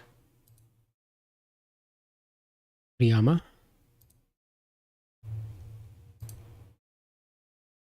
We will move on to the next round. Delete that one. Second one, go. Okay, against Kuriyama, we have Segos on Norska, while Kuriyama is rocking the Chaos Dwarves. And with the Dread Mauls unbanned, or limited, really, I can imagine them being exceptionally good against the Chaos Dwarves. And that's exactly why Segos brought two of them. Segos bringing Sail the Faithless on horseback. What has Sail got for us today? He's got Night Maul, Shackleon's Teeth. Oh, this is before... Shoot. They didn't ban... The Chinese tournament didn't ban Shackleon's Teeth. And it's not... It's still broken in 7.02. So, yikes. Wind Blast and Uranus. That's why Pigman was abusing it. Actually, I don't know if he abused it, but that's why he brought it, rather. Wind Blast and Thunderbolt as well. And then Backstabbing Sorcery. Very nice. We have Marauders for the front line. We have some Marauder Hunters with those armor-piercing Thorian axes. Could be pretty good into the Chaos Dwarves infantry line.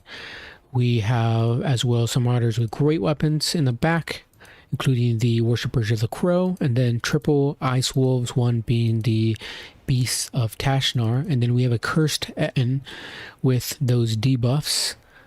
Actually, I'm thinking of the magic version. This one is just a normal Cursed Etten. Has the dual personality for Savage and then Betrayer as well. Very solid unit, very fast. For a gigantic unit like this, at 47 speed with 6540 and solid AP, but low armor, though it does have some missile resistance at 15%. But yeah, for the... Oh yeah, also double Dreadmaw. So, very scary. Sorcerer Prophet for the Chaos Dwarves, going to be on foot with Final Transmutation, and that's it. And he is going to be just pistoling away at the Norskin side.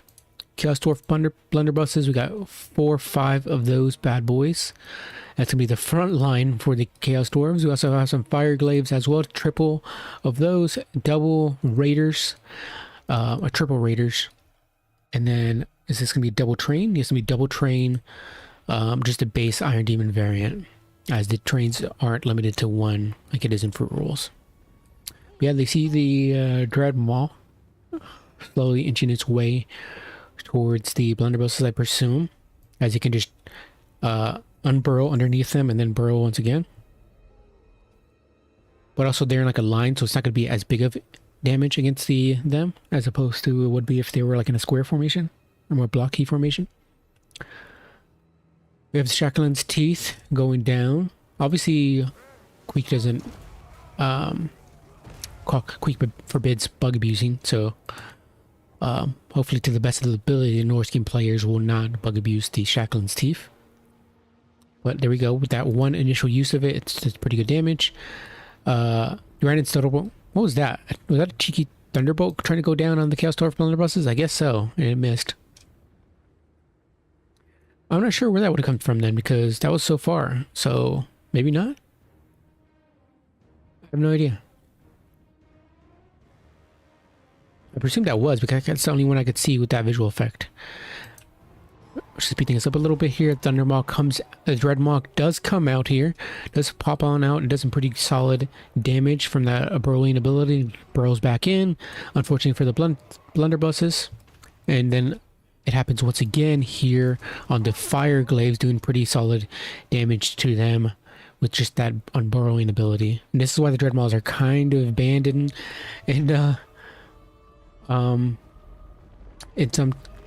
some land battle tourneys, particularly tequilas, because they're kind of just generally annoying and there's not much you can do to punish them when you're up against gunline factions.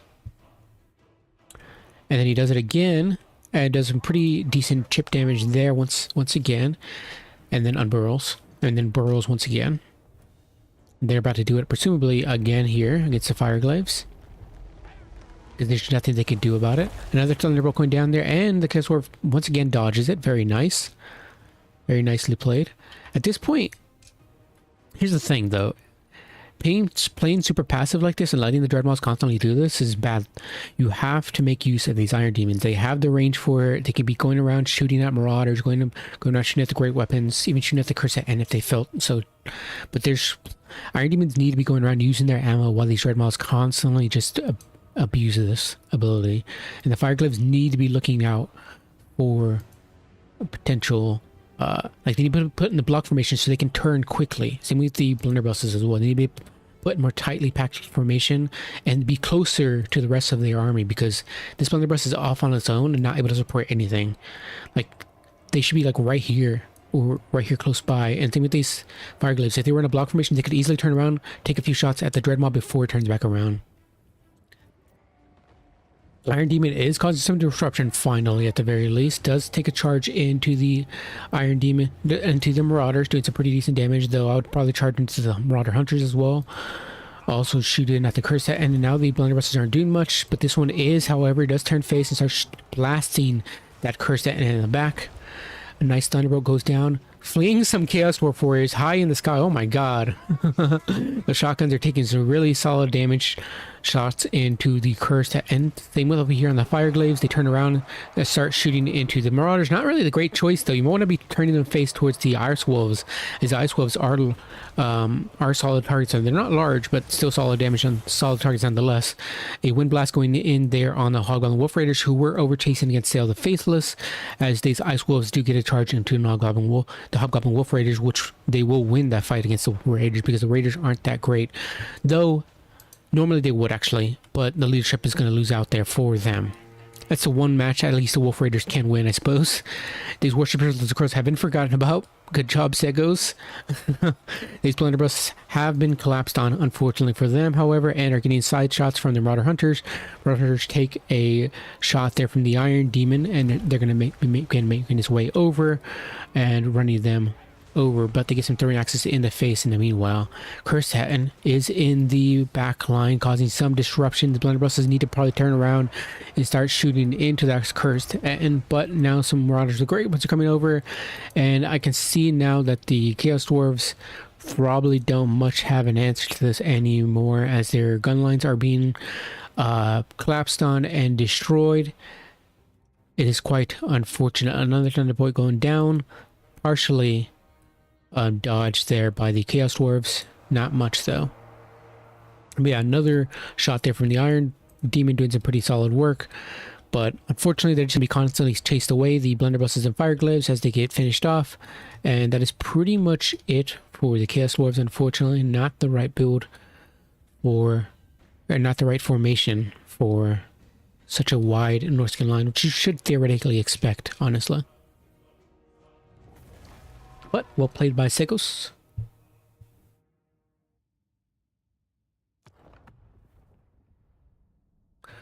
Segos with 1034 value on Mr. Sail the Faithless.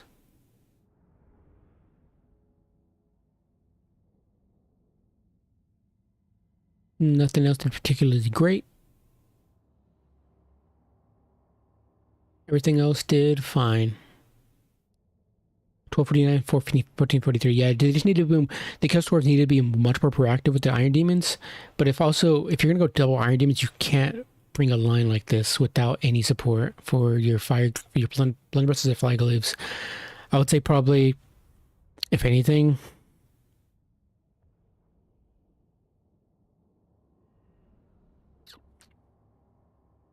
you should bring maybe 2 fireglaves, bring another Wolf Raider or Bull Centaur Renderer if possible.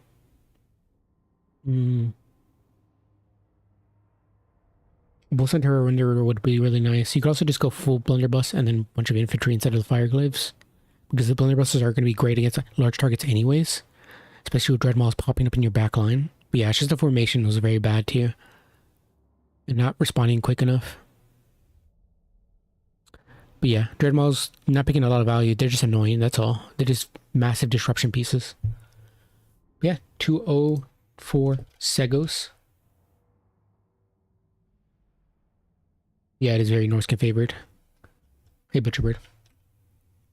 I just covered your match and you went 3-0 against YMDY. A lot of these Chinese builds in general are kind of very strange. But I imagine they have a much different meta in their community. All right, let's go to the third game. So far 2-0 for Segos. Third one will be Ogre Kingdoms versus Demons of Chaos.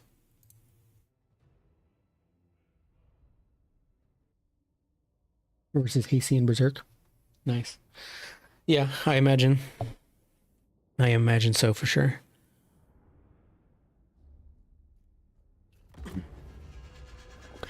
I still find the matches interesting, but it does feel like a lot of the times a skill difference and meta difference, because like generally the builds from the Chinese players I noticed tend to expect something entirely different. I'm not sure if I'm very curious as to what a Norscan player would bring in that matchup for the Chaos Dwarf player to bring that. I don't know if it's just like a skill difference on why they brought a build like that, or if it's literally just a meta difference. It could be both as well. But nonetheless, it's very interesting. I like to see what Chinese players, I want to call them Chaos players, what Chinese players bring in their builds.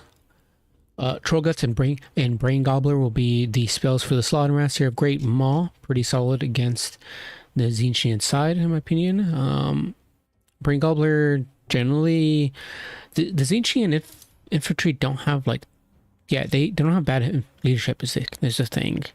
I guess if you want to throw it quickly on like fiends, if you got like a surround on them or something, that could push them into crumbling. That'd be very nice.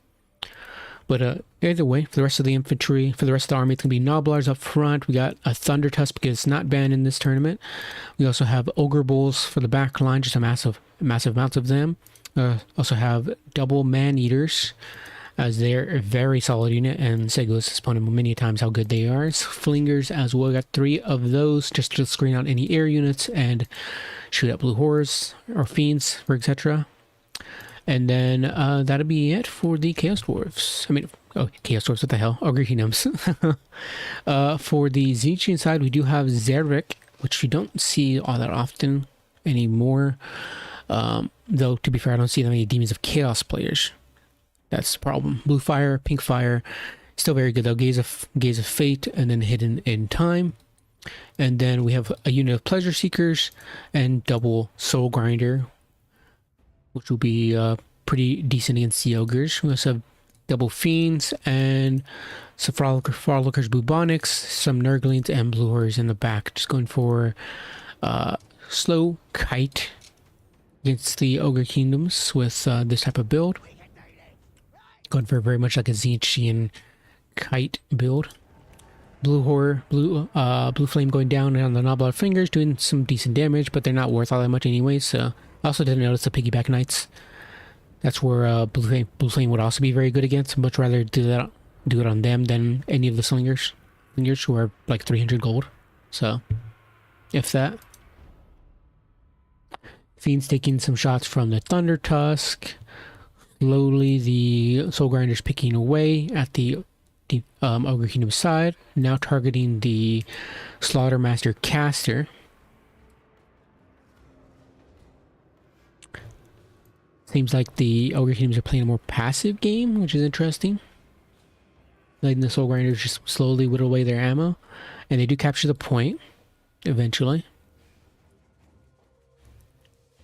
Another Blue Fire going down, doing some pretty solid damage against those Flingers. Slowly whittling away, picking away at the Ogre Kingdom side. But eventually the Soul Grinders will run out of ammo. They don't have that much ammo total. Like they have like 15, yeah, 15.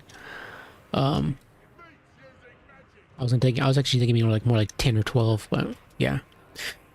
Nonetheless, Segos is hiding his Slaughtermaster in the Ogre Bowls anyways, so any Soul Grinder shots that go in towards him will be blocked by the Ogre Bowls bodies, which is very smart. But only so long can the Demons of Chaos player do this before eventually their ammo runs out and they can't just kite anymore.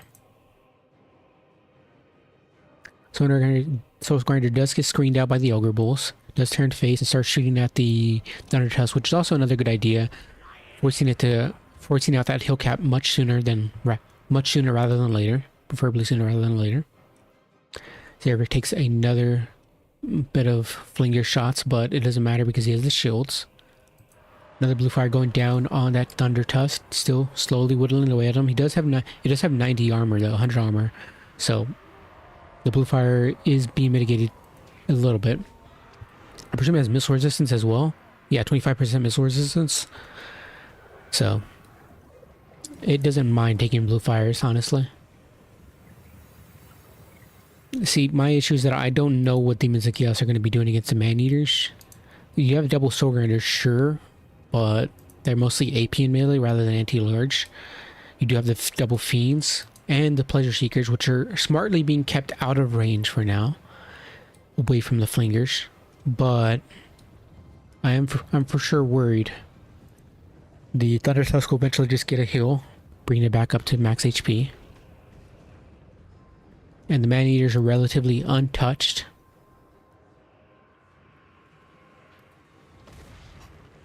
Finally, a Blue Fire going down on the Piggyback Knights, which is what should have been done earlier. Understandably, though, they want to get rid of the Flingers because they don't want their Fiends to be fired upon. But it's going to happen eventually. They just have to hope that their Fizz Res holds up against the Flinger ammo. Another shot going in there on the Thunder Tusk, with Troll Guts happening as well, mitigating some of that damage.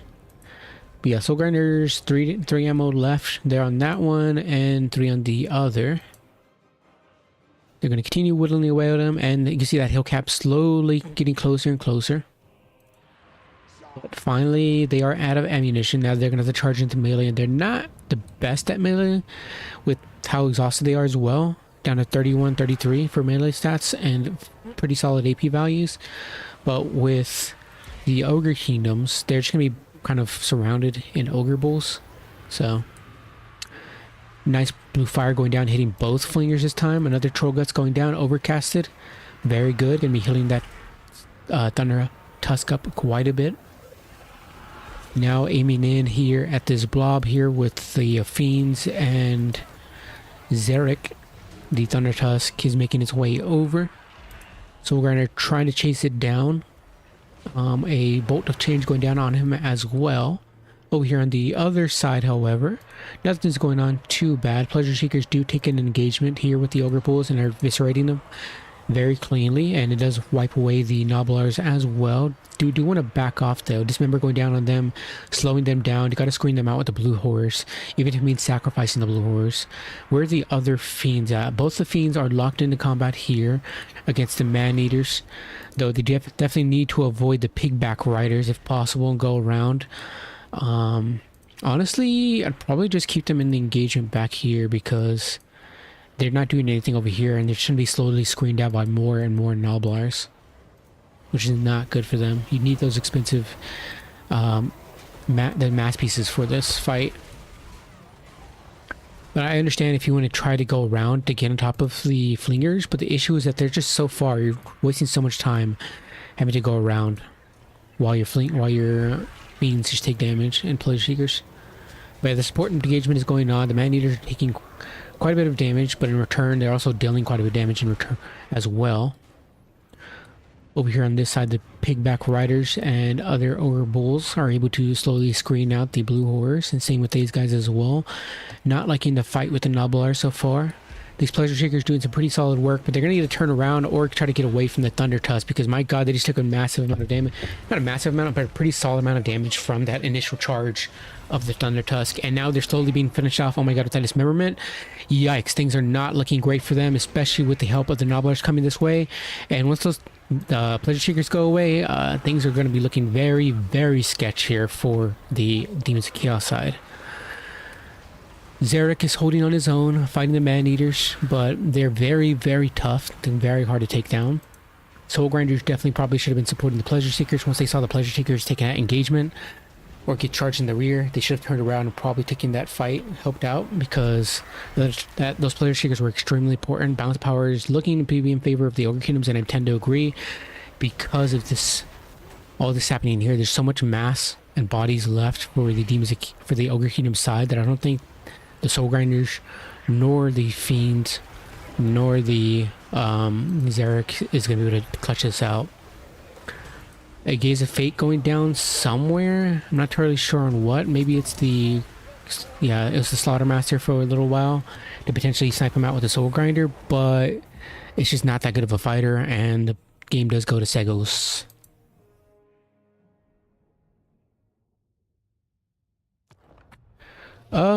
I've considered it. I've definitely considered it. It's just with these large tournament brackets, it might be easier to just do streams for now, especially considering I spent more time. One of the main reasons I kind of stopped doing videos was because I spent more time than I did, I think I got more satisfaction out of making the videos than actually releasing the videos online. If that makes sense. Like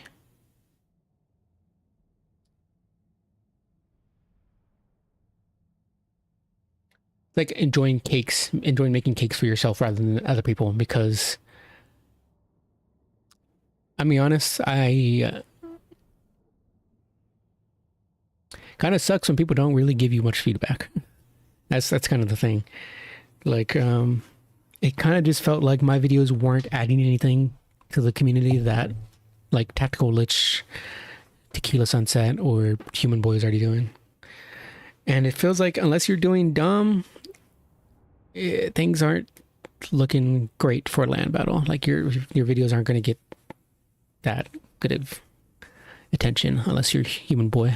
So I was like, if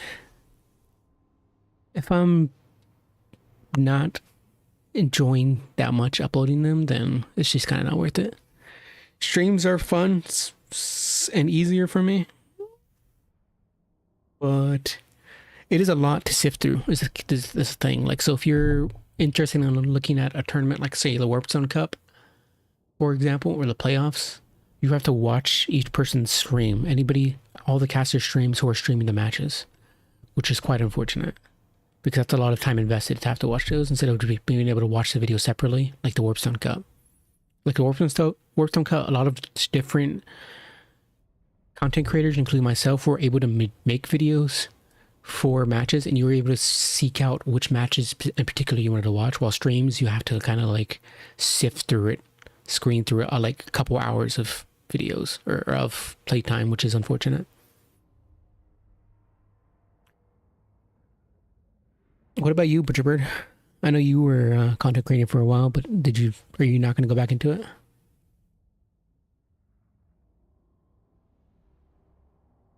I think the only time I'll probably upload videos once again is if it's for like insanely good replays or like tournament semifinals and finals. Like I'll probably do the semifinals and finals for this tournament in videos.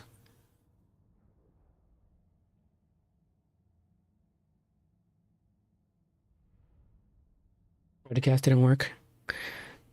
Why do you feel it didn't work?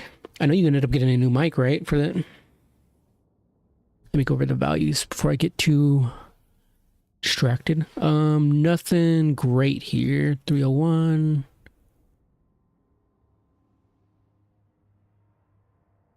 $23.58.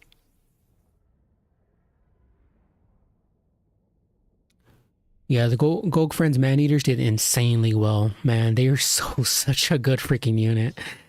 Wow, 23.58, holding back Zervik and the Fiends. They're just so good against Lanesh, and just in general, a lot of Ogre Kingdoms matches.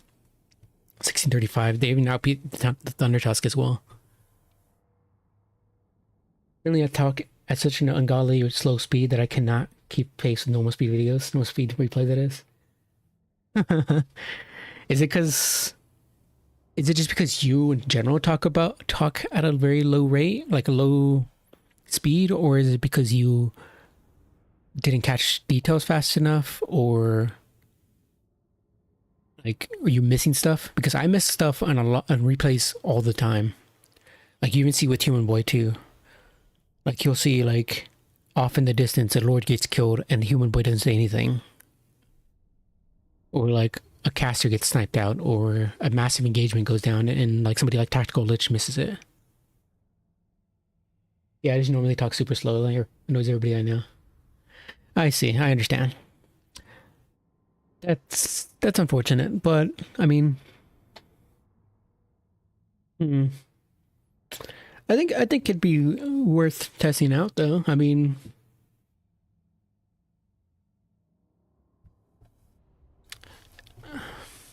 I wouldn't be opposed to trying watching them, because the only Total War players that I watch nowadays that still make videos is Human Boy's videos, and that's pretty much it. Turn I slowly watch, but it's Dom, so I'm not much involved in Dom anymore. And the thing is, like, I talk too fast for my own brain. Like I can't keep up with the words my brain is trying to get me to say.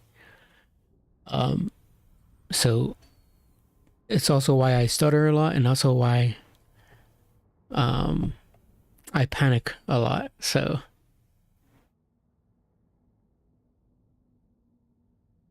yeah, I know I should try again at some point, but now that I have more time. Yeah, I definitely do. I can definitely tell you my first couple of videos, I would say probably like my first like 10 to 20 weren't great.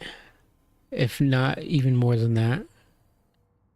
Like I don't even think I'm a great caster in the first place, but I try my best, and I at least noticed some things that my other casters don't, or the other casters don't, which is nice.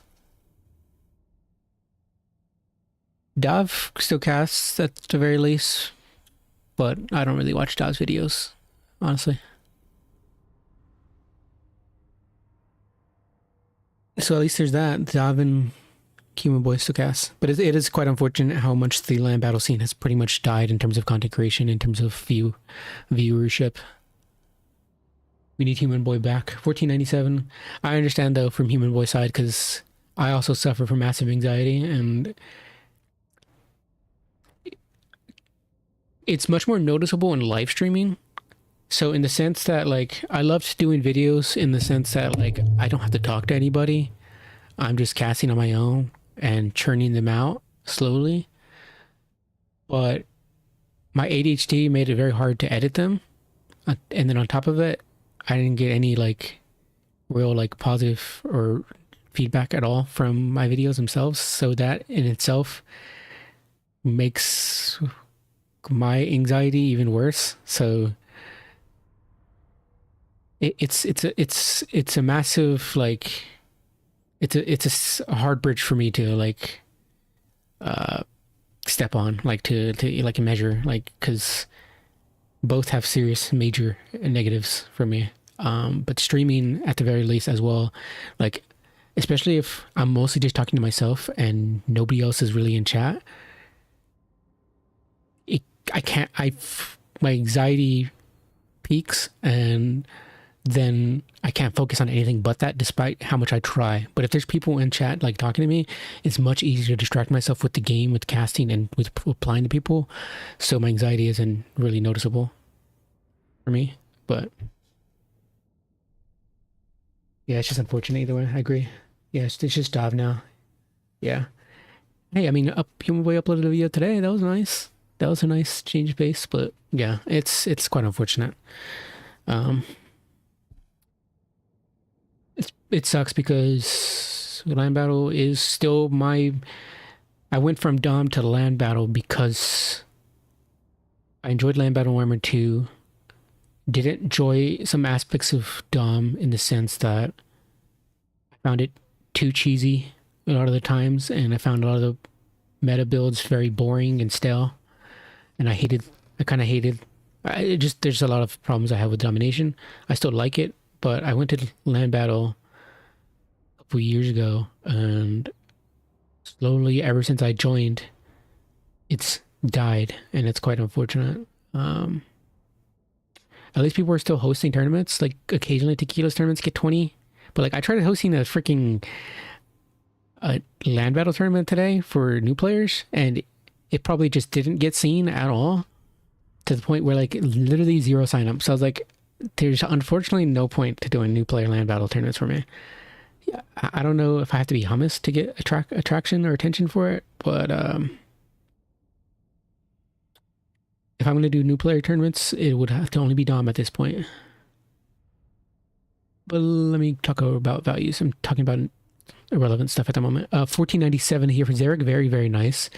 Very solid. 1700 for the Pleasure Shakers. Man, yeah, just they were doing really, really well. It's just like once they took that initial rear charge from the Thunder Tusk, they got shut down so quickly. Like they are very much just a glass cannon like any other of the Slanesh units, and it just showed right then. Obviously, the Thunder Tusk is just really, really freaking good, but like they collapsed so fast. It was insane. They had no holding power. They definitely have to get the charge. 972 on the Fiends, 803 there. Soul Grinders did okay. But again, it's deceptive because Ogre Kingdoms just have so much healing, so you can't really snipe out anything for the Ogre Kingdom side. It's just impossible because they will regen out any of the damage you try to do as you try to snipe out one of their single entities.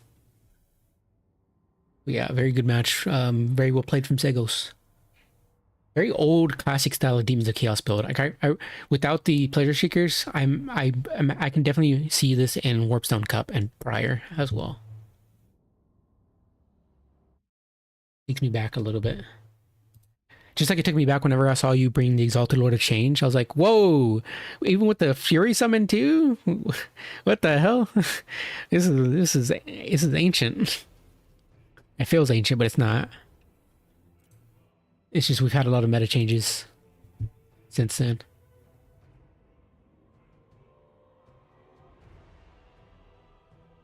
Well, the thing is, Hummus also told me to go through Total Tower, and I asked him if challenge was better or worse.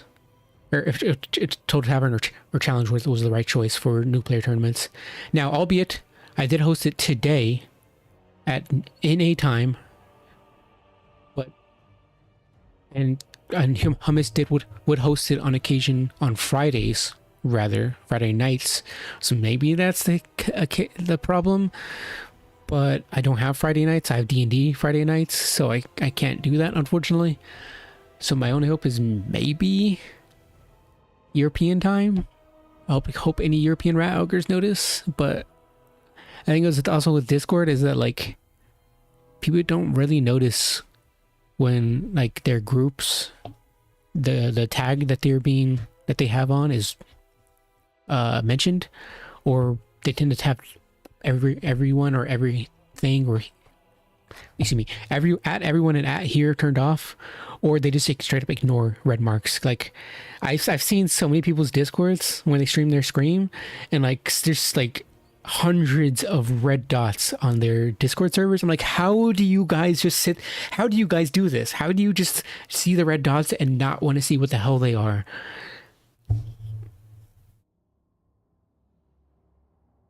For Thursday especially? Yeah. I mean, most people get off at 5 to 6. So, I don't know. I'll try again next week, maybe. I'll try with the European times, and then maybe I'll try another. Because, like, even with the thing is, even with Tequila, like, Tequila was hosting Conquest new player tournaments on Saturday, and still he had to cancel his last one because he didn't get enough signups. And Tequila gets much more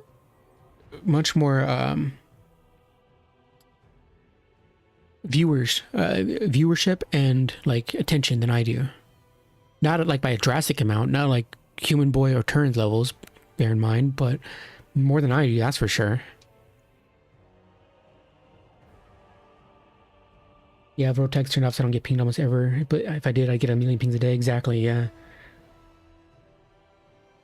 I don't know that many new players. Yeah. Yeah, I'll try European next time. And then I'll just keep the NA tournaments too dumb, unfortunately. Or to try hard tournaments. The thing is with try hard tournaments as well, people don't really want to compete unless there's money on the line. That's why Tequila's Sunset, that's why Tequila's and Tactical Delicious tournaments, they get a decent turnout at like 15 to 20 generally, but there would be a lot more if there was any form of money or reward. Or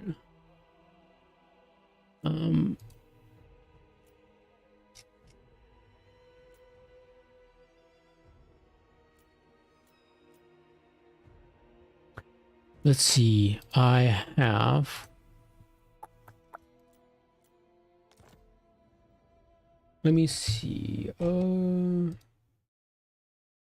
is this thing not showing over the screen blocker?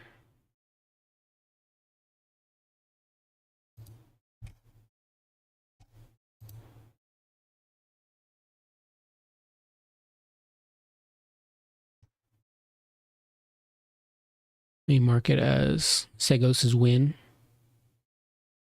Oh, that's why I have it like this. That's why I had it minimized. All right, so Segos wins that match 3-0 against Kariyama. Let me see who else I can go with. I can go with Sexy Boys. It seems like a pretty good game. So it'd be Sexy Boy versus the World. Well, DM Sexy Boy.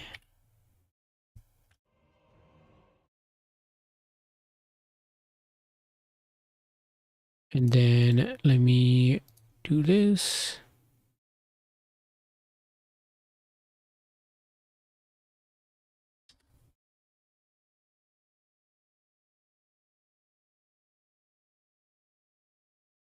All right, so another ODM player back to back. Let's check this out. Score.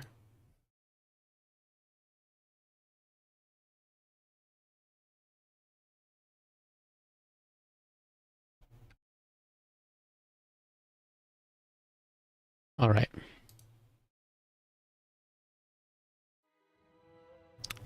let's go. Let's see. Where's the first game? There's the first game.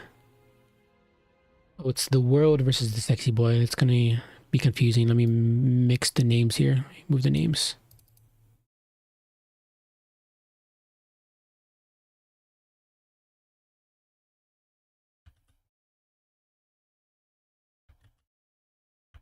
There we go. All right. All right. So it's going to be Warriors of Chaos from the world. A sexy boy will be on Slanesh.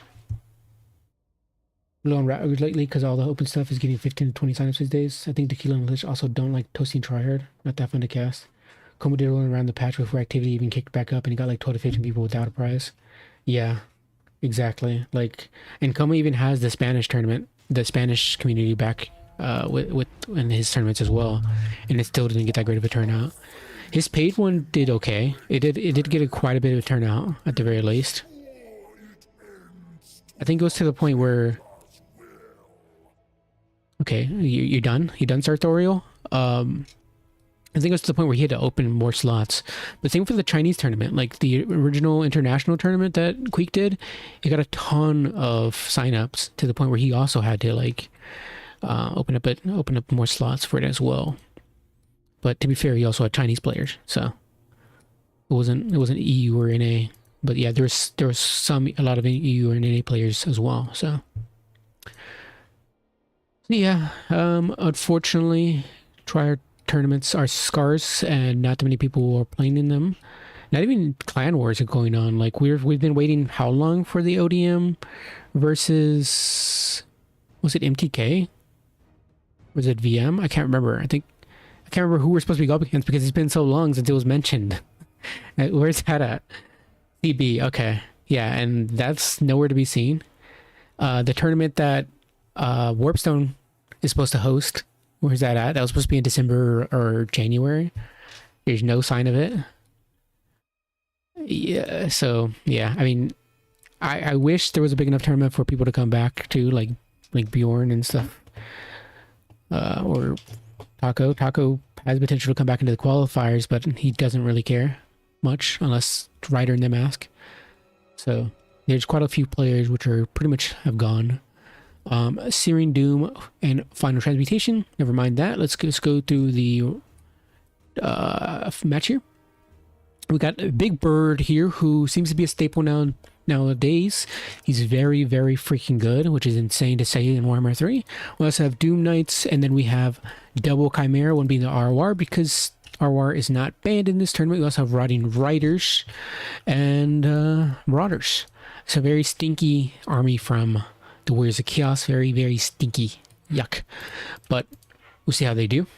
We got some Hellstriders in the back line with some Pleasure Seekers as well. We got two... I see. We got one Seeker, one Hellstrider. No, two Seekers, one Hellstrider, double Pleasure Seeker. The icons are very confusing to me. Like, I don't know what the hell that's supposed to be. I think that's supposed to be like a snake or something. Snake face? I don't know. It's awful. I don't like it. Very confusing. We also have a Keeper here of Secrets with Pavane and Slicing Shards. So they haven't caught up here. Pavane is not that great anymore. It's still okay, but people have seemed to be moved on to Phantasmagoria. Seductive Glory as well, which is very nice. And the Feasting on Fear, which of course, I don't know how people bring the Keeper of Secrets without the Feasting on Fear. It just feels like a waste, but they did bring it this time, which is very good. Pleasure Shaker should do incredibly well. I don't know how good against the Rotting Riders. I imagine the Rotting Riders should win that handily, considering how specialized they are, and look at the stat difference. So, but to be fair, I also don't imagine Pleasure Shaker should be taking the charge. So maybe if they get a rear charge on the Rotting Riders, I don't know. Martyr Horsemen will be the skirmishing for the Celestian side, including the ROR Riders of the Mighty Serpent, which are a very, very freaking good unit. But yeah, see how things do. How things go. Oh, shoot. Freaking blocker. I think, hold on. Blocker. I've done this before. Thank you. Yeah, I know. The good thing I looked over. That would have freaking sucked. Anyways, Wasn't as bad as yesterday when I just completely casted a full match with my mic muted. So that was cool. But it's fine now. It's fine. Riders of the Mighty Serpent and the Skirmishing of the Slaaneshian side. We're going for like the Doom Knights, which is a pretty good choice, honestly. They can mitigate through, once they knock those shields down, they can continue chasing them away, and that's the only really mobile piece for the Warriors of Chaos side, which could really contend with them. But the Riders of the Mighty Serpent are going to be backing away. We're going to be seeing the Chimeras flying up above the Slaaneshian side, looking for a good target. Going to be speeding things up a little bit. Riders of the Mighty Serpent do get some more shots into the Doom Knights. Same with the others. Skirmishing units. Doom Knights try to go for a little attack there, and they do. They kill 2 models, which is nice. Nice little trade there as these shields eventually come back up on the Doom Knights, presumably. Or they don't, because Slaanesh will continue to harass it. But no, they actually have the 2 Marauder Horsemen capturing the point. Very smart. Chimeras continuing to make their way over, trying to find a good engagement with Slaanesh. But Slaanesh is mostly actively avoiding taking an engagement with Warriors of Chaos so far. Exalted Keepers trying to stay away from Sartorial as the 3 try to gank on the Exalted Keeper, but Sexy Boy knows this is going to happen most likely, so staying around his Seekers and his Pleasure Seekers. Despite the Chimera having immune to flanking, at the very least, they can be screened out with Pleasure Seekers or Seekers themselves, though they have a pretty good mass. I've seen them push through so many things that they shouldn't be able to push through, despite only having 2,000 mass. It's kind of weird. But nonetheless, the Seekers do get a nice little charge there on the Marauders, and the Voter Marauders are taking the fight as well. Riding Riders do push in after them, but probably pushing a little bit too much. So they're just right on their tail. If they get that charge speed, they're going to be able to catch on to them, especially with the help of the Doom Knights. The Pleasure Seekers are there as well. Chimeras are also going to be joining in, same with Sartorial. So that could be a very influential fight for this. The Doom Knights, however, do get Paveined, brought into the fight here against the Hellstriders, and that's a pretty good use of Pavane, but Hellstriders do get rear charged because of it, which is not great. Pleasure Seekers do, however, go around, do join in the fight and start to do some pretty solid work against them. Yeah, but they're getting pushed back, and now the Chimera and Sartorial is joining in here. Exalted Keeper could potentially take a lot of damage here. We will see, but the Pleasure Seekers are helping out here. Doom Knights do get terror routed. Very nice catch there. Overcasted, presumably Final Transmutation. Yes, it is a pretty solid work there against the Riders of the Mighty Serpent and the rest, but Sexy Boy seeing this is going to pull out the Exalted Keeper and the Riders of the Mighty Serpent, so to mitigate some more damage here. Pleasure Seekers are taking quite a bit of damage, same with the Seekers, same with the other Pleasure Seekers as well. The double Chimera, one of the Chimeras, however, is getting quite beaten up. A nice Searing Doom coming in there, doing very solid work against one of those Seekers. Very nice. One of the Riding Riders coming over. How did that fight go over here? It seemed to go better in the Slaaneshian side, because the Doom Knights and the Chimera and Sartorial dipped out on it, so it went much better for the Slaanesh side. Tickets are going up for Slaanesh, 148 so far, slowly but surely ticking away. A Breath coming in there, doing pretty decent chunks of damage there to the Slaaneshian side. Not a whole lot, but we still have more to come in there. We have another one going in there. Not really opportune targets, if I'm being honest. I'd rather see those be done, thrown in on Seekers or Hellstriders once they get clumped up, not wasted on infantry like devoted Marauders. This just feels like a massive waste on such a good Breath. Another Pavane going down there is being overcasted once. So, and somebody pointed this out to me. So the Rampage is now 30 seconds with the overcast, which is very, very nice. So they're going to be rampaged into potentially the Seekers, but there's nothing really to make up for it. I don't know why that would go down. The Rampage would be casted on them when there's nothing really to make up for it or to combo in on that. It's a bit strange to me. But nonetheless, Slaanesh player is slowly whittling away at the Riding Riders, backing away. I guess just to maybe get the Doom Knights away, but that just feels like such a waste of magic. Of wins, rather. Host Riders slowly finishing those guys. Marauders, they're just gonna shatter them. Got the Keeper getting some healing done from that feasting on fear. Slowly picking away at the Marauders, which is very nice. Some nice solid healing there. So that's just letting the Warriors of Chaos player come to them, which is smart considering they have the mobility advantage pretty much with the skirmishing. No, every shot they shoot at the Doom Knights, the shields are just going to mitigate it. So I'd rather just them shoot into the Rotting Riders instead. Marauders going to try to screen them out, however, so it's a bit tricksy there. Pleasure Seekers and Seekers going around trying to find a good strike point. Mostly just like watching, like a hunting, preying lion waiting for the right opportunity to jump in. And there we go. The Pleasure Seekers do jump in there on the ROR Primera. Then push past and onto the Rotting Riders who do get pivaned. Seductive Glory is popped, giving minus 24 melee defense and rampaging everything nearby. Very nice. A big Final Transmutation, however, coming in there. It's going to do a lot of damage to the Pleasure Seekers and Seekers. Pleasure Seekers actually not that much. Very nice. Actually, I thought it would do a lot more, but it's doing pretty solid damage there. However, the Exalted Keeper is down to 800 health, 700 health, 600 health. He might just go into demonic instability, and there we go. Oh no, the Exalted Keeper is dead, and Warriors of Chaos do take that initial fight. Yeah, the double Chimera with Sartorial, very, very nasty combo, especially with the Doom Seekers as well. I mean, the Doom Knights as well. I completely understand that outcome. You think so? And probably just blob. Seems like that's probably the go there. I mean, that's what a lot of factions like these tend to do, right? Against Slaanesh is blob. Because Slaanesh has to rely on their mobility and skirmishing advantage. And tends to be not enough, especially when you have shields on your units, like the Zinchian units for the Warriors of Chaos. They did catch out one Doom Knight, but the issue is that like these Chimeras were the primary issue. Like same with the Rotting Riders. Sartorial is a complete bastard. 42-34. God damn, that is insane. Those Final Time mutations were so freaking good. Yikes. Such a good lord to bring against Slaanesh.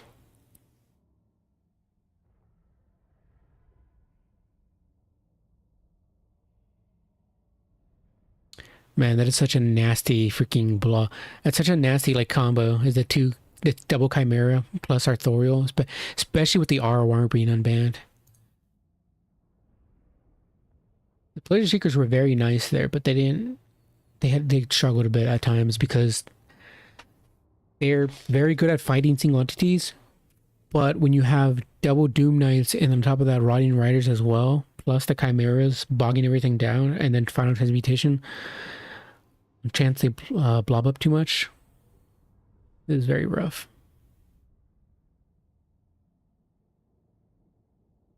Seekers did okay. So the Keeper took quite a bit of damage. But yeah, first one goes to the world. Very nice to play by both players, though I find it very gross.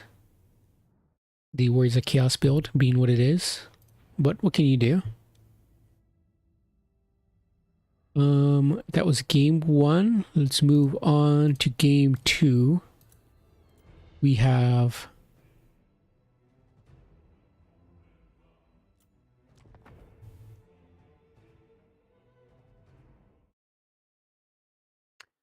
Korn for the world up against Korn versus Kislev's Sexy Boy for Sexy Boy.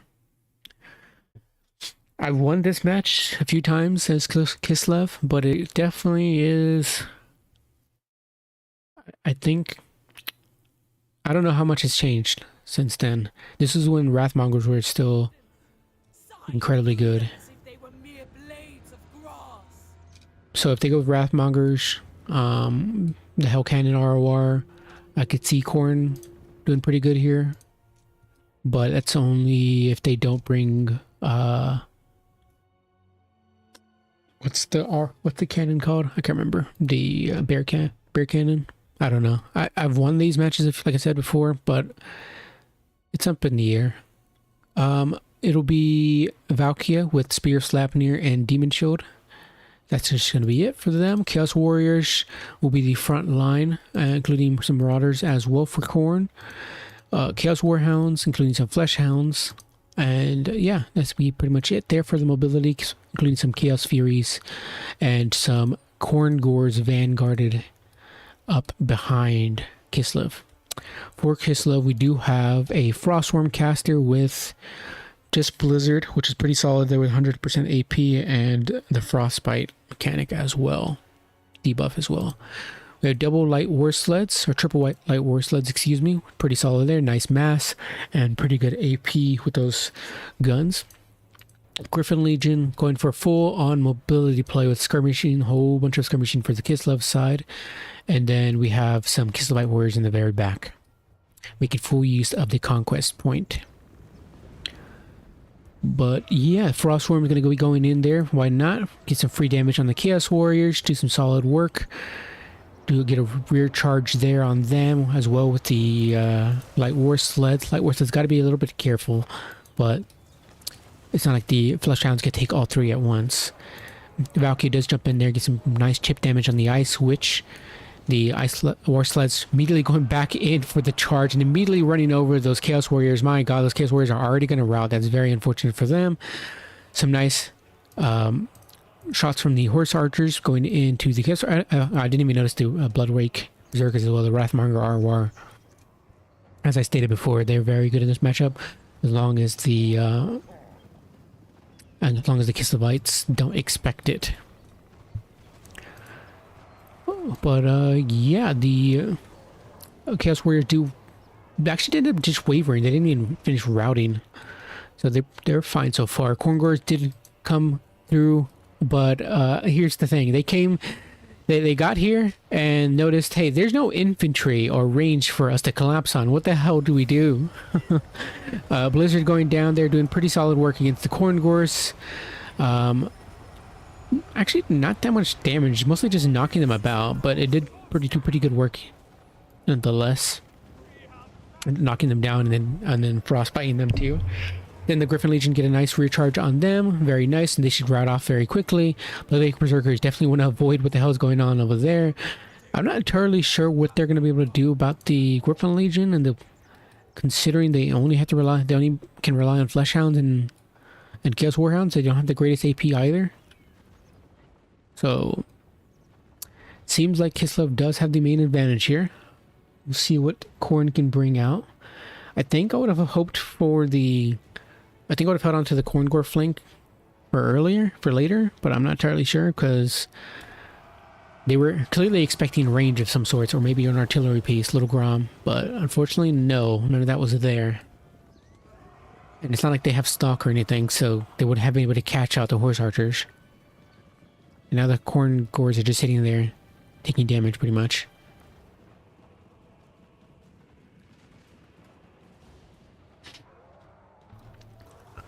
Yeah, just slowly skirmishing away at the Kislevites. I mean, at the Khorne side. The Light War Sleds occasionally being chipped on by the Khorne Gors and the Flesh Hounds. And then we get another double War Sleds, plus the Griffin Legion joining in there, plus a Frostworm. Very nice.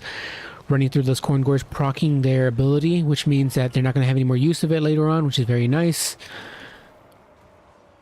It's like when you get rid of Buy Blood as soon as possible, so they can't bring it back. They can't use it again late game.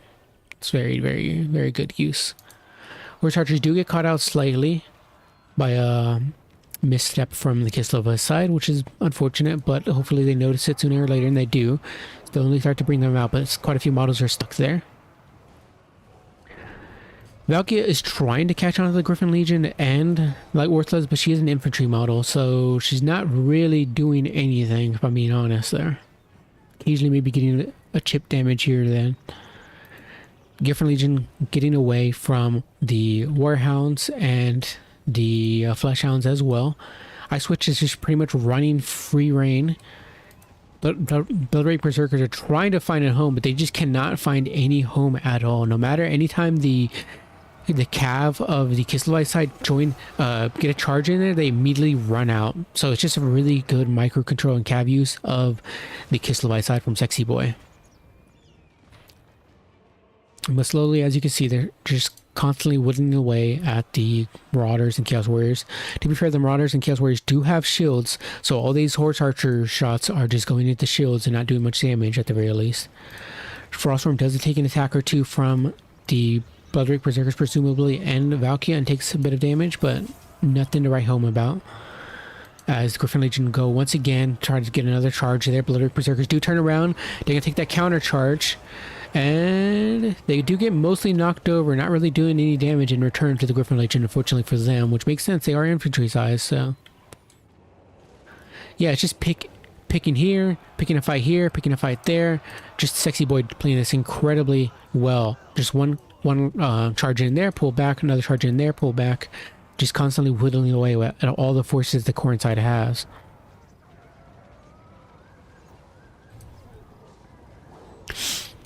Yeah, so bounce power looking to be a little bit in favor of Khorne. I understand why the game thinks so, but I'm not entirely sure. I believe in that. War Sled's getting another charge into the Chaos Warriors. Not as great as the Heavy War Sleds, or at least how the Heavy War Sleds used to be. Heavy War Sleds used to be incredibly oppressive, but they're still doing some solid work.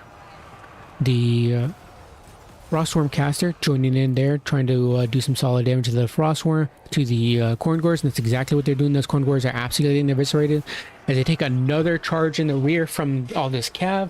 A Spear Slapnir going down there should be some pretty decent damage, and it does do some decent damage on the Griffin Legion, but the Khorne Gores are gone. Bloodwreak Berserkers continue to not be able to find a home. They cannot catch on anything against this highly mobile build here from the Kislevites.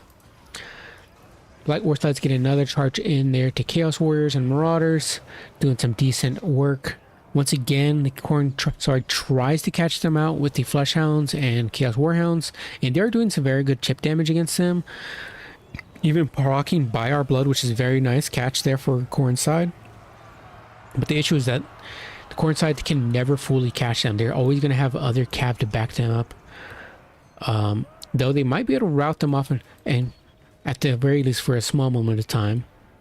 The Frostworm looking around, picking and choosing as to what engagements they want to go with. Griffin Legion running down those Khorne Gores, making sure they don't come back. Another charge in there. Going to be sending those Chaos Warriors packing, I presume. Yes, they do, and they do route. So slowly but surely the bounce bar is picking back into the middle. Another Blizzard presumably going down here should do some solid work. The Khorne player notices this, brings their Chaos Furies out, doing some pretty decent damage against the Marauders, slowly but surely, as the Marauders do get routed off potentially. But the rest of the infantry units are packed away elsewhere, so not taking too much damage outside of that. Big blob fight here as the Griffin Legion take another engagement here with the dogs. Khorne Gores do catch them out for a little bit, do some decent damage there, but not able to catch them out for long. Another Kosovo Dervish charge into the flanks of the Marauders and then immediately pull back out. Very nicely played by Sexy Boy. Noticing those Bloodwreak Berserkers sitting there idly by, and they're on a 24 model so far, which is not great for them. They've barely done any damage, I presume. 328 is just such an unfortunate, yeah, it's just they're just picking and choosing whatever engagement they want for the Kislev side, and they should have had this point a long time ago once they saw that the Kislevites were going to play like this. At this point, they could have had a lot more tickets, but right now they're only getting to about 300. But even then, I don't think they'll last long enough to get to 600. So I imagine it's just going to be a lot of the same thing, a lot of picking and choosing here. Another Blizzard going down, doing some pretty solid work against these Khorne Gores. Very nicely played by Sexy Boy, sending in those chariots there, keeping them all bunched up for that Blizzard to come in. Another charge in there. Chaos Furies get disintegrated. These Chaos Warriors are routed. Valkia is trying to help out, but it's just not really enough. Only at 800 value there.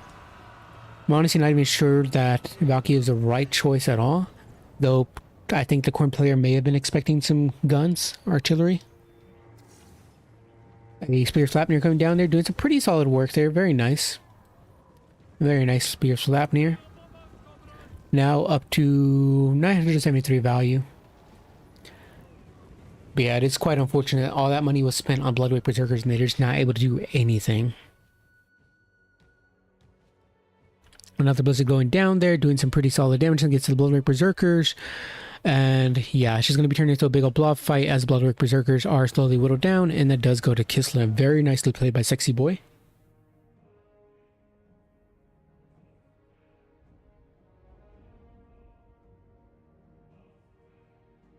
Probably devotees necessary here.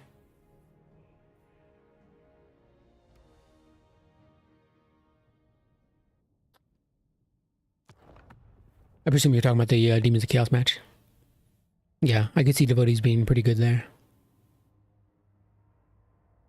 All right. Let's finish the build. What would you go with for Corn? I presume that the ROR Hell Cannon is a good choice. I presume, let me try to think of a Lord here. A Lord.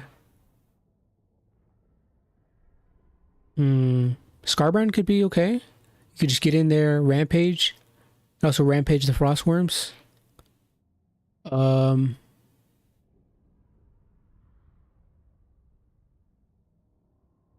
Skull Taker. There was that, I always think about Skull Taker on a bike and being incredibly good against Kislevites. Against Kislev in general, rather. Very, very, very freaking solid against Kislev. That's probably the best choice, honestly.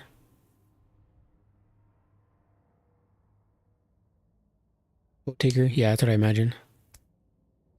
Valkia seems fine, yeah. I pretty much only like her for her spear because at the time she just never does anything. She always gets caught up in infantry. Which, to be fair, is not a big deal because she doesn't have like very low health pool. It's not like she's gonna die in it, but yeah, Skull Taker does seem like the right choice. Corngors, not the biggest fan of in this matchup.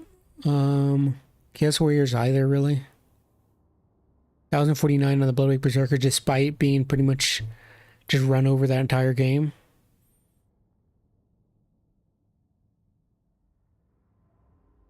$946 here on the Frost Caster. 1200, 928 here, 1183 on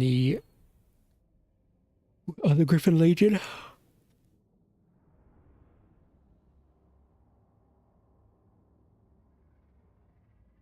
1445, 1222, and 1445. Very nice on the war sleds. Wow. Did not expect as much value as they got. But I guess to be fair, they were mostly charging into the Chaos Warriors, right? And shooting into like... shooting like Bloodweight Berserkers.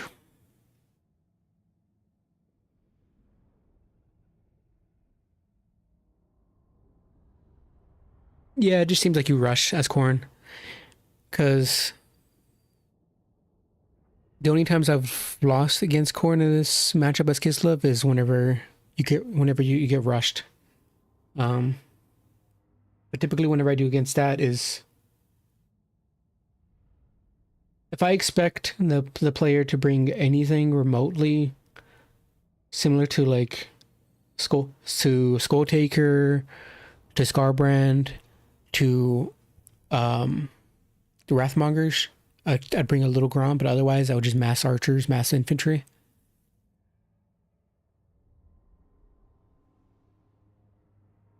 Griffin Legion are pretty good here though. To cycle charge in and out for infantry for the Corn side.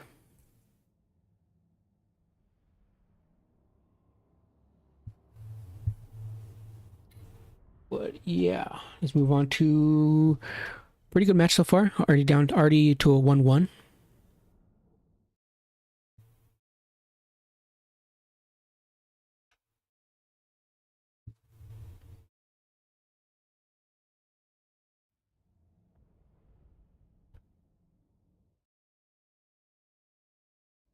Oh yeah, let's see how to do this. There we go. All right. And then let me put this back up. Let me close that one. Get rid of that one.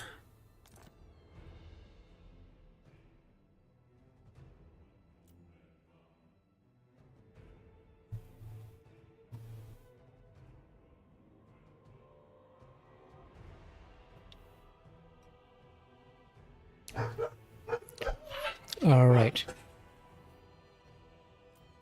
Game 3 in this best of 5 series. It'll be Slaanesh versus the Wood Elves from Sexy Boy.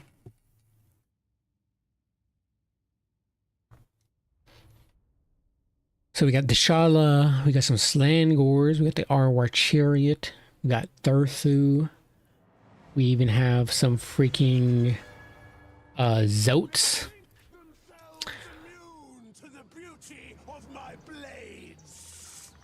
Is that true, Deshala? Is that true? Okay. Thanks for that, Deshala. Deshala, she is going to be bringing her Whirlwind of Pleasure and her Elixir of Damnation, which is pretty okay. For 19 seconds. I don't know why they could have just rounded up to 20 seconds. It's such a weird choice. She gets Elixir of Damnation, which gives enemy units minus 100% melee attack and terror, ITP, and fear once she hits them in melee. But that's if she can hit them in melee, is the problem. Slangors will be the front line, a whole mass of them. We also have some Pleasure Guard, and the champions of Slaanesh ROR. Somehow a large unit, despite being incredibly small. Very good unit. Very circumstantial or situational as to when you bring them. Chaos Sorcerer of Slaanesh with Pit of Shades and Melkoths, which can be pretty good here against the Wood Elves. We also have Chaos Knights of Slaanesh. 2 of those, or actually, is it just one? It is just one of them. For heavy knights, heavy armored cav. We also got 2 House Riders, and then the Sibilant Slaughtercade, the ROR Chariots, which I don't really like. I've seen some people say, I've heard some people say it's okay, they're okay or good, but I don't believe them. I just do not. Flock of Doom, Sword of Daith will be what Mr. Thurthu has, the very typical thing. Glade Riders with spears on both flanks. Are those the only pieces of cav? They seem to be so. We also have double Zoats. What the hell is this formation, Sexy Boy? We also have Dryads, Eternal Guard, a bunch of Dryads and Eternal Guard. We also have Wildwood Rangers, a single unit of those, which, I mean, they seem okay here in this matchup. You get that bonus if they're terror-causing unit in range. Got some solid anti-infantry and solid stats all around. I'm not entirely sure, though. I haven't seen it in this matchup. Glade Guard, got triple of those, and that's about it. Very tightly, close-quarter packed army formation from, or army in general from Wood Elves. Yeah, I don't know what the hell this is from Sexy Boy, but I imagine he's just messing around considering what he is up against or who he's up against. It's also a very strange formation. Sexy Boy is a total troll. But yeah, him seeing all this, he's going to... Okay, he's going to move into the forest. I see. So a lot of your shots are being wasted on the trees, but okay, yeah. I don't know what the hell is going on, but Thurthu's just hanging out in the trees. You can maybe lay a big old smackdown on the Chaos Sorcerer, and he does. Just a big old hit on him. Very nice. Very solid hit. No, I would hope that the Slaanesh player doesn't let his Sorcerer get killed, but we'll see. I've seen worse happen before. Sibilant Slaughtercade gets a charge into the Dryads, and this is what I see typically happen. Sibilant Slaughtercade takes a charge into something and then immediately freaking dies. But the Zoats do have a little bit of an engagement with them. The Pleasure Guard are also here, and they've taken an enormous amount of damage. My god, down to 15 models, already down to half HP, less than half HP. My god, they are getting absolutely brutalized. What the hell happened to them? Jesus Christ. Flock of Doom, Sword of Death, that's what freaking happened to them. Plus the dampen effect from the Zotes, giving them minus 20% spell resistance if they even had any. Dirthu is pissed. Dirthu is freaking pissed. The Pleasure Guard are down, man. 9 models left. Very little HP. Jesus. I guess the Glade Guard also probably focused them down too. My freaking god. Yeah, definitely so, because now they're obstructed and they can't see them. So that's definitely what happened. Tornal Guard are there as well. Silliman Slaughtercade barely getting out with their freaking lives. 2 models left. Barely any value, I presume. 228. Yeah. That was a very rough engagement. The Chaos Knights get a very limp charge there on the Tornal Guard. What the hell was that? They leave the fight, getting 1 model stuck on the Zotes, unfortunately for them.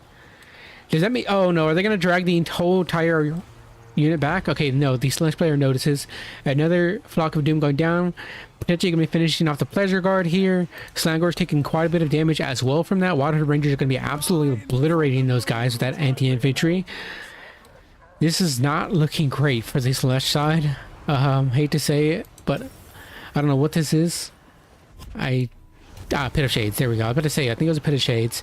But yeah, obliterating those Eternal Guard, doing chip damage to the Zotes because they are monstrous infantry. Also doing more damage to their own Slangors. Deshala didn't like this fight, turns out. She does pop her Dagger Dance, giving her ward save and armor, but reducing her weapon stats, which is... maybe not the best choice, but I guess they don't expect to be able to survive against Dirthu, I suppose.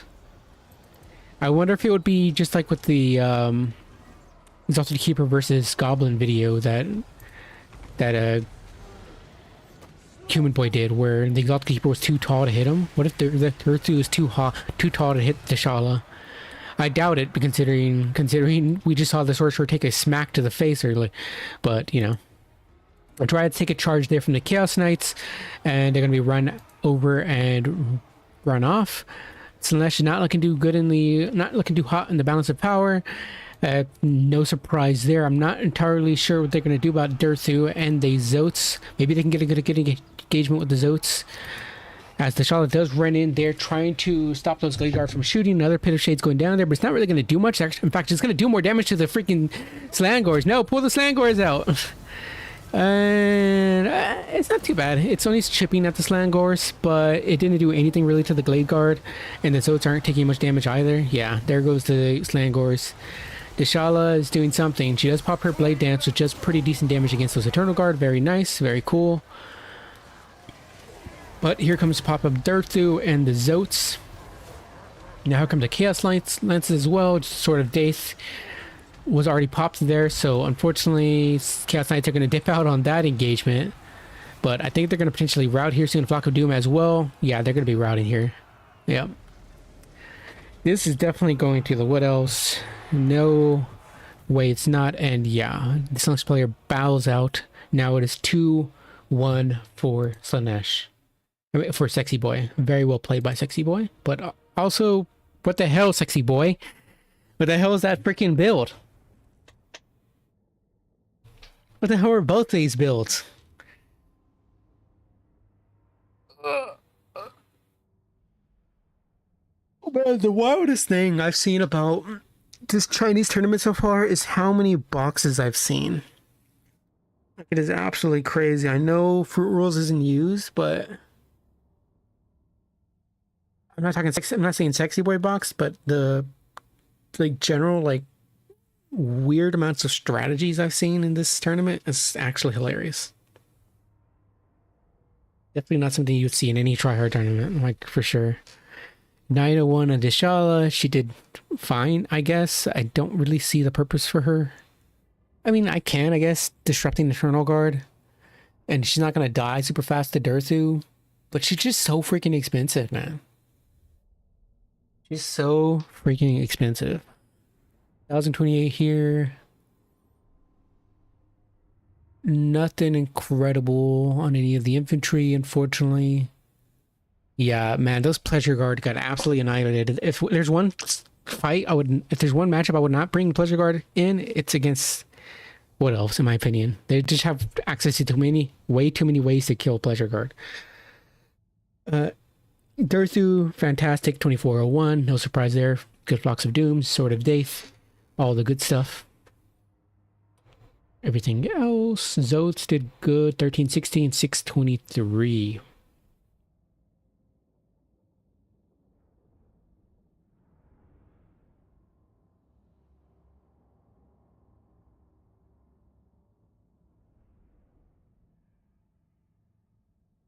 I think Sexy's build almost auto lost to Mask Mortis since she could have just ran out of combat. Hotfix fixed the Mortis thankfully though. What did the Hotfix do to the Mortis? I didn't even know it changed the Mortis at all. Does she have to be in combat now? Or was it like bugged or something?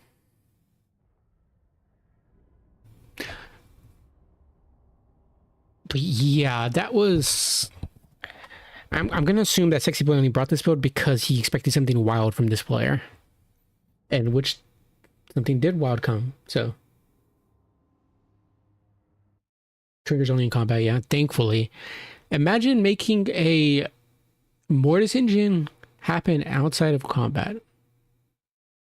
On a very fast infantry unit, size unit. What the hell? I can't believe that. That's absurd.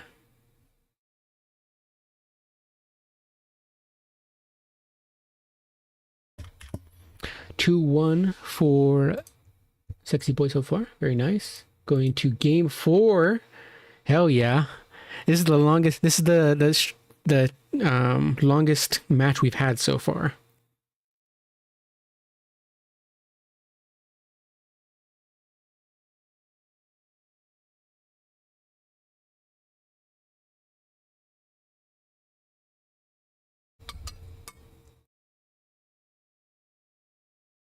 Oh yeah, I know that, but like I'm saying, for specifically a unit like the Mask, a very small infantry unit, which is not only hard to kill, but also very fast and very tiny, can zoom around the map with a Mortis engine, is not a good balancing decision.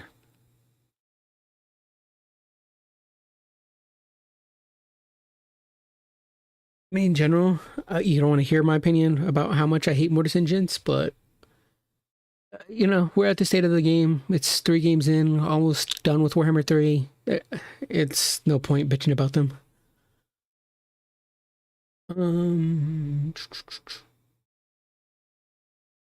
Let's see here. Let me put this blocker up. Very good match nonetheless.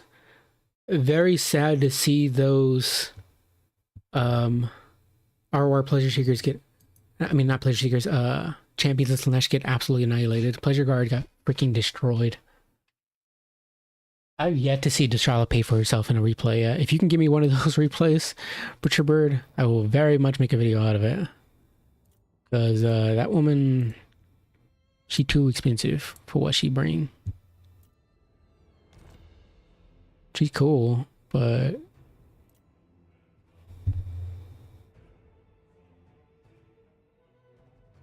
yeah, I think Mortis and Blobs are bad. Yeah, for sure. Both are the worst parts of this game. Absolutely the worst parts of this game.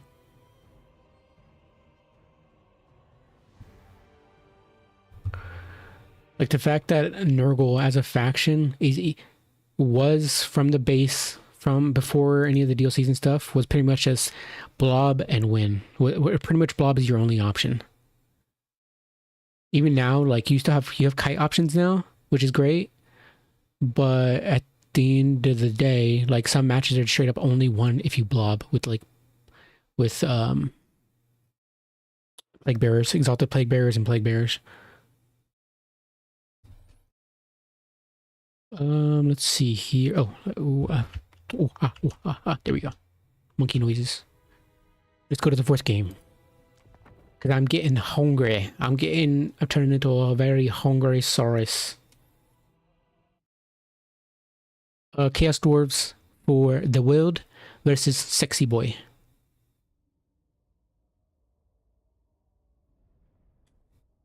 If Mortises did not answer blob, that one Mortis is all unusable. Yeah, exactly. Absolutely freaking lootly. This game would be in such a better freaking state if blobbing was easily punished for any of the factions, and if Mortis engines weren't a thing. Or rather, if Mortis engines weren't the only way to punish blobbing. Or one of the only ways to punish blobbing for some factions. Because, man, it is actually painful casting some tournament matches when blobbing is a thing. When blobbing is just so disgusting. But hey, look at this. We got from the Chaos Dwarves, we got Mr. Astrogoth Ironhand. If I get Charlotte to pay for herself outside of QB, I'll send it to you. Yes, please do. Thank you. I mean, send me any other interesting replays if you have them. I'll make a video out of them. Just to probably give myself a break from streaming Warhammer. Alright. Black Hammer of Hashut. Let's see. In this matchup, Chaos Dwarves and Norska. Yeah, I could see Astrogoth being a very good one here, especially considering Bull Centaur Lords get just annihilated by javelins generally. Yeah, I like him. I like Astrogoth here. I was just thinking about the matchup. I was thinking about Chaos Dwarves. I like him a lot here. He's very small, very hard to kill. Black Hammer of Hushut, giving flammable and a bunch of weapon strength increases, Flame Storm and Cascading Fire Cloak. Flame Storm very good on javelins, and potentially even Marauder, like great weapons if you so chose. Not that great value, but you know. And then Kindle Flame as well. And yeah. And then we also have a Kadai Destroyer. Pretty big boy. He's to do some decent damage into Skin Wolves because of their regeneration. And even do some decent damage to any ends that are brought. We'll see how they do though. We also have the Hashut's Dark Ravagers, the Bull Centaur Renderer ROR. Very good unit. It's extremely good unit on the Castle Frost. I don't think they're the best ROR unit, but they're very good. I hope we get a ROR Fireborn one of these days. I love the Fireborn so much, and I imagine a ROR one could be very good. But Iron Demon as well should do pretty nice in this matchup, though every time I've brought in one against Norska, they get easily punished. So, especially with Wolfric or any other lord capable of slowing our unit or reducing armor. So, gotta be careful. Sneaky Gets will be the front line, very good in this matchup, in my opinion. But we don't have any way to heal any of the constructs, which is, or what are they called? Demons. So that makes me a bit wary. We also have Wolfric the Wonder, which Mr. Boatman we don't see often nowadays because of the sorcerer, the cheap sorcerer. But he is here this time. He's got his boat, he's got Fight or Die, and he's got Hunter of Champions, which would be good against trains. Very good at catching out trains. Malls of Savagery. Don't see those guys often. The ROR version, presumably for good reason. I guess Butcherbird can tell me, but I don't think most of the Armored Skin Wolves are very good or generally used at all. But I can see some use for them here because of their anti-large AP, which is very, very good. But other than that, we got some Norskin Ice Wolves and more Skin Wolves in the back. We got some Norskin Ice Wolves here too. And then we have Marauder Bearman with great weapons, the Worshippers of the Crow, and then Beasts of Tashnar, ROR. Don't have javelins at all, which is interesting. I'm surprised there's no javelins. But we do have a single unit of throwing axes and the javelins. I mean the Marauder Horseman javelins. What I was saying is Marauder Horseman. We also have a Cursed and Rune Caller, which is very cool. Tried using them recently. I like him a lot, but he's very much a support unit. Very, very much so. He does magical attacks, which would be pretty good against the demonic units here, but you gotta be careful with him. He does have nice blocks of Dooms and Doom of Darkness bound. Wish he'd get a second.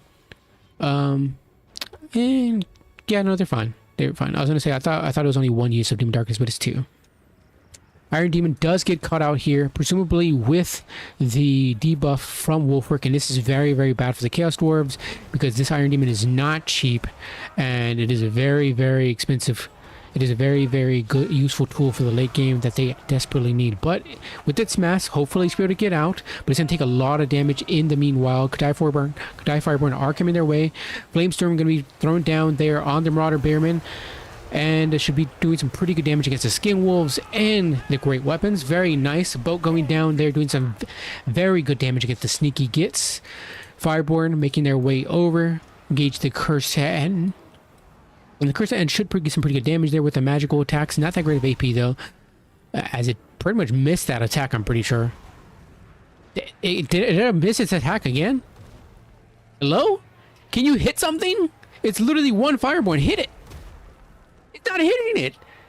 Is it hitting it? It's not hitting. Hello? I'm dumbfounded. That was like 4 attacks in a row. It did not hit. Either that or it did very minuscule damage. What the frick was that? Hunter of Champions going down there on Astrogoth. Holding him down in place. Fireborn doing pretty good work. Kadai Destroyer doing pretty good work there against Wolfric and the Skin Wolves as well with those flaming attacks. Mitigate, not only bypassing through the physical resistance and then also the fire resistance. Also the fire attacks doing great damage against the Skin Wolves as well. Very solid choice against Norska. We have the Doom and Darkness going down there on Hashut Stark Ravishers as well as Enfeebling Foe, making that fight a lot better for the Worshippers of the Crow and Skin Wolves, Models of Savagery ROR, who are engaged in this fight. The Runecaller is going to try to help support as well, but let's see if it actually lands a freaking attack this time. It's still not landing any attacks. Can you land an attack? I want to see if it lands an attack.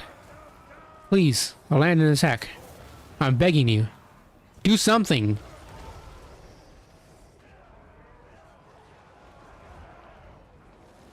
Do something. Do something! Okay, I cannot sit here and watch this thing do all day. Do absolutely zero. There's the Flock of Doom at least. Okay, there we go. There's the best animation that Runecaller has that the Cursed Ends have. And that's the first time it's used it the entire freaking game, apparently. There we go. Another time, finally, actually doing some freaking damage. My god. The Hershey's Dark Ravager do get terror routed. Very nice. Right as the Mighty Serpent taking a shot there from the Iron Demon. And once again, it's going to happen.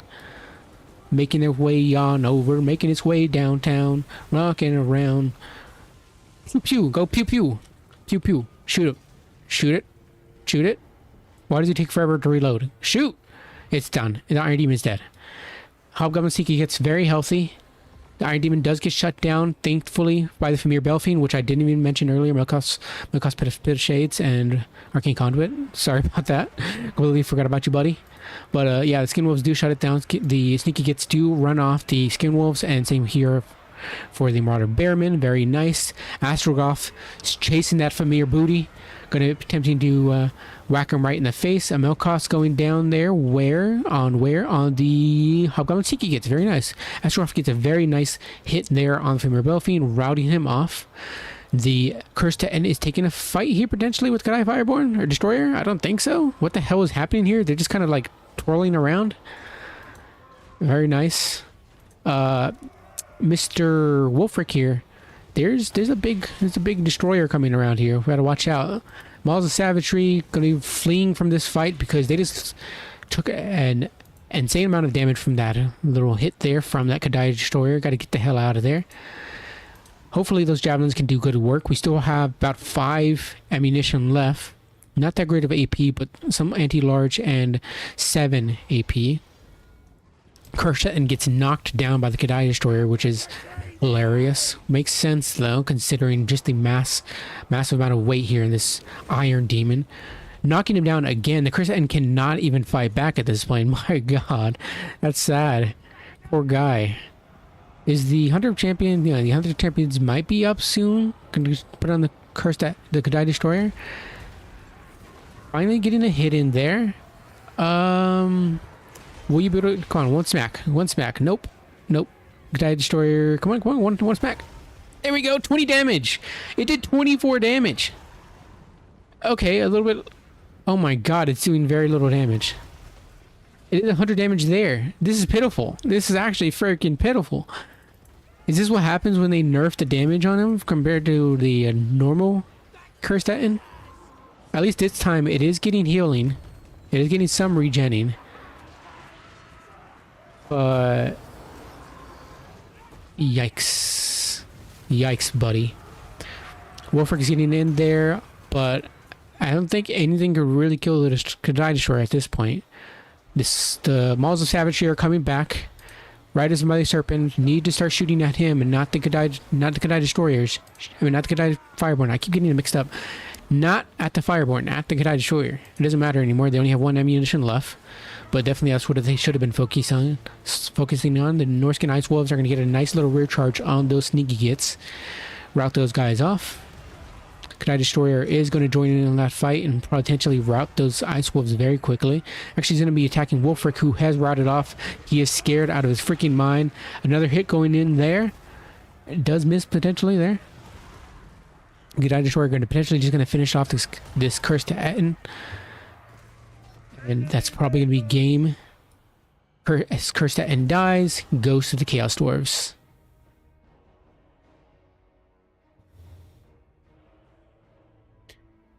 Armored have a niche where Arwar just get Vanguard though? Really? Is that really all they get just aside from stat buffs? That's kind of insane. Kind of wish the armored versions had the benefit of having like either a little bit more armor or better AP values to make up for the extra cost.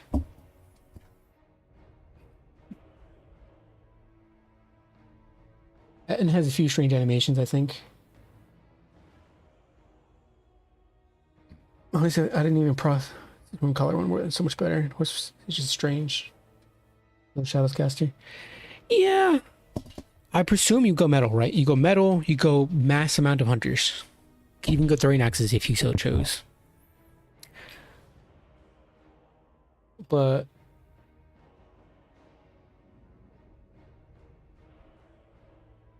the only skirmish cab I can imagine seeing you bring against Chaos Dwarves is just the ROR.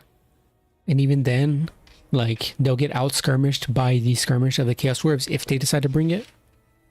So, but yeah, the Curse to End was a weird choice. I mean, I brought it against High Elves. Was it High Elves? It was... Who was it against? I think it was Vampire Counts. Can't remember. It did pretty decent. It's just, man, it like the animations are so freaking weird. But clearly, yeah, the original end is just so much freaking better. I don't know why they made the rune color like this. Like, if even flow is not even a good spell, just give it either three casts of, or switch that one out. It's not good. And also give it back its weapon strength. Like, why did you nerf the weapon strength so much compared to the normal one? And I know why, but that's not purely the reason why the weapon strength, why the original Curse at End is so good.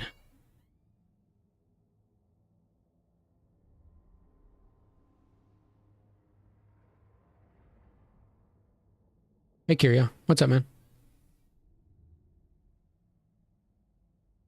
I go trans and forward javelin 100%. Yeah, definitely. I can imagine that's the biggest weakness against Chaos. That's why I pretty much never play that matchup if I have the choice, because my God, Lore of Metal and then javelins on top of it is just such pain and suffering. And final trans to punish trains and then Kadai renderers as well. Renderers as well. And yeah, rune color when AP is not that big of an issue and flocks are strong, it has its niche. Very small niche though, definitely though. Yeah. Absolutely. Pretty much Flock of Doom is its only good spell. the Doom and Darkness is okay, but it's too slow to couple it with like a leadership bomb. Like maybe if you coupled that, maybe if it was Doom and Darkness and you had, I don't know, a Froststorm or something, you could put leadership bomb something, but that's not worth it. That's still not worth it for such an expensive piece of a rune caller. I would say just give it back. Give it back the AP that the normal Kirsten has. It also has like dramatically. I forgot. I compared the stats recently, and it was not good. I mean, let me check it out a little while. 1695 here for Mr. Astrogoth. He did pretty solid there. Very nice against the Norskin side. 3023 value on the Destroyer. Yeah, baby, let's go! Woo! Good Destroyer, woo! That's what I'm talking about. Let's freaking go. 1694 and 1235 here on Kadai Reborn. They did pretty solid. Nice. That's without even a healer on them. A sorcerer to heal them up. 1175 there on Hashut's Dark Ravishers. They did pretty okay as well. The train, not so great. 836 here for Mr. Wolfric. Definitely Shadows is not the way with the Pit of Shades and Melkoths. I don't know what 60 Boy was thinking, but he was high off his marbles. 1334 on the Rune Caller. That's about what I got on mine when I played with him. But still not great. Definitely the weakness of the build. 1047 here on the Riders of the Mighty Serpent. Throwing Axes did 727. Not bad. Everything else did fine. The ROR, you said they lose speed as well. That is unfortunate. The armored version, they lose speed. That's... Why would they lose speed, man? I understand the concept, like they're putting more armor so they're slower, but no, man. Just give them back their speed. 1114. Not a great showing, but not the best. I can imagine Skin Wolves are pretty painful when it comes to trying to fight Kadai Fireborn or Destroyers. But yeah, solid match. That'll be... We're going to our 5th freaking game. This is the longest match I've had so far. Insane. Let's see. So 2-2 for these guys. Let me check. Basically, I just kind of overtuned all armor, lose speed. Skin Wolves didn't even get brought back speed after the speed creep for all cavalry. Yeah, that's... Considering the speed creep for the Cav, you'd think that the Skin Wolves would get some treatment, but they didn't. Not even with the Norskin update. I don't understand why they do this. If they're going to visit a roster, take a look at all the overall roster, not just the small pieces of it. Because the Skin Wolves should get the speed to match up with the fact that the Cavs got a speed bonus overall.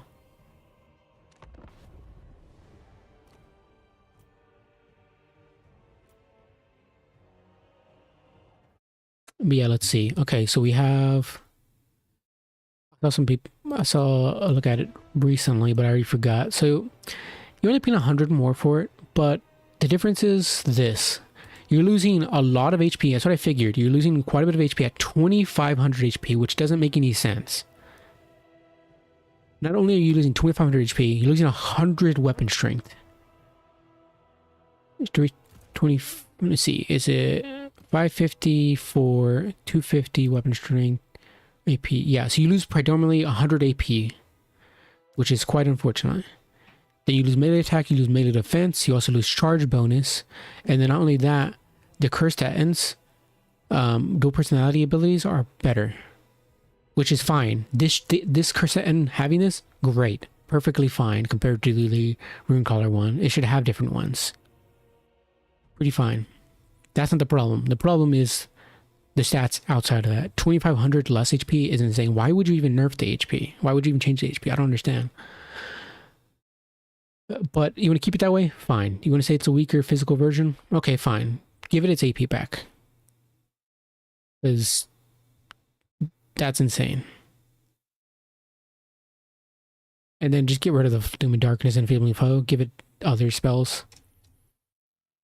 Like maybe you can give it, oh, I don't know. Let me think. Let me try to think here. You could give it Aspect to the Dread Knight so it could play a full support like it's supposed to. You could also...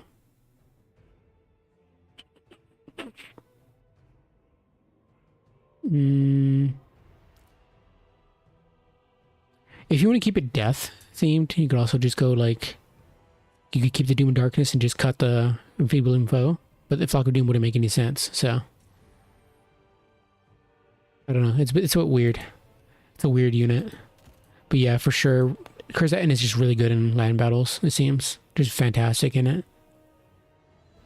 You get 39 speed base, and then when they get Betrayer, which is when they have 50% HP higher, they get 20% speed, Unyielding Diesel, and then Devastating Flanker on top of that. Plus 20% charge speed, which is pretty crazy. I love that. That's so funny. A Vanguarded Giant.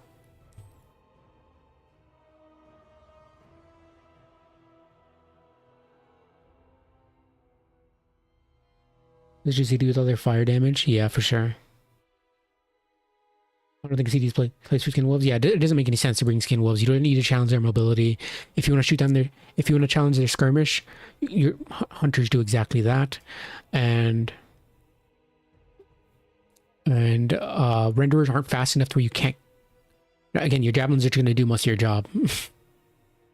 Let's see here. I was going to look at. Oh yeah, I'm literally on the roster.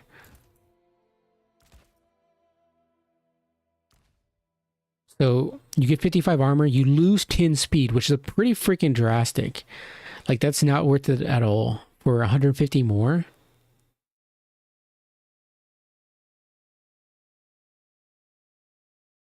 Okay, if you wanna argue armor makes you slower, fine. Give it AP.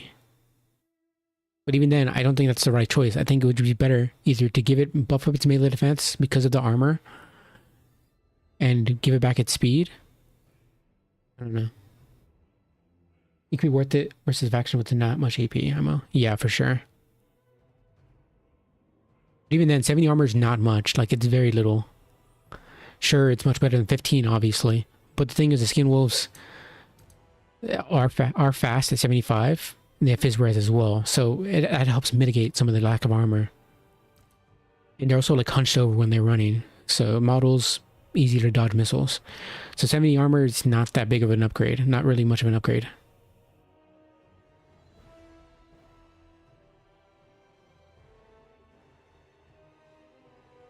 I can see them being used against greenskins, right? Or like, because I mean, Spear Riders do have AP, but they're not that great of melee defense, and their bows don't have that much AP either. What else? I could see them being used against.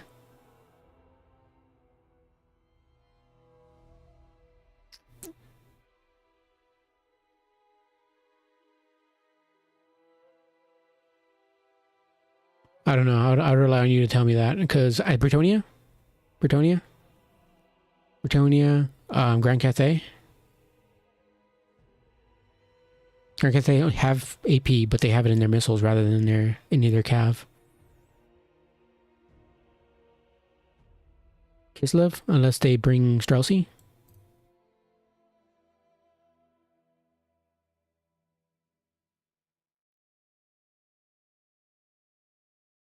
Yeah, what I see with greenskins is normal Skin Wolves and Ice Wolves coupled together. Pretty much all the time. I don't ever see armored Skin Wolves.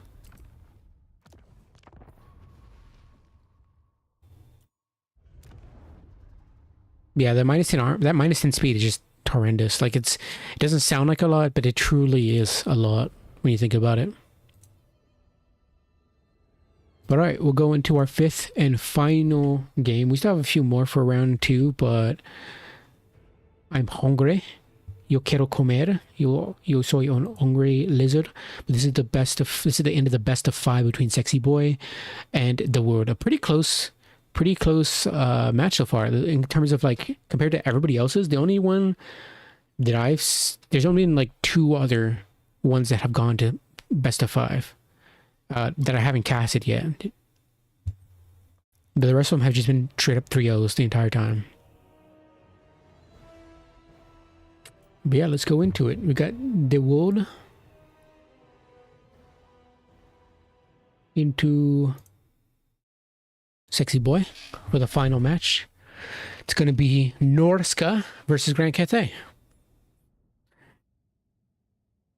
And we're seeing some Famir. Oh yeah, just some basic Famir. No great weapons either. I mean, why would you need them, I guess? And then double Chimera. The dreaded freaking double Chimera. Yuck. Yuck.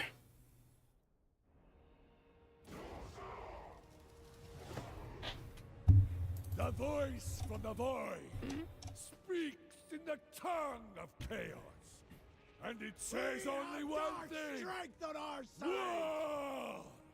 Okay, you guys gonna keep yelling? Cool. Congrats on your monologues. I was wondering why this build was so small. It's because the Great Shaman is on a freaking mammoth.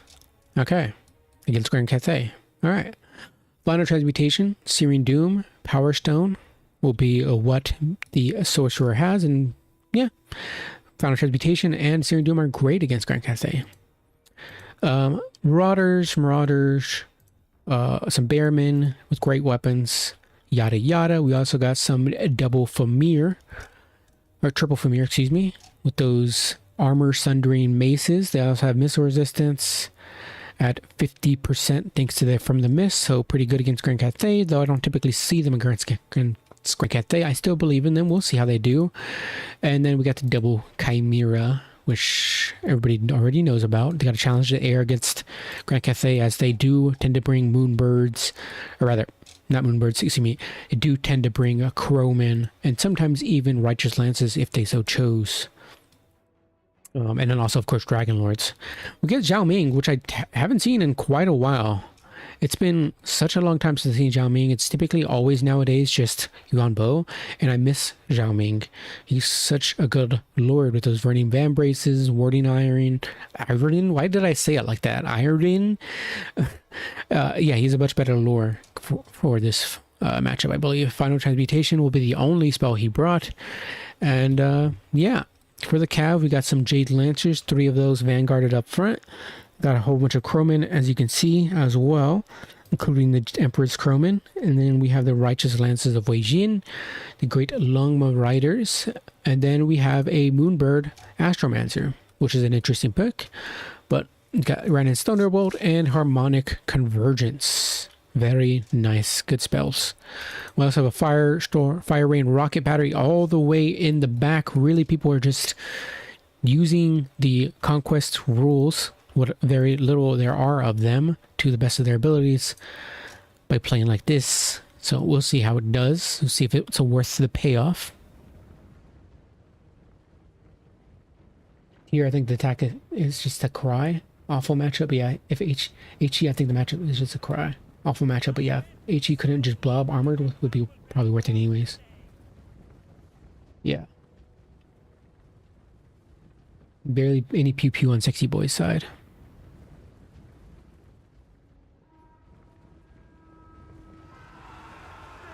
Yeah, for sure. Jade Lancers get a cheeky little charge there on the Marauders, doing okay, not too bad. Not incredible amounts of damage, but decent enough.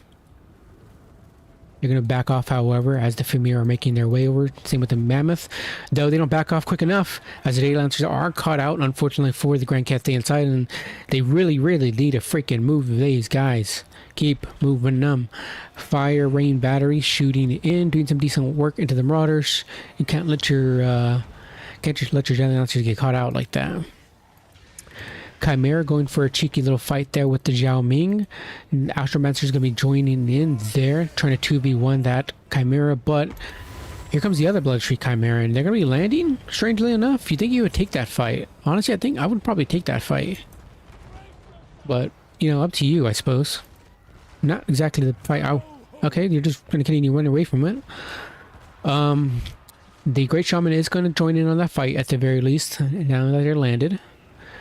The Emperor's Crowmen are going to take the fight with the Marauders, going to rear charge them, while the other two take that rear charge as well against the Marauders. Going to be riding those guys off very quickly. Very nicely played by Grand Cathay. The Fire Rain Battery, Fire Rain Rocket continuing to shoot in, doing some decent damage here and there, but mostly inaccurate. Where did the Lords go? They did leave out. Double Bloodstreak Chimera did maybe go after him a little bit too long, but it's fine. They're perfectly healthy. trying to stay in the range of the mammoth thanks to those buffs. But the thing is, when you're playing like that very blobbish style, you're going to be susceptible to the air force of the Empress Crowman and the Peasant Horsemen. I mean, the Empress Crowman and the Righteous Lances. And on top of that, they fire rain rocket too, if you just let them continue shooting. But it is so far away that it's very, very inaccurate at this point, so...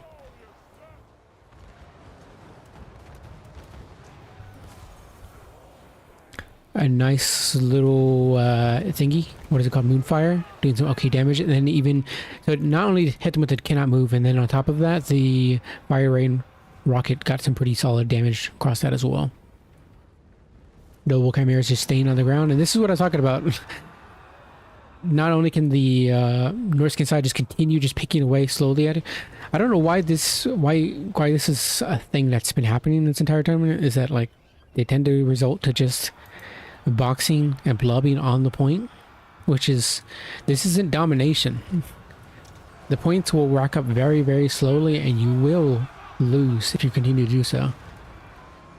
Trying to hope that the double chimeras, I guess, will save them while they blob with the sorcerer, but I don't know. I don't believe in it. Balance power already not looking to be in their favor. The Astromancer may be getting a little bit too caught out there with the double chimeras here, but Zhao Ming is here as well. They're not able to push past, funnily enough, despite being a massive freaking dragon. You will slowly whittle away at these Premier warriors as their leadership starting to get close to wavering. But they do bounce back up, and then a final transmutation goes and overcasted on top of the Zhao Ming, the Peasant Horseman, and Astromancer a little bit, tickles them, but they do get back up in the air, and now Zhao Ming is the only one taking that damage. Very nice final transmutation, however. Looking pretty scary.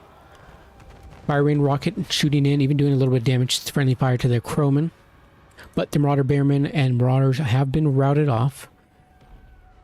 If they can catch out this single Chimera, that'd be very nice, but it would not be an easy feat thanks to that immune to flanking. Jade Lancer is holding back.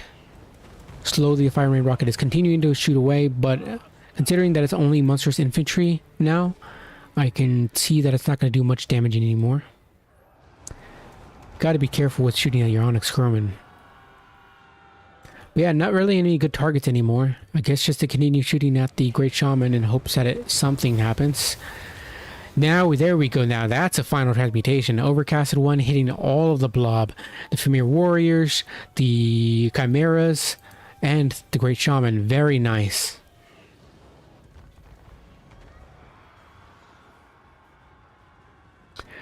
But yeah, mostly just more blobbing on the point. We're just going to have to we're just going to fast forward here.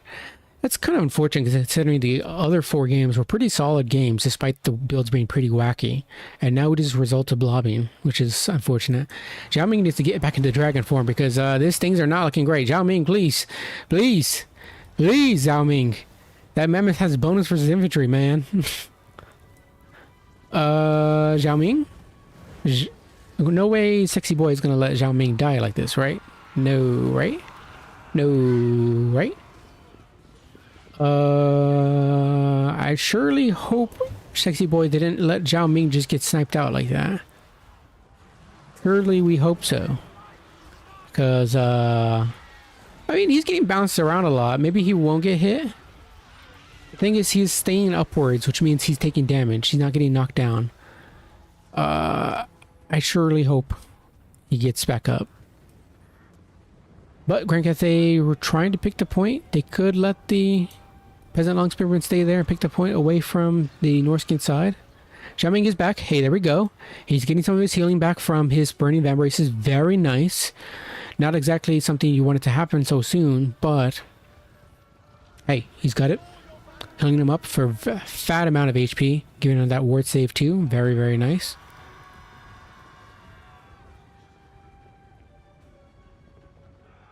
And now Grand Cathay is just going to blob on the point. This is certainly a game for sure.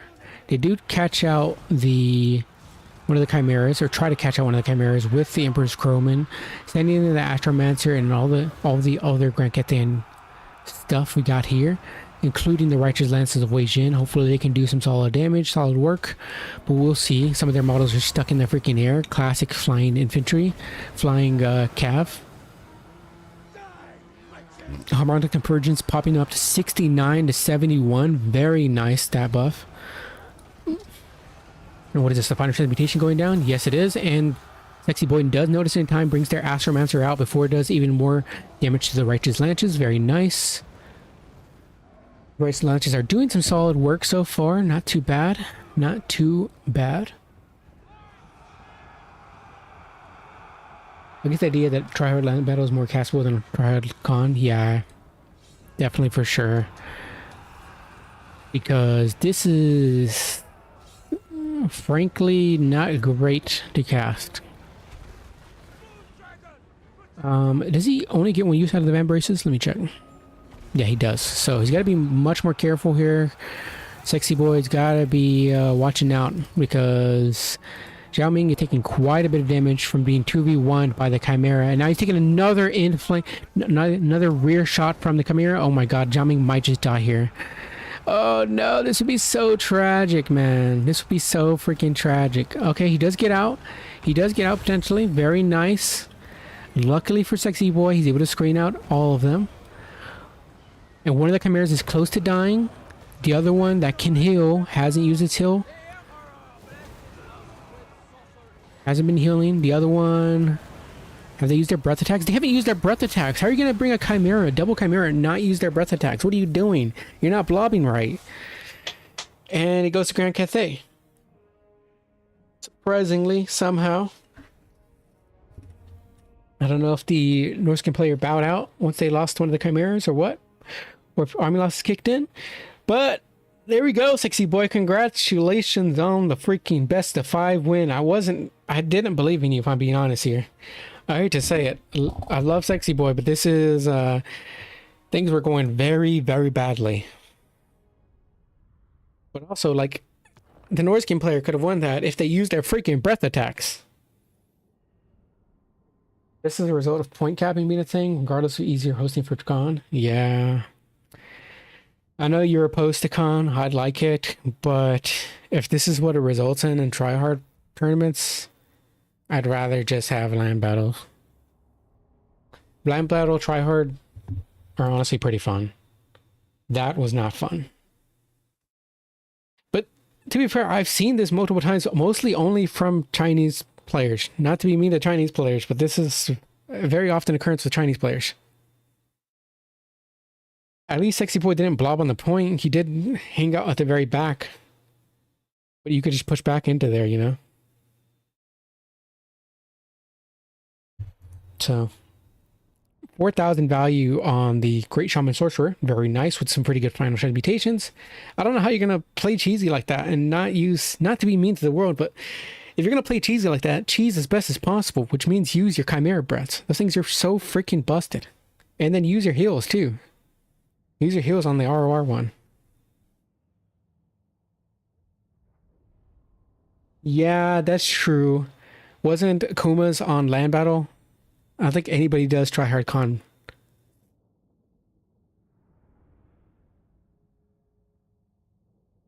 Everything else. What I'm saying, from the NA and EU players that we have in this tournament, none of them have done that.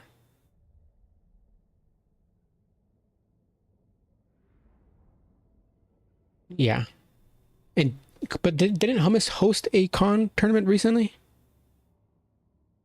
Like, it was his only tournament that he hosted recently that was tryhard. I don't remember there being any issues with that, honestly. It was like for like a $20 Steam gift or something. Or $15, I'm not sure. But hey, look at that. Pretty good. 1645. Good to see Chimeras not get 4,000 value each, but you know, 345, 3449 on my boy Zhao. Let's go. I love Zhao. I freaking hate Yanbo. It was cool seeing the Executioner execution ability go off though. On the other game against, I think it was against you, Butcherbird. That was pretty awesome. Against your Exalted Lord of Change. That was pretty cool. I gotta admit, that was fun. Don't see that often. 1535. He still lost. That person still lost the game, of course, but because they're up against Butcherbird. But still, 1535 on the Righteous Lances of Wei Jin. Not bad. And 1223 on the Fire Rain Rocket. Or it was a pretty horrible strat. It was just literally Lord Snipe against you, which was like, against Zinch? Okay, I mean, big deal. Sure, they can't cast much spells anymore, but the rest of their army roster is incredibly strong, and they don't suffer from leadership issues. So then again, I'm not sure Norska has chances here. Maybe post DLC is playable. Or I guess you were talking about this one as well. But yeah, not a horrible strat for Norska's side as well.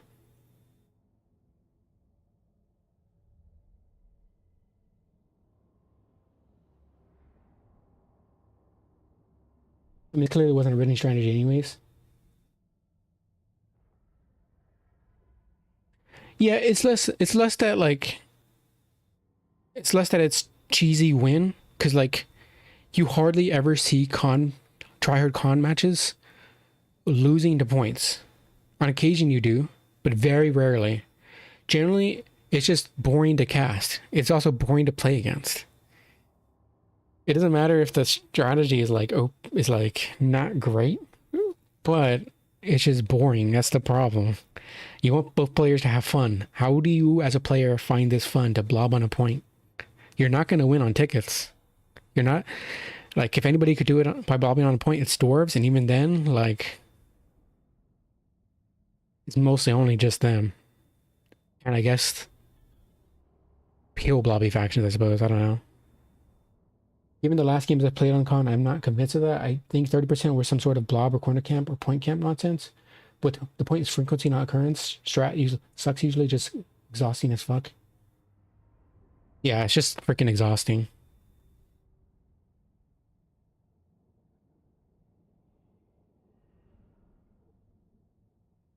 I'm fine with tryhard conquest tournaments if you can trust the players. Is the thing. If you can't trust the players to play for fun, then like that's the only problem. Like if I were to host a tryhard tournament, I would ask that anybody who feels like they're gonna camp or just straight up implement a single rule. You cannot camp on the point. You have to move. Like that, I know it's fruit rules, basically, but like just you shouldn't have to ask that though. It's a thing. That's why That's why people play con tournaments, because there shouldn't have to be rules for this. But people are shitheads. The rule should just be: don't be a boring shithead. Don't be fucking boring.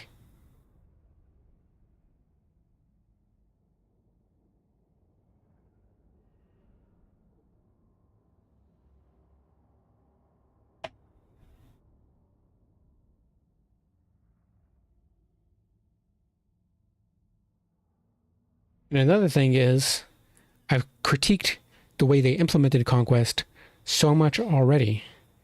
And I'm not going to do it again because I'll go on a tangent about how much they differed from Land Battle with Caps. Land Battle with Caps. The mod was infinitely better than Conquest. The only thing that's good here about Conquest is the fact that they were able to actually get it to function properly on its own separate game mode, but that's only because they actually own and run the game. Everything else... Oh, and also they were able to get rid of army losses. Because in Land Battle with Caps, there was no army losses because they couldn't implement it. Alright, what I meant to say was, in Land Battle with Caps, they couldn't implement army losses, is what I meant to say. In this one, they can. They have army losses. Reverse. But yeah, I hate the way they implemented Conquest. I hate that you can't conquest. I hate that you can't contend the point. I hate how slow the ticket generation is. I hate a lot of things about it, but you know, A lot of people were just divisive about it in general ever since it came out. So.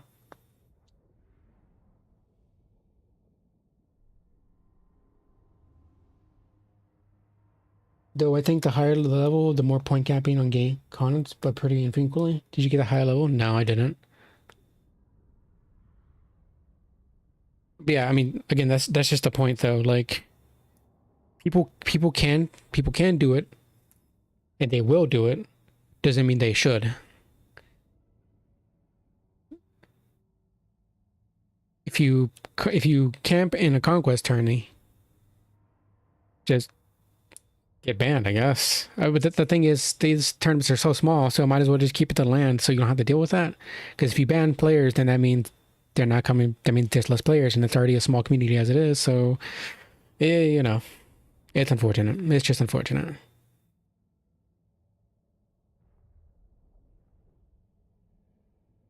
But maybe it would hurt quick battle. Yeah.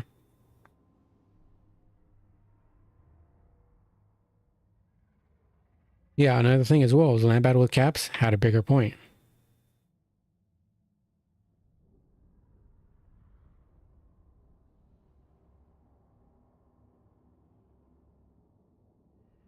Yeah. Yeah, it's a point of contention. Have a lot of things to say about Conquest, but I also have a lot of things to say about Total Warhammer 3 in general, so it's nothing new. But hey, let's root for Sexy Boy. He freaking won. 3-2. It was a struggle. It was a freaking struggle, Sexy Boy. Somebody's gonna have to have a talk with Sexy Boy because his builds in this best of 5 were not great. Were a bit strange and funky, and something is going on with Sexy Boy, especially that Wood Elves one. But Sexy Boy won. Congratulations to Sexy Boy. He's the GOAT. Let me mark it 3-2. Very solid. Very well played by him. Especially in that Kislevites match against Corn.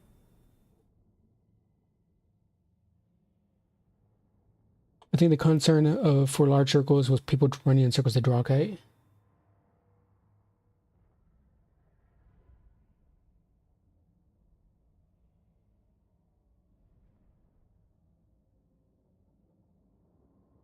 Yeah, I agree. Yeah, I definitely agree for sure as well, Curio.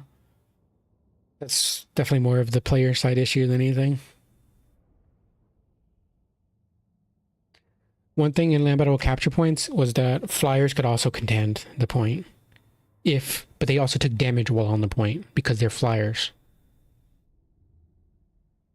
They like straight up took points like because they're not only they're flyers trying to capture a point, but it was like a way of balancing it. Like if like an Exalted Lord of Change sat on the point, he was slowly taking passive damage from taking it instead of being an infantry model or like instead of being like an infantry unit or monstrous infantry, etc. Cav.